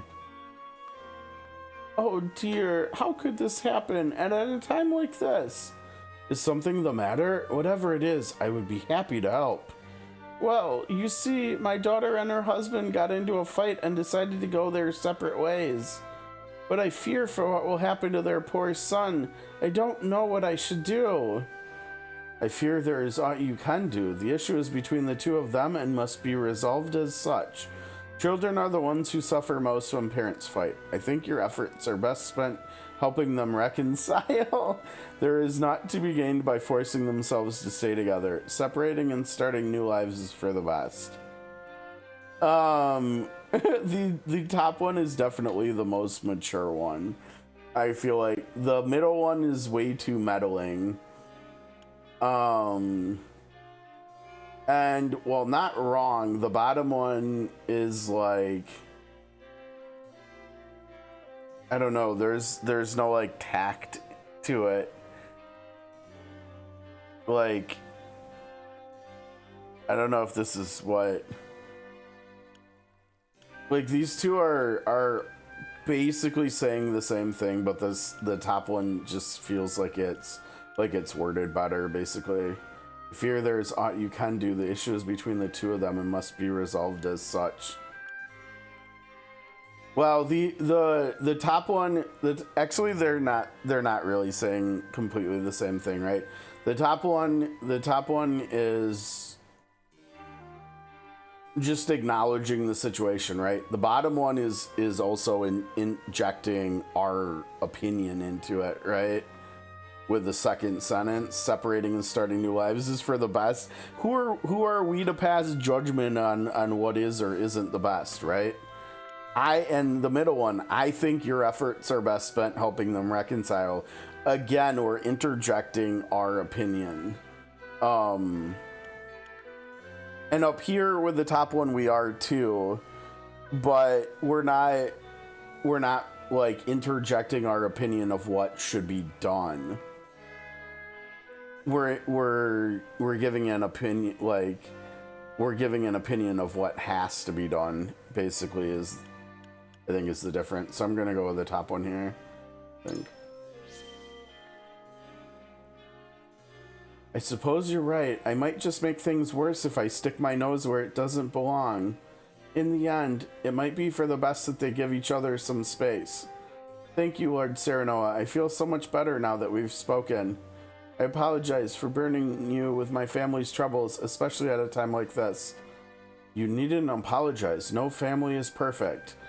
You could have said, I don't know.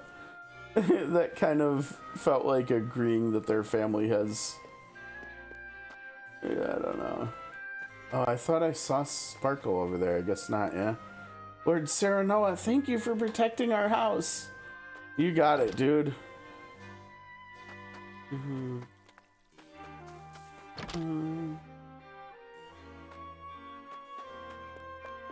Hey, Trouble.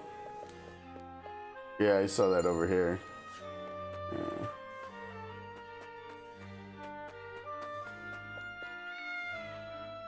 Hey, Trouble. Sorry for waking you. Go back to sleep.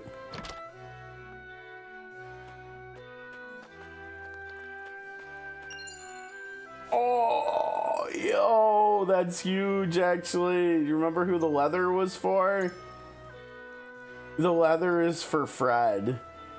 So we can upgrade Fred, and I think we can get her passive where she gets kills, and then she gets TP back now. Which is really good, because she's starting to just kill enemies. Like, there was, I think, the first attack she did last fight, she killed 3 enemies. Oh, quality fiber is good, too. We will rebuild Wolffort with our own hands. You drove back the Aesfrost, so leave the rest to us. I'm so happy everyone's house is okay. My doll is at home right where I left it, safe and sound. There you go. You have no idea how relieved I am that our homes were spared from the blaze. My daughter's favorite toy was right where she left it at home, and my husband will be able to rest easy when he comes home at night. Glad we could help with all that.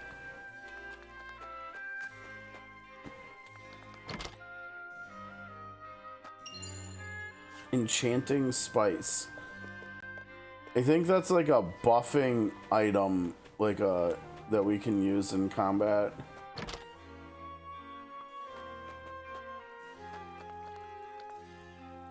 Our homes were spared thanks to you, Lord Serenoa. The townspeople send their heartfelt gratitude. But it was a hard-won battle. Both the soldiers and the townspeople have seen better days. My people are suffering after a battle on our own soil. I doubt we would be able to face another attack from Aesfrost alone. We learned about House Wolffort's weakness. Uh-oh. Repelling the duchy came at no small cost. With its people and soldiers both ran ragged, House Wolffort may no longer be able to stave off any further threats to their domain. The current state of affairs puts the very existence of their house in jeopardy.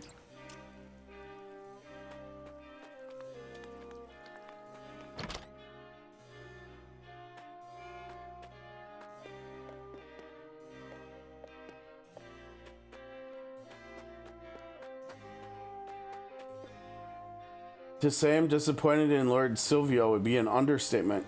He safeguarded himself in Telior as Gustadov invaded the crown city. Some say it was his duty as lord to stay and protect his people and domain, but what of his duty to the crown? I suppose we shouldn't be looking to Lord Silvio for any semblance of loyalty. Yeah, I mean, I almost feel like that's where I'm at too. Wait, where is that? Oh, there it is. Why did we already? Lord Silvio of House Tellior did nothing but sequester himself in his domain when he learned of Aesfrost's attack on Glenbrook. His tenuous loyalties to the crown have earned him infamy as an opportunist. No love. Yeah, see, we already got that one elsewhere. It's really interesting. I think this is the first time I've ever noticed that you can get the same piece of information in multiple ways. I think this is the second piece of information we've gathered 2 times in this playthrough so far, which is really interesting because, like I said, I don't think I've ever noticed that before. Lord Serenoa, you drove back the Aesfrosti forces with such splendor. I expected no less of House Wolfort. Have you heard of how the other houses are faring? To tell the truth, my family lives in the Tellior domain. They say that Lord Silvio is not a man of the military arts and fear what should happen were Aesfrost to invade. House Tellior is wealthy and well-connected. I doubt they would be so easily crushed by the duchy. For better or worse, Lord Silvio is unchanging. I could stand to learn something from his ever-composed example. Where's the button for that one? Bruh. If worst comes to worst, your family is always welcome in Wolfort. The Lord Silvio leads one of the 3 houses and would do whatever it took to protect his domain. I like the bottom one because that's like, you know, still instilling confidence in this NPC that he'll be okay, but if not, they can come here kind of deal. Like we'll have your back if things get worse or something.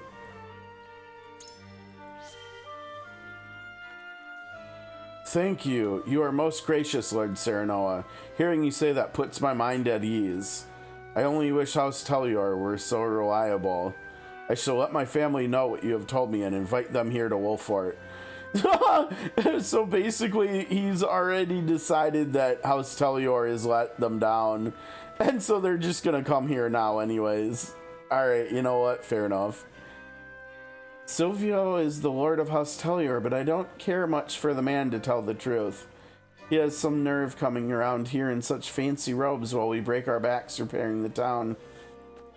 Yeah, I mean, people don't seem to view Tellior very highly. And if I'm being honest, I kind of agree with them. I mean, it's not like he's like Patriot, who just completely abandoned his country to be a servant of Gustadov's, basically.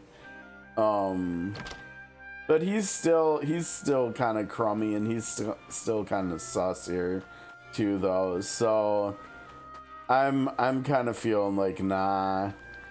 I think I'm siding, and definitely in other playthroughs I've found this to be the case often too. And that's part of the reason why I think they're my favorite character in the game. But I find myself more often than not siding, like having the same opinions on, like in dialogue or in Scale's decision making, like Scale's voting, of siding with Fred. And this is no exception here, right? Like I think I'm gonna side with Fred here. We're gonna return to the chambers, and then we're gonna go to the encampment real quick. And whoops. Oh man, she had a lot to say. There's a lot of story battles you can repeat, but wait, 2, 4, 6, 7. Dude, that's wild. We're like, how many hours into today's stream are we? Already like a little over 4.5. We're probably coming up on 20 hours of play, and we've done 7 battles. I mean, it's kind of similar to Spiral of Destinies, right? where we spend way more time like out of combat than in combat. It's okay. And again, we need to do all of the mental mock battles to get a trophy in the game. So at some point we're gonna have to do all these too.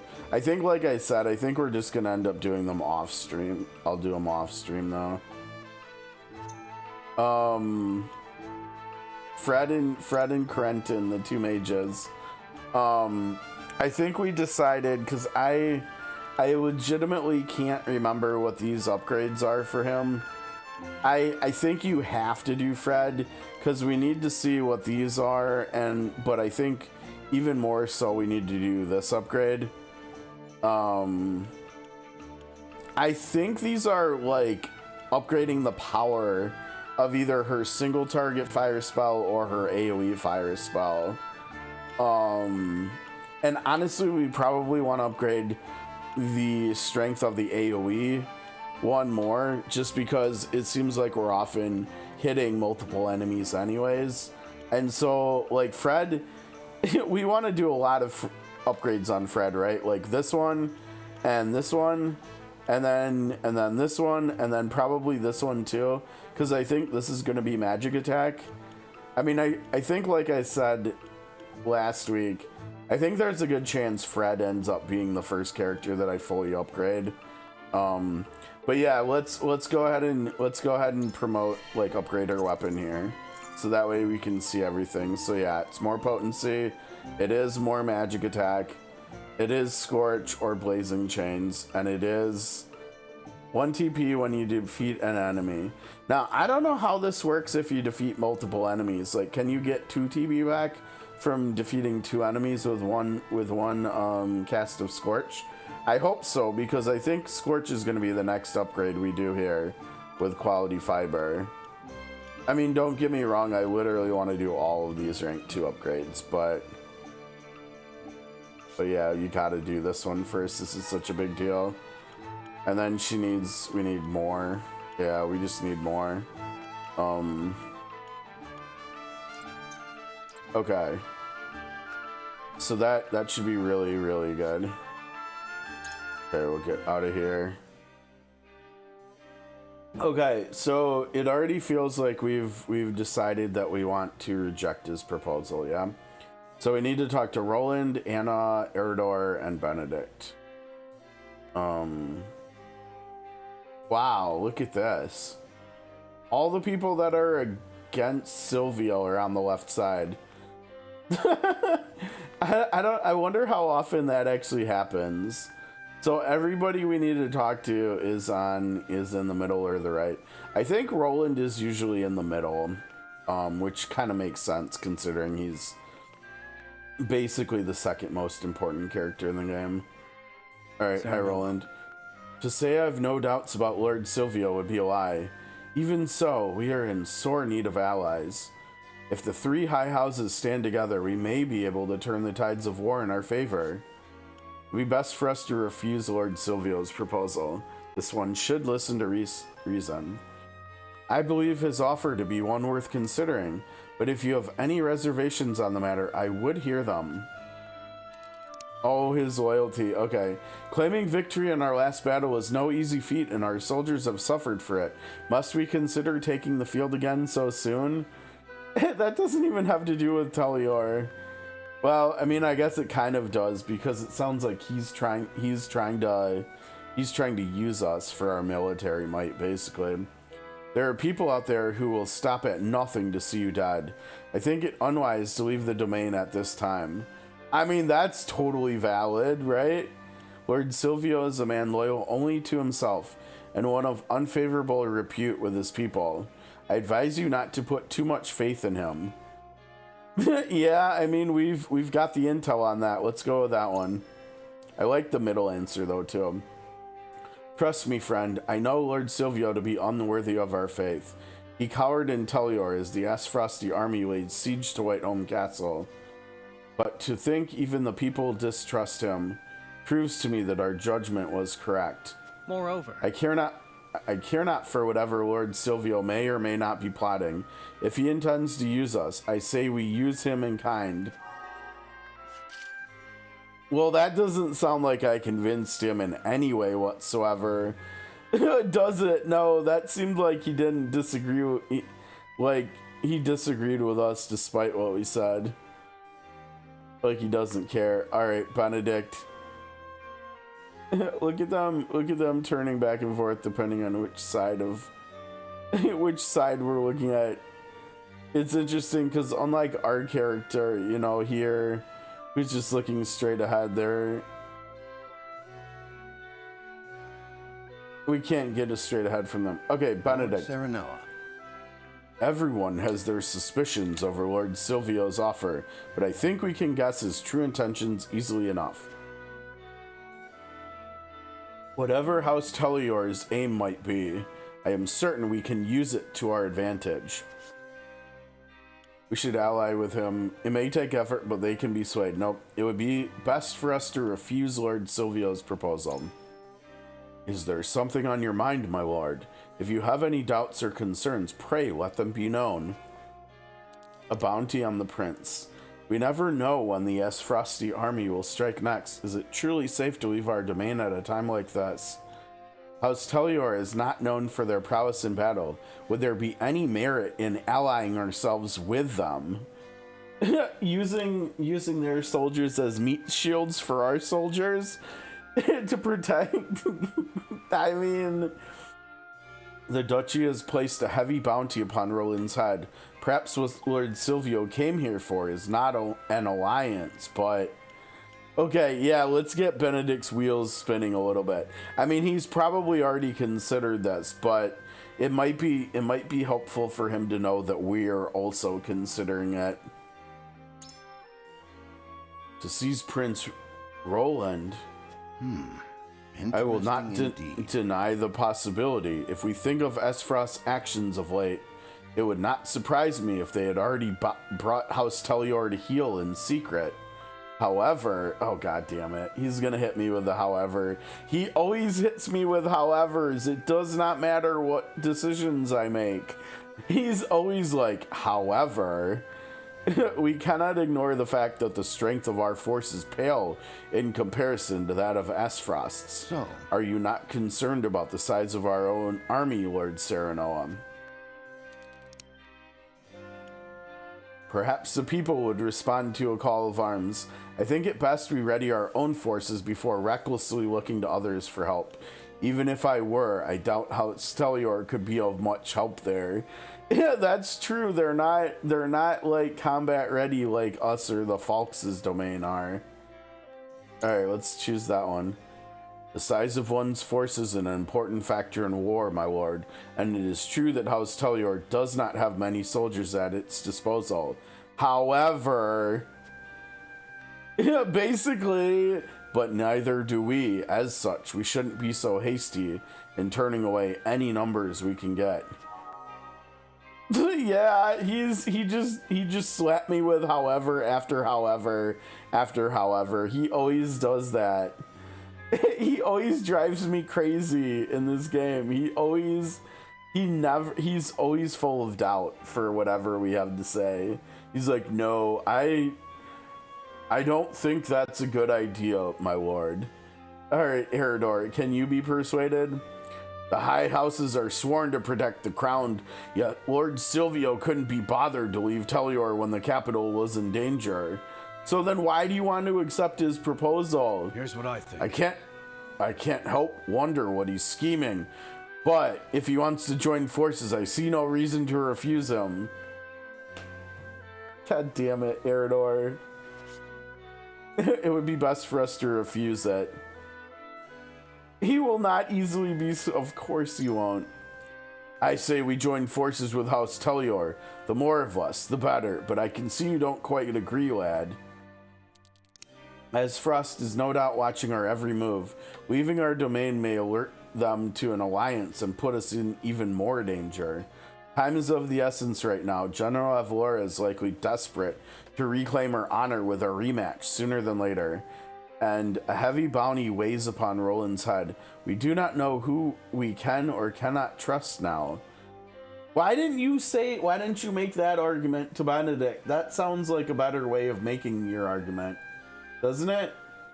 I feel like it does. You're onto something. No denying that, lad. There's no telling what sort of shady fellows are lurking about, looking to line their pockets with the prince's demise. Even if we could trust Lord Silvio, there's no guarantee his soldiers wouldn't try to get their hands on his highness. In fact, this is just what Aesfrost might have been hoping for with that bounty. Tough spot. In any case, my lord, looks like you've got something else on your mind.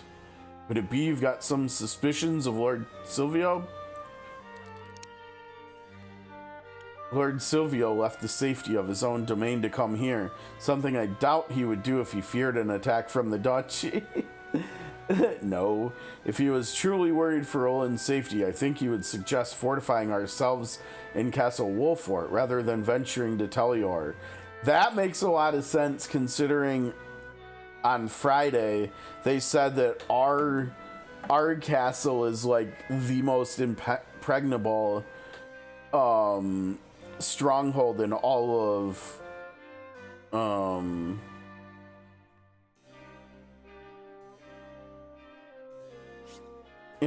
where are we? Oh god, in all of what's Roland's last name? Glenbrook, in all of Glenbrook. It's the most impregnable like fortress in all of Glenbrook, they said. So yeah, the middle one seems like it would make sense. And also, Lord Silvio did not leave Tellior even when the capital was taken, which makes me wonder why he would leave his safe haven now. Right? Yeah, me too. Joking? You mean to say it's strange for them to be acting now after the capital has been taken? I'll admit it's suspicious, but I hate having to be suspicious. The three high houses are the pillars of Glenbrook. We should be working together, not wasting our time figuring out each other's intentions. What a sorry state we're in. Oh my god, Eridor. Eridor. You know what? Go, Eridor. You're on latrine duty now. After that. God. Alright, Anna, you might be our only hope. I don't know. I'm not gonna lie, it did sound like we kind of swayed Roland. But at the very least we need... Now, wait a second. Isn't there also a trophy for us having to be the deciding vote?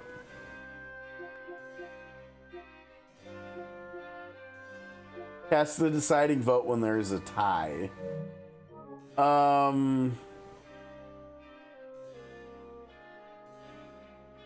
For that to have happened, we probably would have needed, because there's 7 people, right?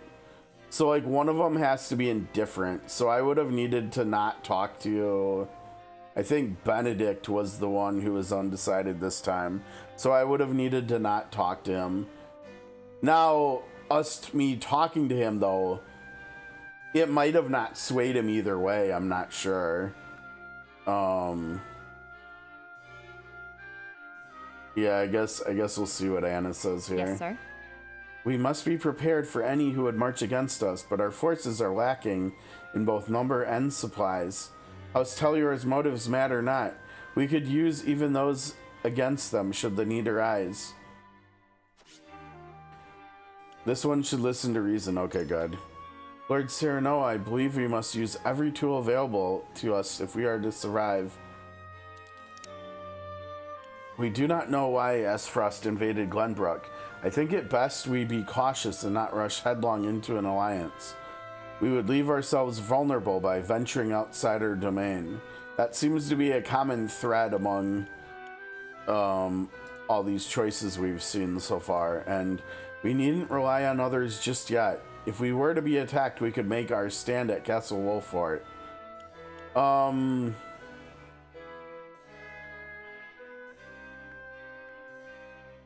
I don't know. I almost like the middle one more as an argument here.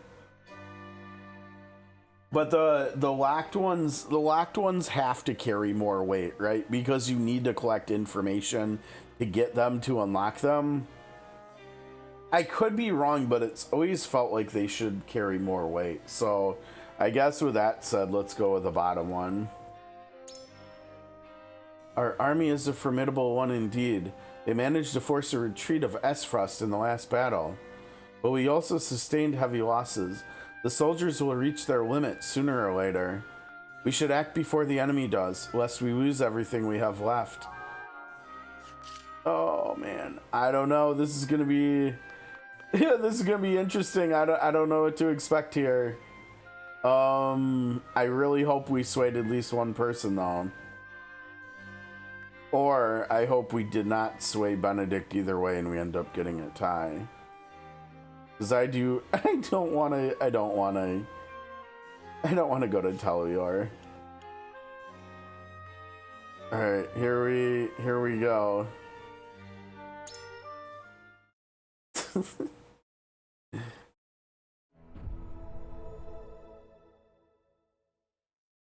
It is time to cast our votes. Do we accept House Telior's proposal or go our own way? Approach the scales of conviction with your token at the ready.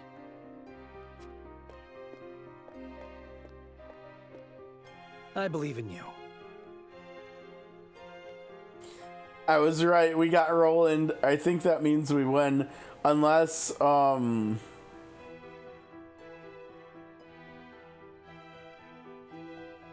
no, I think it just means we win because he's vote number 4, yeah?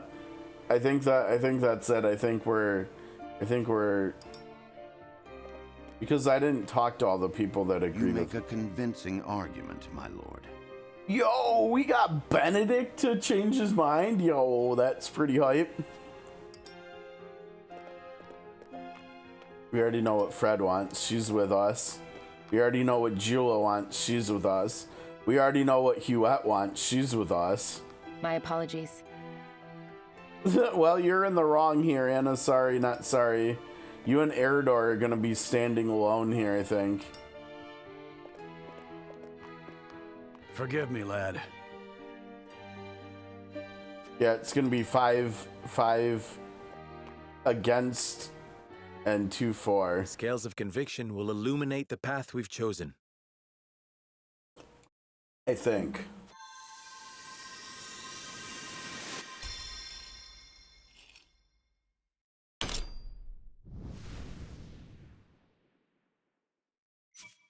Bam! Silly Anna and Eridor. The way forward is decided. I like how it bangs the gong there. We deny House Telior's proposal and weather this fight alone. Yeah, we do.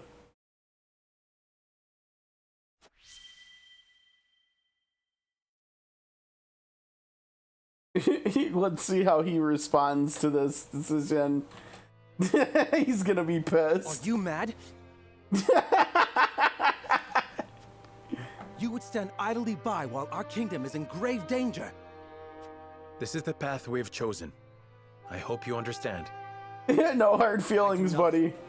You must reconsider, or else House Telior too will face Aesfrost's wrath. And why would that be our?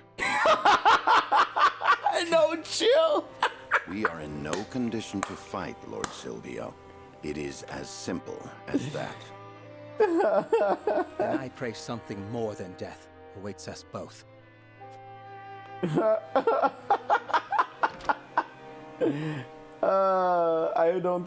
don't know if I've ever seen that before. That's hilarious. The weather vane completed. Okay, we've probably got about a half an hour before we gotta get out of here. Let's see what else we can get done here. If we can get chapter, what was that, 8 part 1, if we can get 8 part 2 done here as well.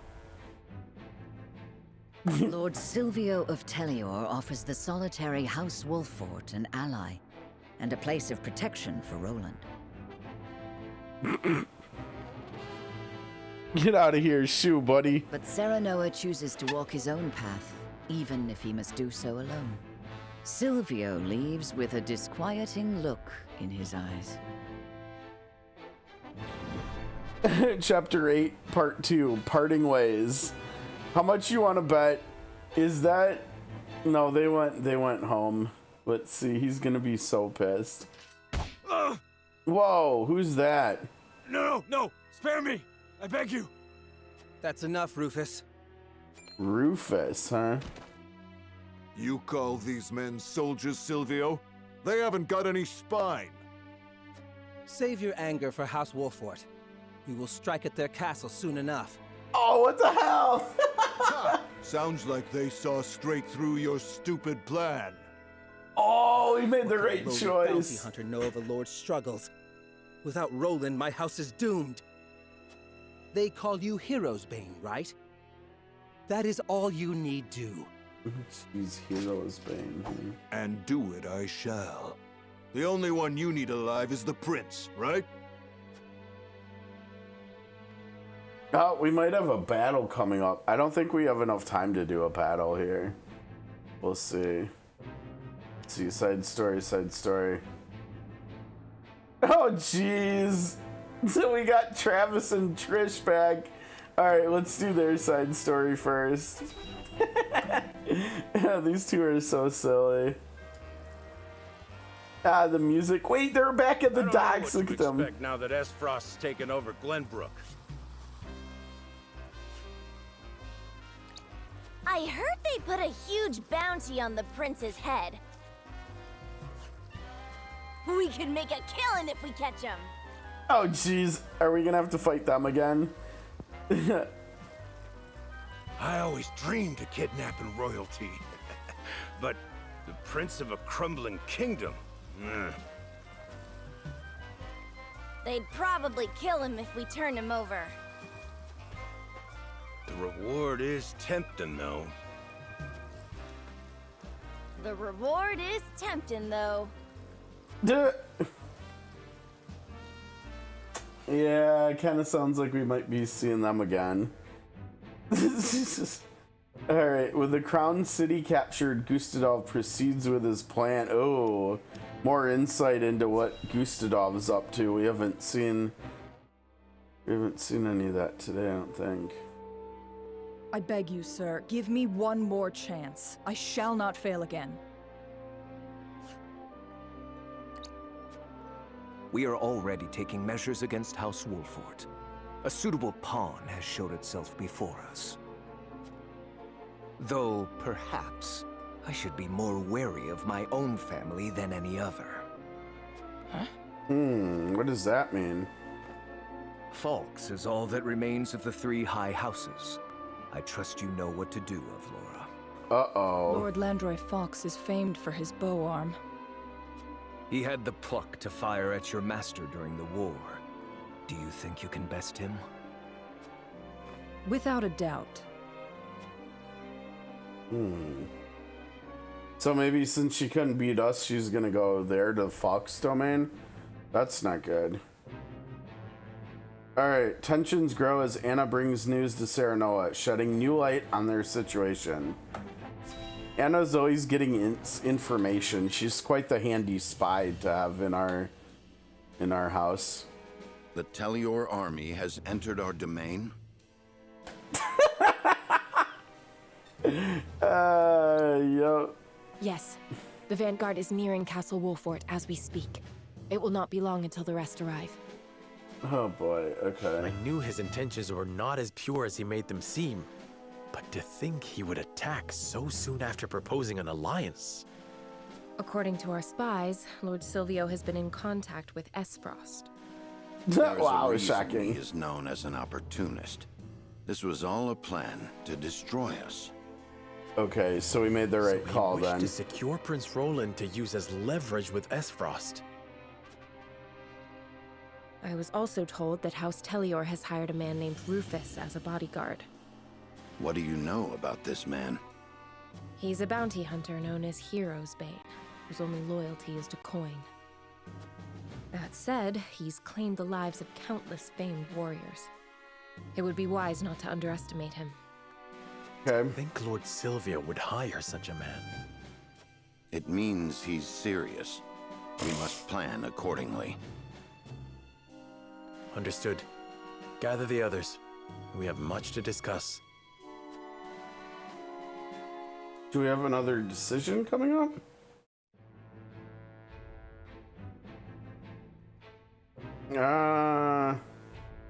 That looks like what, exploration with the magnifying glass? Knowing of Silvio's betrayal, Sarah Noah summons the War Council for an urgent meeting. Okay. We'll have to see. I think once we get ready to do the next battle... So Silvio has betrayed us.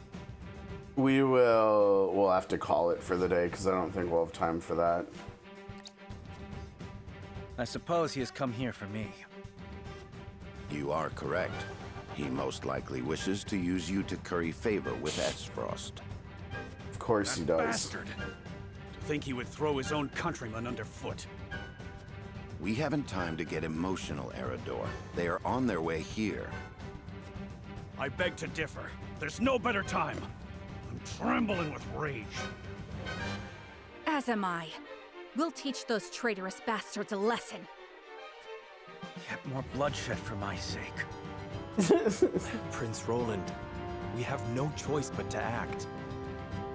And the enemy is our former compatriots. They may well know about the traps below. We may have to face them head-on at the gates. Oh. We need all the help we can get. Please fight with us. This is no time to waver. We must stand together if we wish to survive. Yes. Together we can overcome this. To arms! Well, that was a very short and sweet war council. So it has come to this. We must be prepared now that House Telior marches against us. Oh, we're exploration phasing. I think this is where we're gonna be doing the battle. I forgot about this stage. It's kind of cool because it's like this maze down here with all the barricades. This is one of many reasons why our castle is such an impenetrable fortress here. Hell nigh past the gates. I won't let a single one of those traitorous bastards through. Why didn't we fight Avlora out here, actually? I guess we're too worried about being surrounded, probably with like archers and stuff, I guess. The townspeople have been evacuated to the castle. We cannot let House Telior make it past the walls. Aesfrost captured the capital and dealt a heavy blow to our forces. I can only surmise House Telior now cowers in fear of the duchy's strength. Their fear is understandable. Even so, I imagine they will retreat if they find themselves fighting a losing battle. The Telior domain is closer to Aesfrost than our own.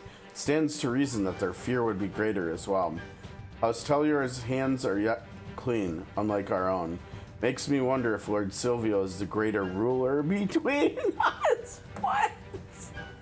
Why do so many of these options we have for talking about Telior paint him in a very positive light? Oh, what the heck?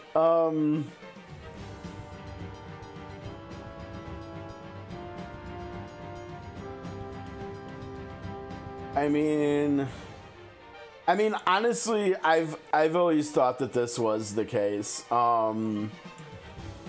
And you know, we've tried to maintain neutrality, and we've tried to be unbiased, and Sarah Noah even like apologized to Telior after we decided to not join forces with them. So I think based on that, like Sarah Noah would probably think this as well. Right, he's still like unbiased. He's obviously ready to put sword to Telior too, but also I think he would probably still like acknowledge this as factual too. So I think this is what we'll go with. Indeed, were Aesfrost to sense any semblance of resistance from them, their domain would face the same fate as the crowned city. I have no doubt that House Telior marches first and foremost in self-preservation. They must have their reasons, but we have ours as well. We cannot let ourselves be beat. Aye, my lord, we must repulse any attack on our domain, even if it is from our own countrymen. Yep, exactly. I thought we could rest for a bit once we chased off those Aesfrosti dogs, but I was wrong. Yeah, unfortunately, you were in fact wrong.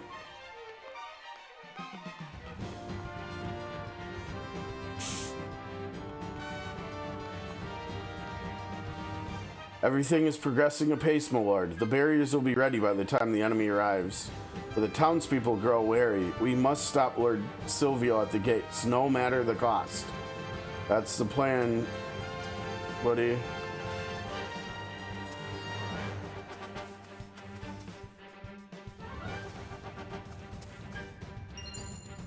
Ooh, that's a lot of money. I thought I saw something else over here, yeah. Ranged ice stone, okay.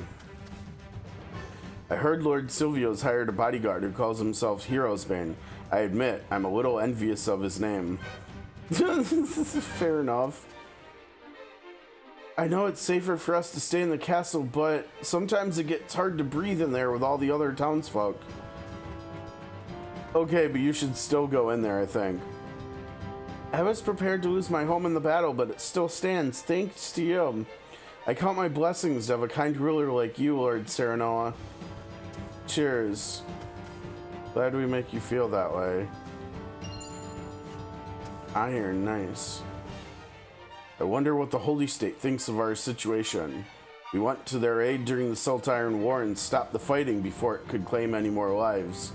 I almost wish they would extend a helping hand to us now, and yet... We may need all the help we can get, but asking Hyzante for aid might result in a war not unlike that of 30 years ago. The alliance has been shattered and House Telior is turned against us. It seems almost foolish to rely on the goodwill of others now. We share a common enemy with Hyzante. To that end, I surmise the Holy State is waiting to see if we would make a formidable ally. Honestly, that seems pretty true. I think we go with that one. That seems... right? That seems pretty true. Those Hyzantians owe us their lives, and yet they're sizing us up while we struggle to survive? Nations operate on more than just emotions and unpaid debts, I'm afraid. I suppose so, but maybe that means Hyzante will come to our aid if we prove ourselves formidable. Lord Serenoa, this is our chance to show the realm what happens when they make an enemy of our house. Precisely, and I would have no other than Wolfert soldiers by my side while we do. The town is still in one piece, but I cannot say the same of the people's hearts. Lord Silvio's betrayal of their trust is unforgivable. The town took the brunt of the damage in the last battle. It would stand to reason that we now make our stand here at the castle walls. Telior is a high house, just like Wolfert, but now we have to turn our blades against them. Yup, you're not wrong, buddy, you're not wrong. Our kingdom has been brought to civil war, and for what? If we're being honest, for you, buddy. Right? For you. Oh man, we've got like $1,600 from here. That's nice. I cannot forgive Lord Silvio for turning us against our own countrymen. As a fellow servant to the crown, I must show him the error of his ways. Yeah, you do that, Hewitt. You do that. Added letter from kin to notes. What do you think that is? Letter from kin. My Wolfert cousin. Some time has passed since last I was able to write. How fare you? We are as hale as ever, and indeed happier, for our eldest daughter is to be wed. The little girl you always doted on has grown into a fine woman. The ceremony will be held on blank day of blank month at our home in Telior. I know the trek is long, but we cannot imagine celebrating without you there, and our daughter so wishes to see you again. If that is not enough to tempt you, perhaps you might begin packing when you hear we've procured several barrels of the finest wine for the occasion. Distant though we may be, we are still family. You are my brother, if not in blood, then in my heart. With love to everyone in Wolfort, your Telior cousin. Oh boy. Are they gonna be able to go there for the wedding now, given everything that's happening here? I don't know. As if it weren't bad enough, they were throwing in their lot with the cutthroats who slayed our king. Now they're after his son. That spineless coward will regret ever marching against us. Neither he nor that mercenary will get any mercy from me. Dude, you just wanted us to side with them. I don't know if you actually get to say anything here, Eridor. I think we found everything, yeah. I hope we found everything.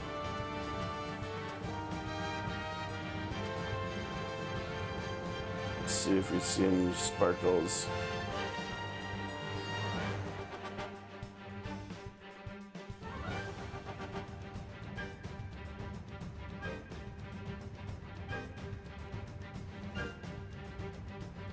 Alright, I think we're good. Now we wait for them to make their move. And then here they come.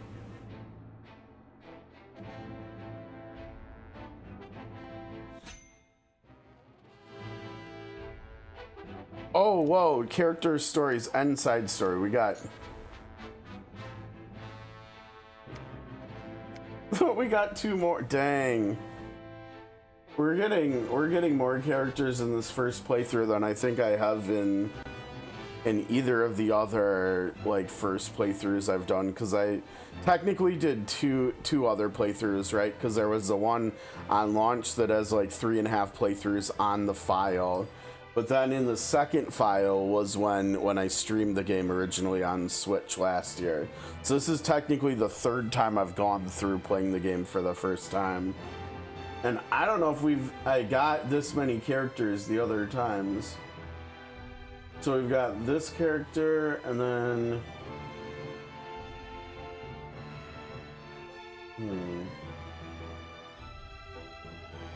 it kind of almost looks like I might have somewhat balanced convictions in all 3 at this point, which is, it's a little less than ideal early on, but it's whatever. Okay, an Aesfrost merchant attempts to charm the locals into buying his wares. Okay. How fortunate this humble merchant is to look upon such beauty. This guy might just be the best voice actor in the game, probably. He's done a lot of work, actually. Dave Fennoy. He's been in 72 different games.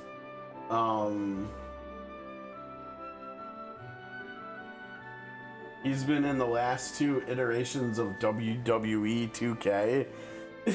Interestingly enough, Street Fighter 6. This character, Spider-Man Miles Morales, the Avengers game that came out in 2020.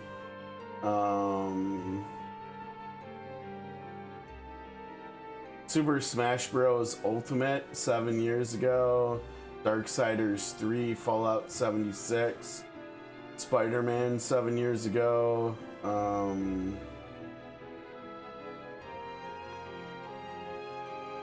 Mafia 3, Final Fantasy 15, Street Fighter 5, Fallout 4,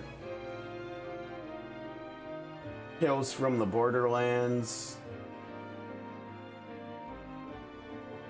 That's actually other than this game. Oh, he was in Marvel. Oh, interesting. Dude, that's actually really cool. In Marvel Heroes Omega, he was actually Blade.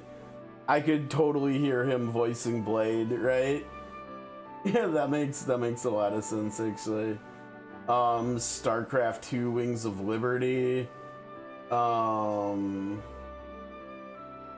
He's been doing voice work for a long time in games. He did, oh my god.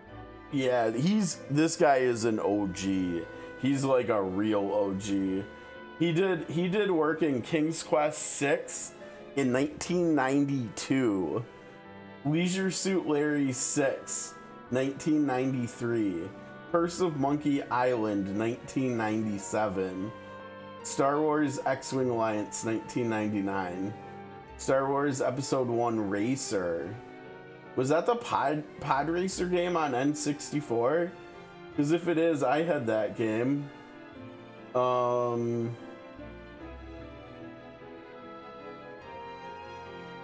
Metal Gear Solid 4 in 08. He's just been in a lot of stuff. Metal Gear Solid Peace Walker in 2010. Fallout New Vegas. This dude's been in a lot. Okay. Let me go back. Let's listen to his voice one more time. How fortunate this humble merchant is to look upon such beauty. Oh man, his voice is amazing. Nothing would do Lionel greater honor than to see his Lionel adorn your divine visages. Yeah, that's such his name in honor, here. in fact, that he is willing to part with him for practically nothing at all. We haven't even coined for salt, let alone vanity. Mines are not but your ledgers. You peddlers disgust me. No, whoops. Well met, brave protectors of the realm. Lionel has brought everything a hero needs and more. Every item has undergone meticulous testing to ensure that they will serve you well on the battlefield. Out of our way, junkmonger. We've important duties to attend to. How rude. Where are the smiles and open coin purses the people used to greet Lionel with? Oh, perhaps Lionel should take his goods elsewhere. War has made this place disagreeable. However... There's that word again. It is Benedict's the favorite perfect word. opportunity for the shrewd trader to amass his fortune. And Lionel is shrewd, if nothing else. Lionel. My lord, that merchant who peddles his wares in our encampment has requested an audience. He's our... Yes, let him come forth. He's our merchant, our encampment merchant.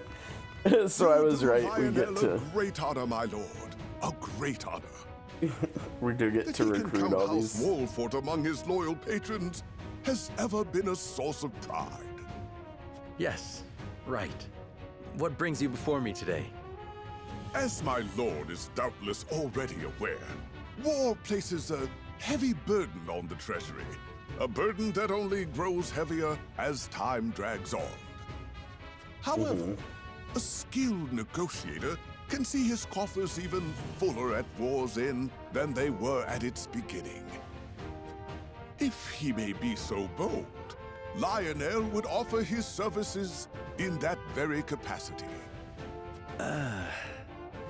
Understands your precarious position, trapped between two ravenous wolves. In such times, one can never have enough coin and resources to stave off what may come. Surely you agree? Your words have merit, and you have always been honest in your dealings with my house. I see no reason not to welcome you into our ranks. All right. Splendid! You are as wise as they say. Wiser, even. Lionel shall not disappoint. Just the opposite, in fact.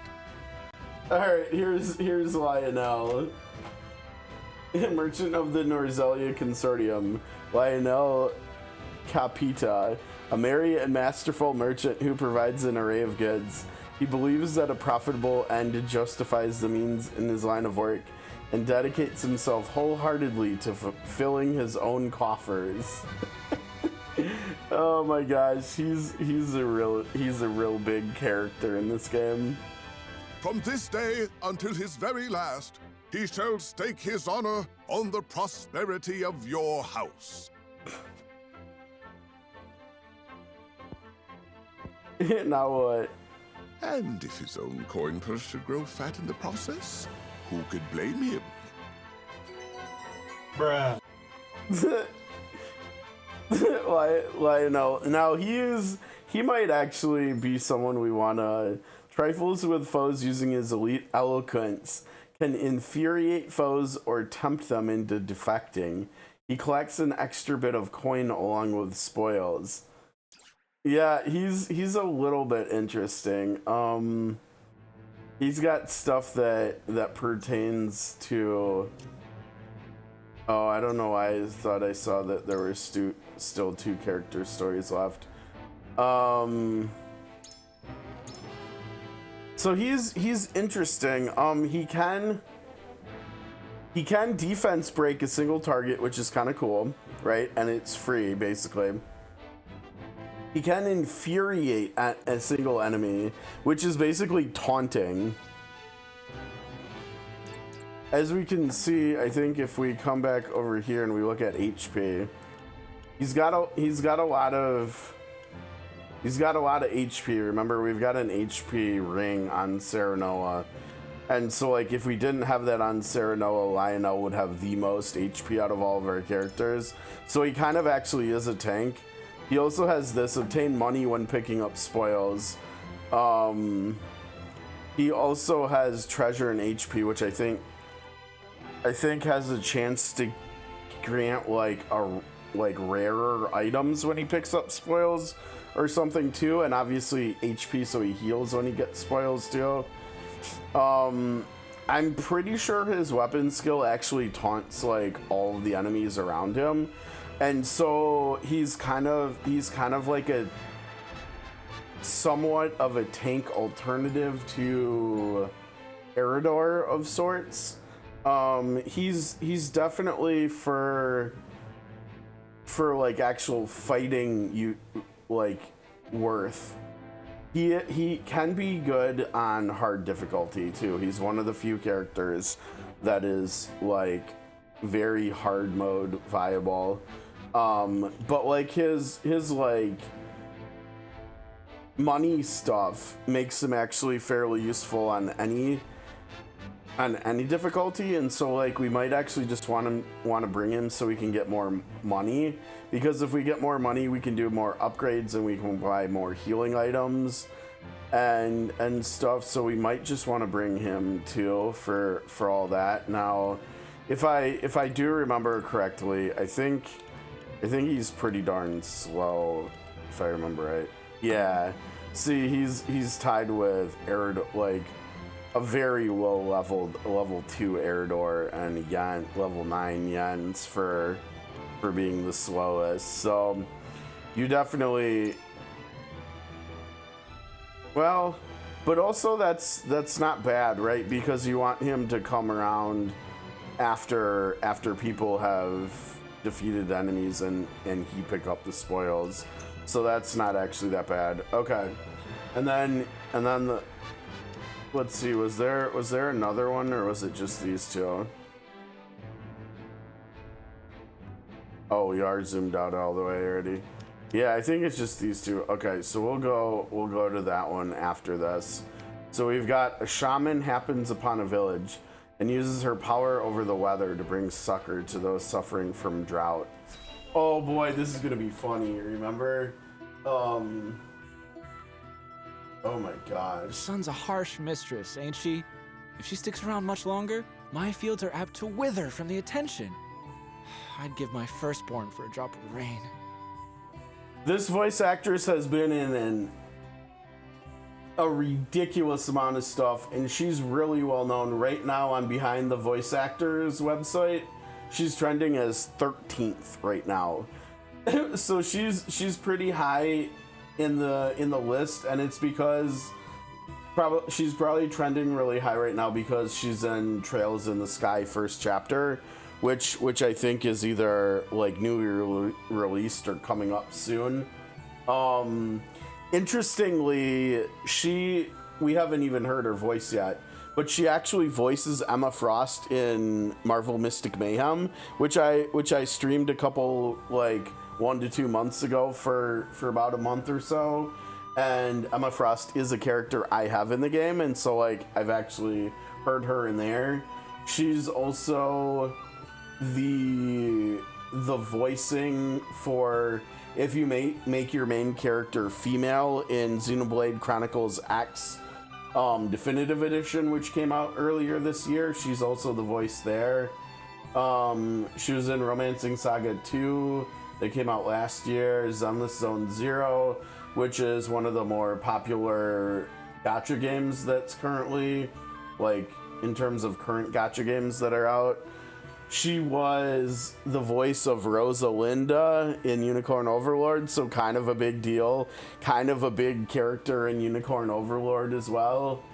And yet another person from this game's cast that was in that game's cast as well. She was in Advance Wars 1 and 2 Reboot, which was like I think a remaster or something. She voiced Mahina in Octopath 2. So she voiced the owl companion that Ochette could recruit at the start of her story. She was a character in Star Ocean 6, which I streamed a couple years ago. She's also the voice of Lila Viscraft of the Saintly Seven in this game too. Tales of Luminaria in 2021, Disgaea 6, Phantasy Star Online 2 New Genesis.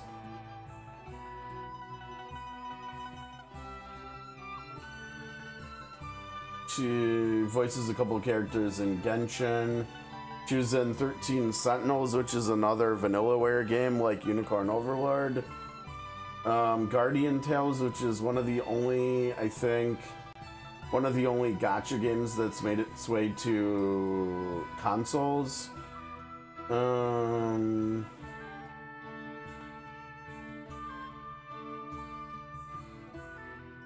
Just Cause 4. She's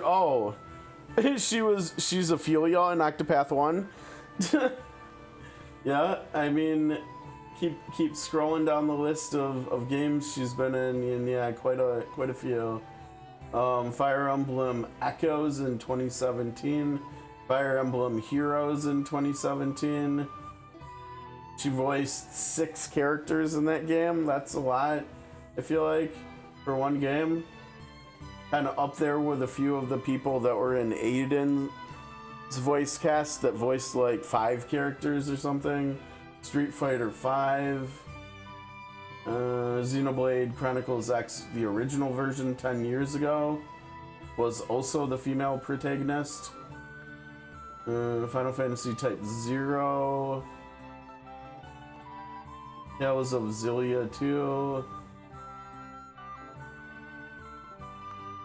Why does it feel like you really know when someone made it as a voice actor or actress when they did voice work in Smite like 11 years ago? Why is Smite like the de facto one?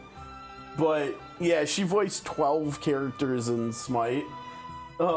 Seems like kind of a big deal. Dynasty Warriors 7 in 2011. Heroes of New Earth. Man, I haven't seen that MOBA's name in a long time. I don't know if that's even around anymore, honestly. She started doing all her voice work in Eternal Poison in 2008. Why did I say 2008? I almost said. That's kind of funny. But yeah, from like games we're familiar with on the channel, I mean, obviously Ophelia from Octopath 1 is the biggest one, but Rosalinda from Unicorn Overlord is also like kind of a big deal. And being in Octopath 2 as well with Mahina, and then doing another character besides this one in here too. Okay, we should probably hear her voice, right? Oh really? That's interesting, Sarah. One second here.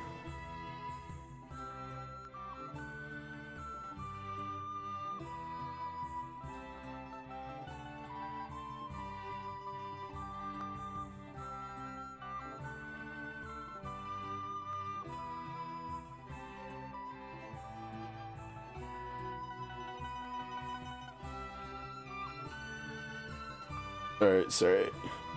I know that game is so old. I remember watching a little bit of its esport though. And it seemed okay. I don't know. I didn't really get into any of the MOBAs other than Heroes of the Storm though. I don't know why, but like mechanics like last hitting were just not fun to me. And like also like with how many of the Blizzard games that I played over the years, like it just kind of made sense that IP was really interesting to me.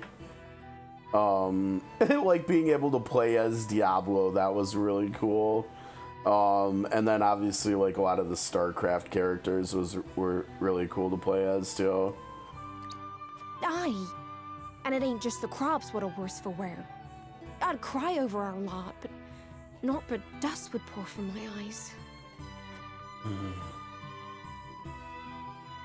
Now, How pitiless, the caprices of nature. What grudge do the heavens bear to make the poor souls who tend the land suffer so? sorry, Ophelia. The interesting thing about her design in this game, like with the headpiece that she's wearing, it's very similar to what Arcanist, like characters that you equip with the secret job Arcanist and Octopath 2 have, right? With the headdress and everything. It's pretty interesting, like especially thinking about, like for instance, if we think about Oswald from COTC, like if we go over here for like a second, if I pull that up, I do not still have him pulled up. Let me see here if I can find him. Uh-oh. I think is he a cleric? Yeah, here he is. But yeah, I mean, similar headdress, right?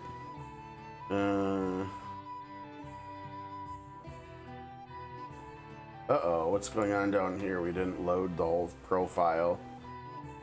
Yeah, I mean, like similar headdress to what she's wearing, right? With I don't know, it's kind of almost like a raven theme or something, or so. Like with cause it's almost like a raven mask with the beak and then the feathers. I don't know why there's like, it's almost like antlers or horns or something too. Which I think if we go back to the game, I think we're gonna see that it's kind of similar over there too, with her. Maybe not. No, I guess we don't have the horns over here, but we do have the feathers. We do have like it looks like bone, like a bony part of the headdress too. I would be remiss to let such suffering continue. If fate will show you no mercy, then I shall. Go get him, Ophelia. You begged for even a single drop of rain. I shall give you more. Behold as I flood this desiccated land with nourishment. And then we're about to get one of the... What's that the lady said? I believe she means to pull rain from a cloudless sky. I'd have more luck getting milk from a bull. Just wait a second. Watch it. You must tell me if you do. We're in sore need of a miracle. A pleasure as always to see you, my lord. You've come just in time. This lass is about to put on a show. I am called Izana. Allow me to banish the sun's cruel rays from your domain, that your people may see a measure of succor. Alright, she's a shaman. Izana Kilinka, a woman descended from a long line of shamans with the ability to change the weather. She wanders the land in search of people who might need her powers, that she may provide them succor. Banish the sun? I wasn't aware it was in the habit of taking orders. We've got some doubt here too.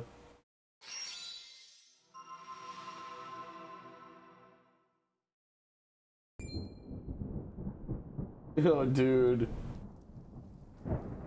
Probably shouldn't have doubted her. Will slap my ass like I was just born. Rain! Honest to goodness, rain! I don't know why, but that's always that line has always seemed super funny for me. Slap my ass like I was just born. How did... I've never witnessed a miracle like this. Well, there you have it. Zana, was it? On behalf of my people, allow me to express to you my deepest gratitude. There is no need for such formalities.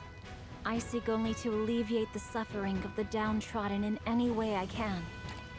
I forgot to mention her name, this voice actress who is like huge in the industry, Cristina Valenzuela. So that's you know, a name we've seen come up a lot since I did the voice cast looking at stuff when we were doing Unicorn Overlord last year too, right? So we'll have to see whether... Too bold of me to ask. Do you have need of a humble shaman within your ranks? We'll have to see whether she ends up in Octopath Zero too. Even my remote village. It would be an honor to serve you, my lord. I bet she will be in that Welcome you too. with open arms, and the honor would be entirely ours. Doubtless, we will have occasion to call upon your talents sooner rather than later. That part's gonna be the really cool part, because I remember when COTC first came out, and I kept like searching in the menus, like how do I get the English voice acting turned on, and then I found out that there is no English voice acting similar to in SOC. It just doesn't exist.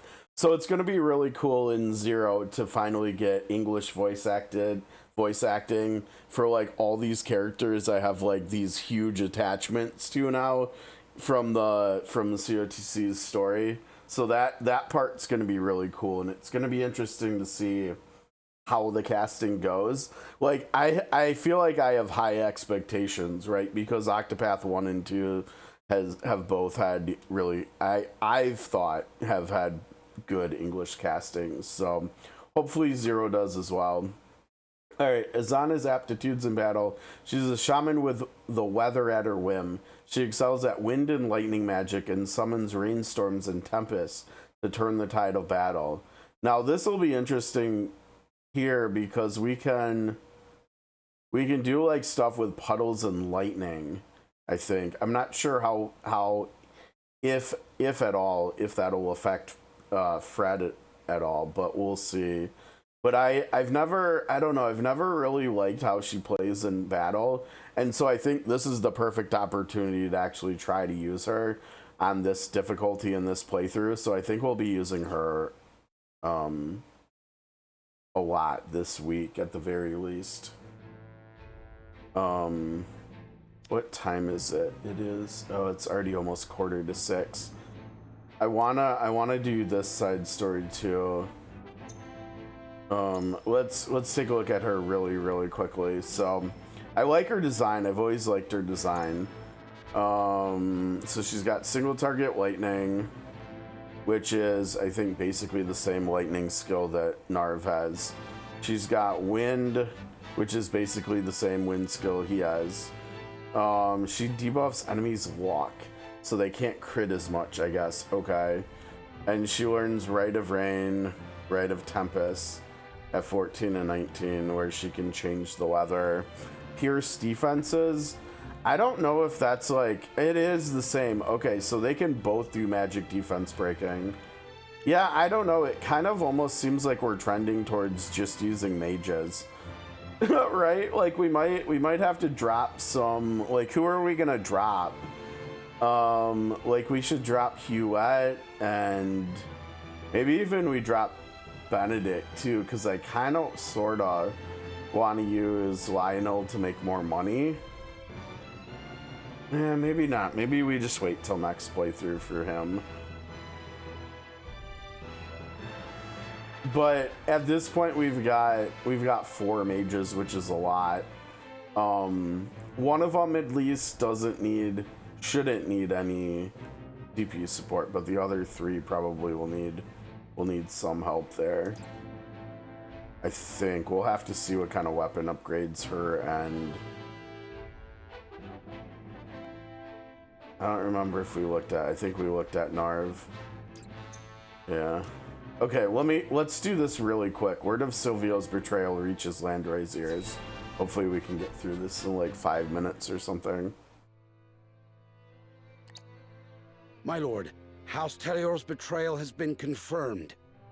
It appears Lord Silvio plans to launch a surprise attack on House Wolford. This is absolute madness. To think I would see the day 3 high houses fight each other. The glorious Glenbrook of the past is no longer. The dark days of war are upon us once more. My lord, the Aesfrosti army has entered our domain. They demand our surrender. Forget about this. Ready your bows. It is time they witness the true valor of the high houses. Oh boy. Well, that's not good.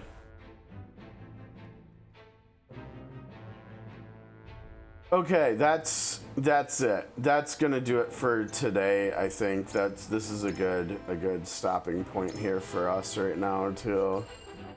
I don't know why I always do the saving 2 times thing. Whatever, but yeah, that's gonna do it for today. We had a lot more happen today. Good stuff. Tomorrow we'll be making more choices. I don't know how much more we'll get through tomorrow. Let's see, where did we start today? I think we started at like chapter 5 or something. So we did get, or maybe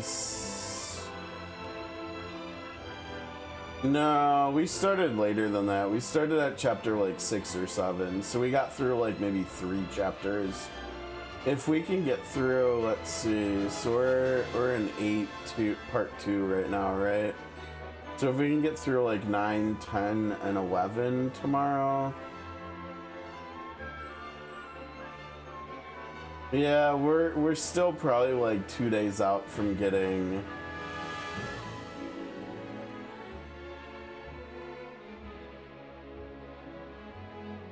Yeah, we're still a little ways out from getting to like bigger plot points and stuff, but that's okay. That's okay. Anyways, if you're watching on YouTube, please subscribe if you haven't already. Please like the video. Please leave a comment. Let me know what you think of the story so far. If you have any favorite characters in the game, and hopefully you're enjoying the playthrough. 1 of 4 here for the Platinum Trophy. We'll be back on Tuesday the 26th with more Triangle Strategy. Till then, have a great rest of your Monday. Hopefully your weekend was nice. Your new week's off to a great start, and we'll hopefully see you tomorrow. For anybody that's watching on Twitch, or for everybody that was hanging out earlier, appreciate you guys too, just as much. And thanks for the support and company, and hopefully we'll see you later. Until then, take care, guys. Have a great rest of your day. Peace.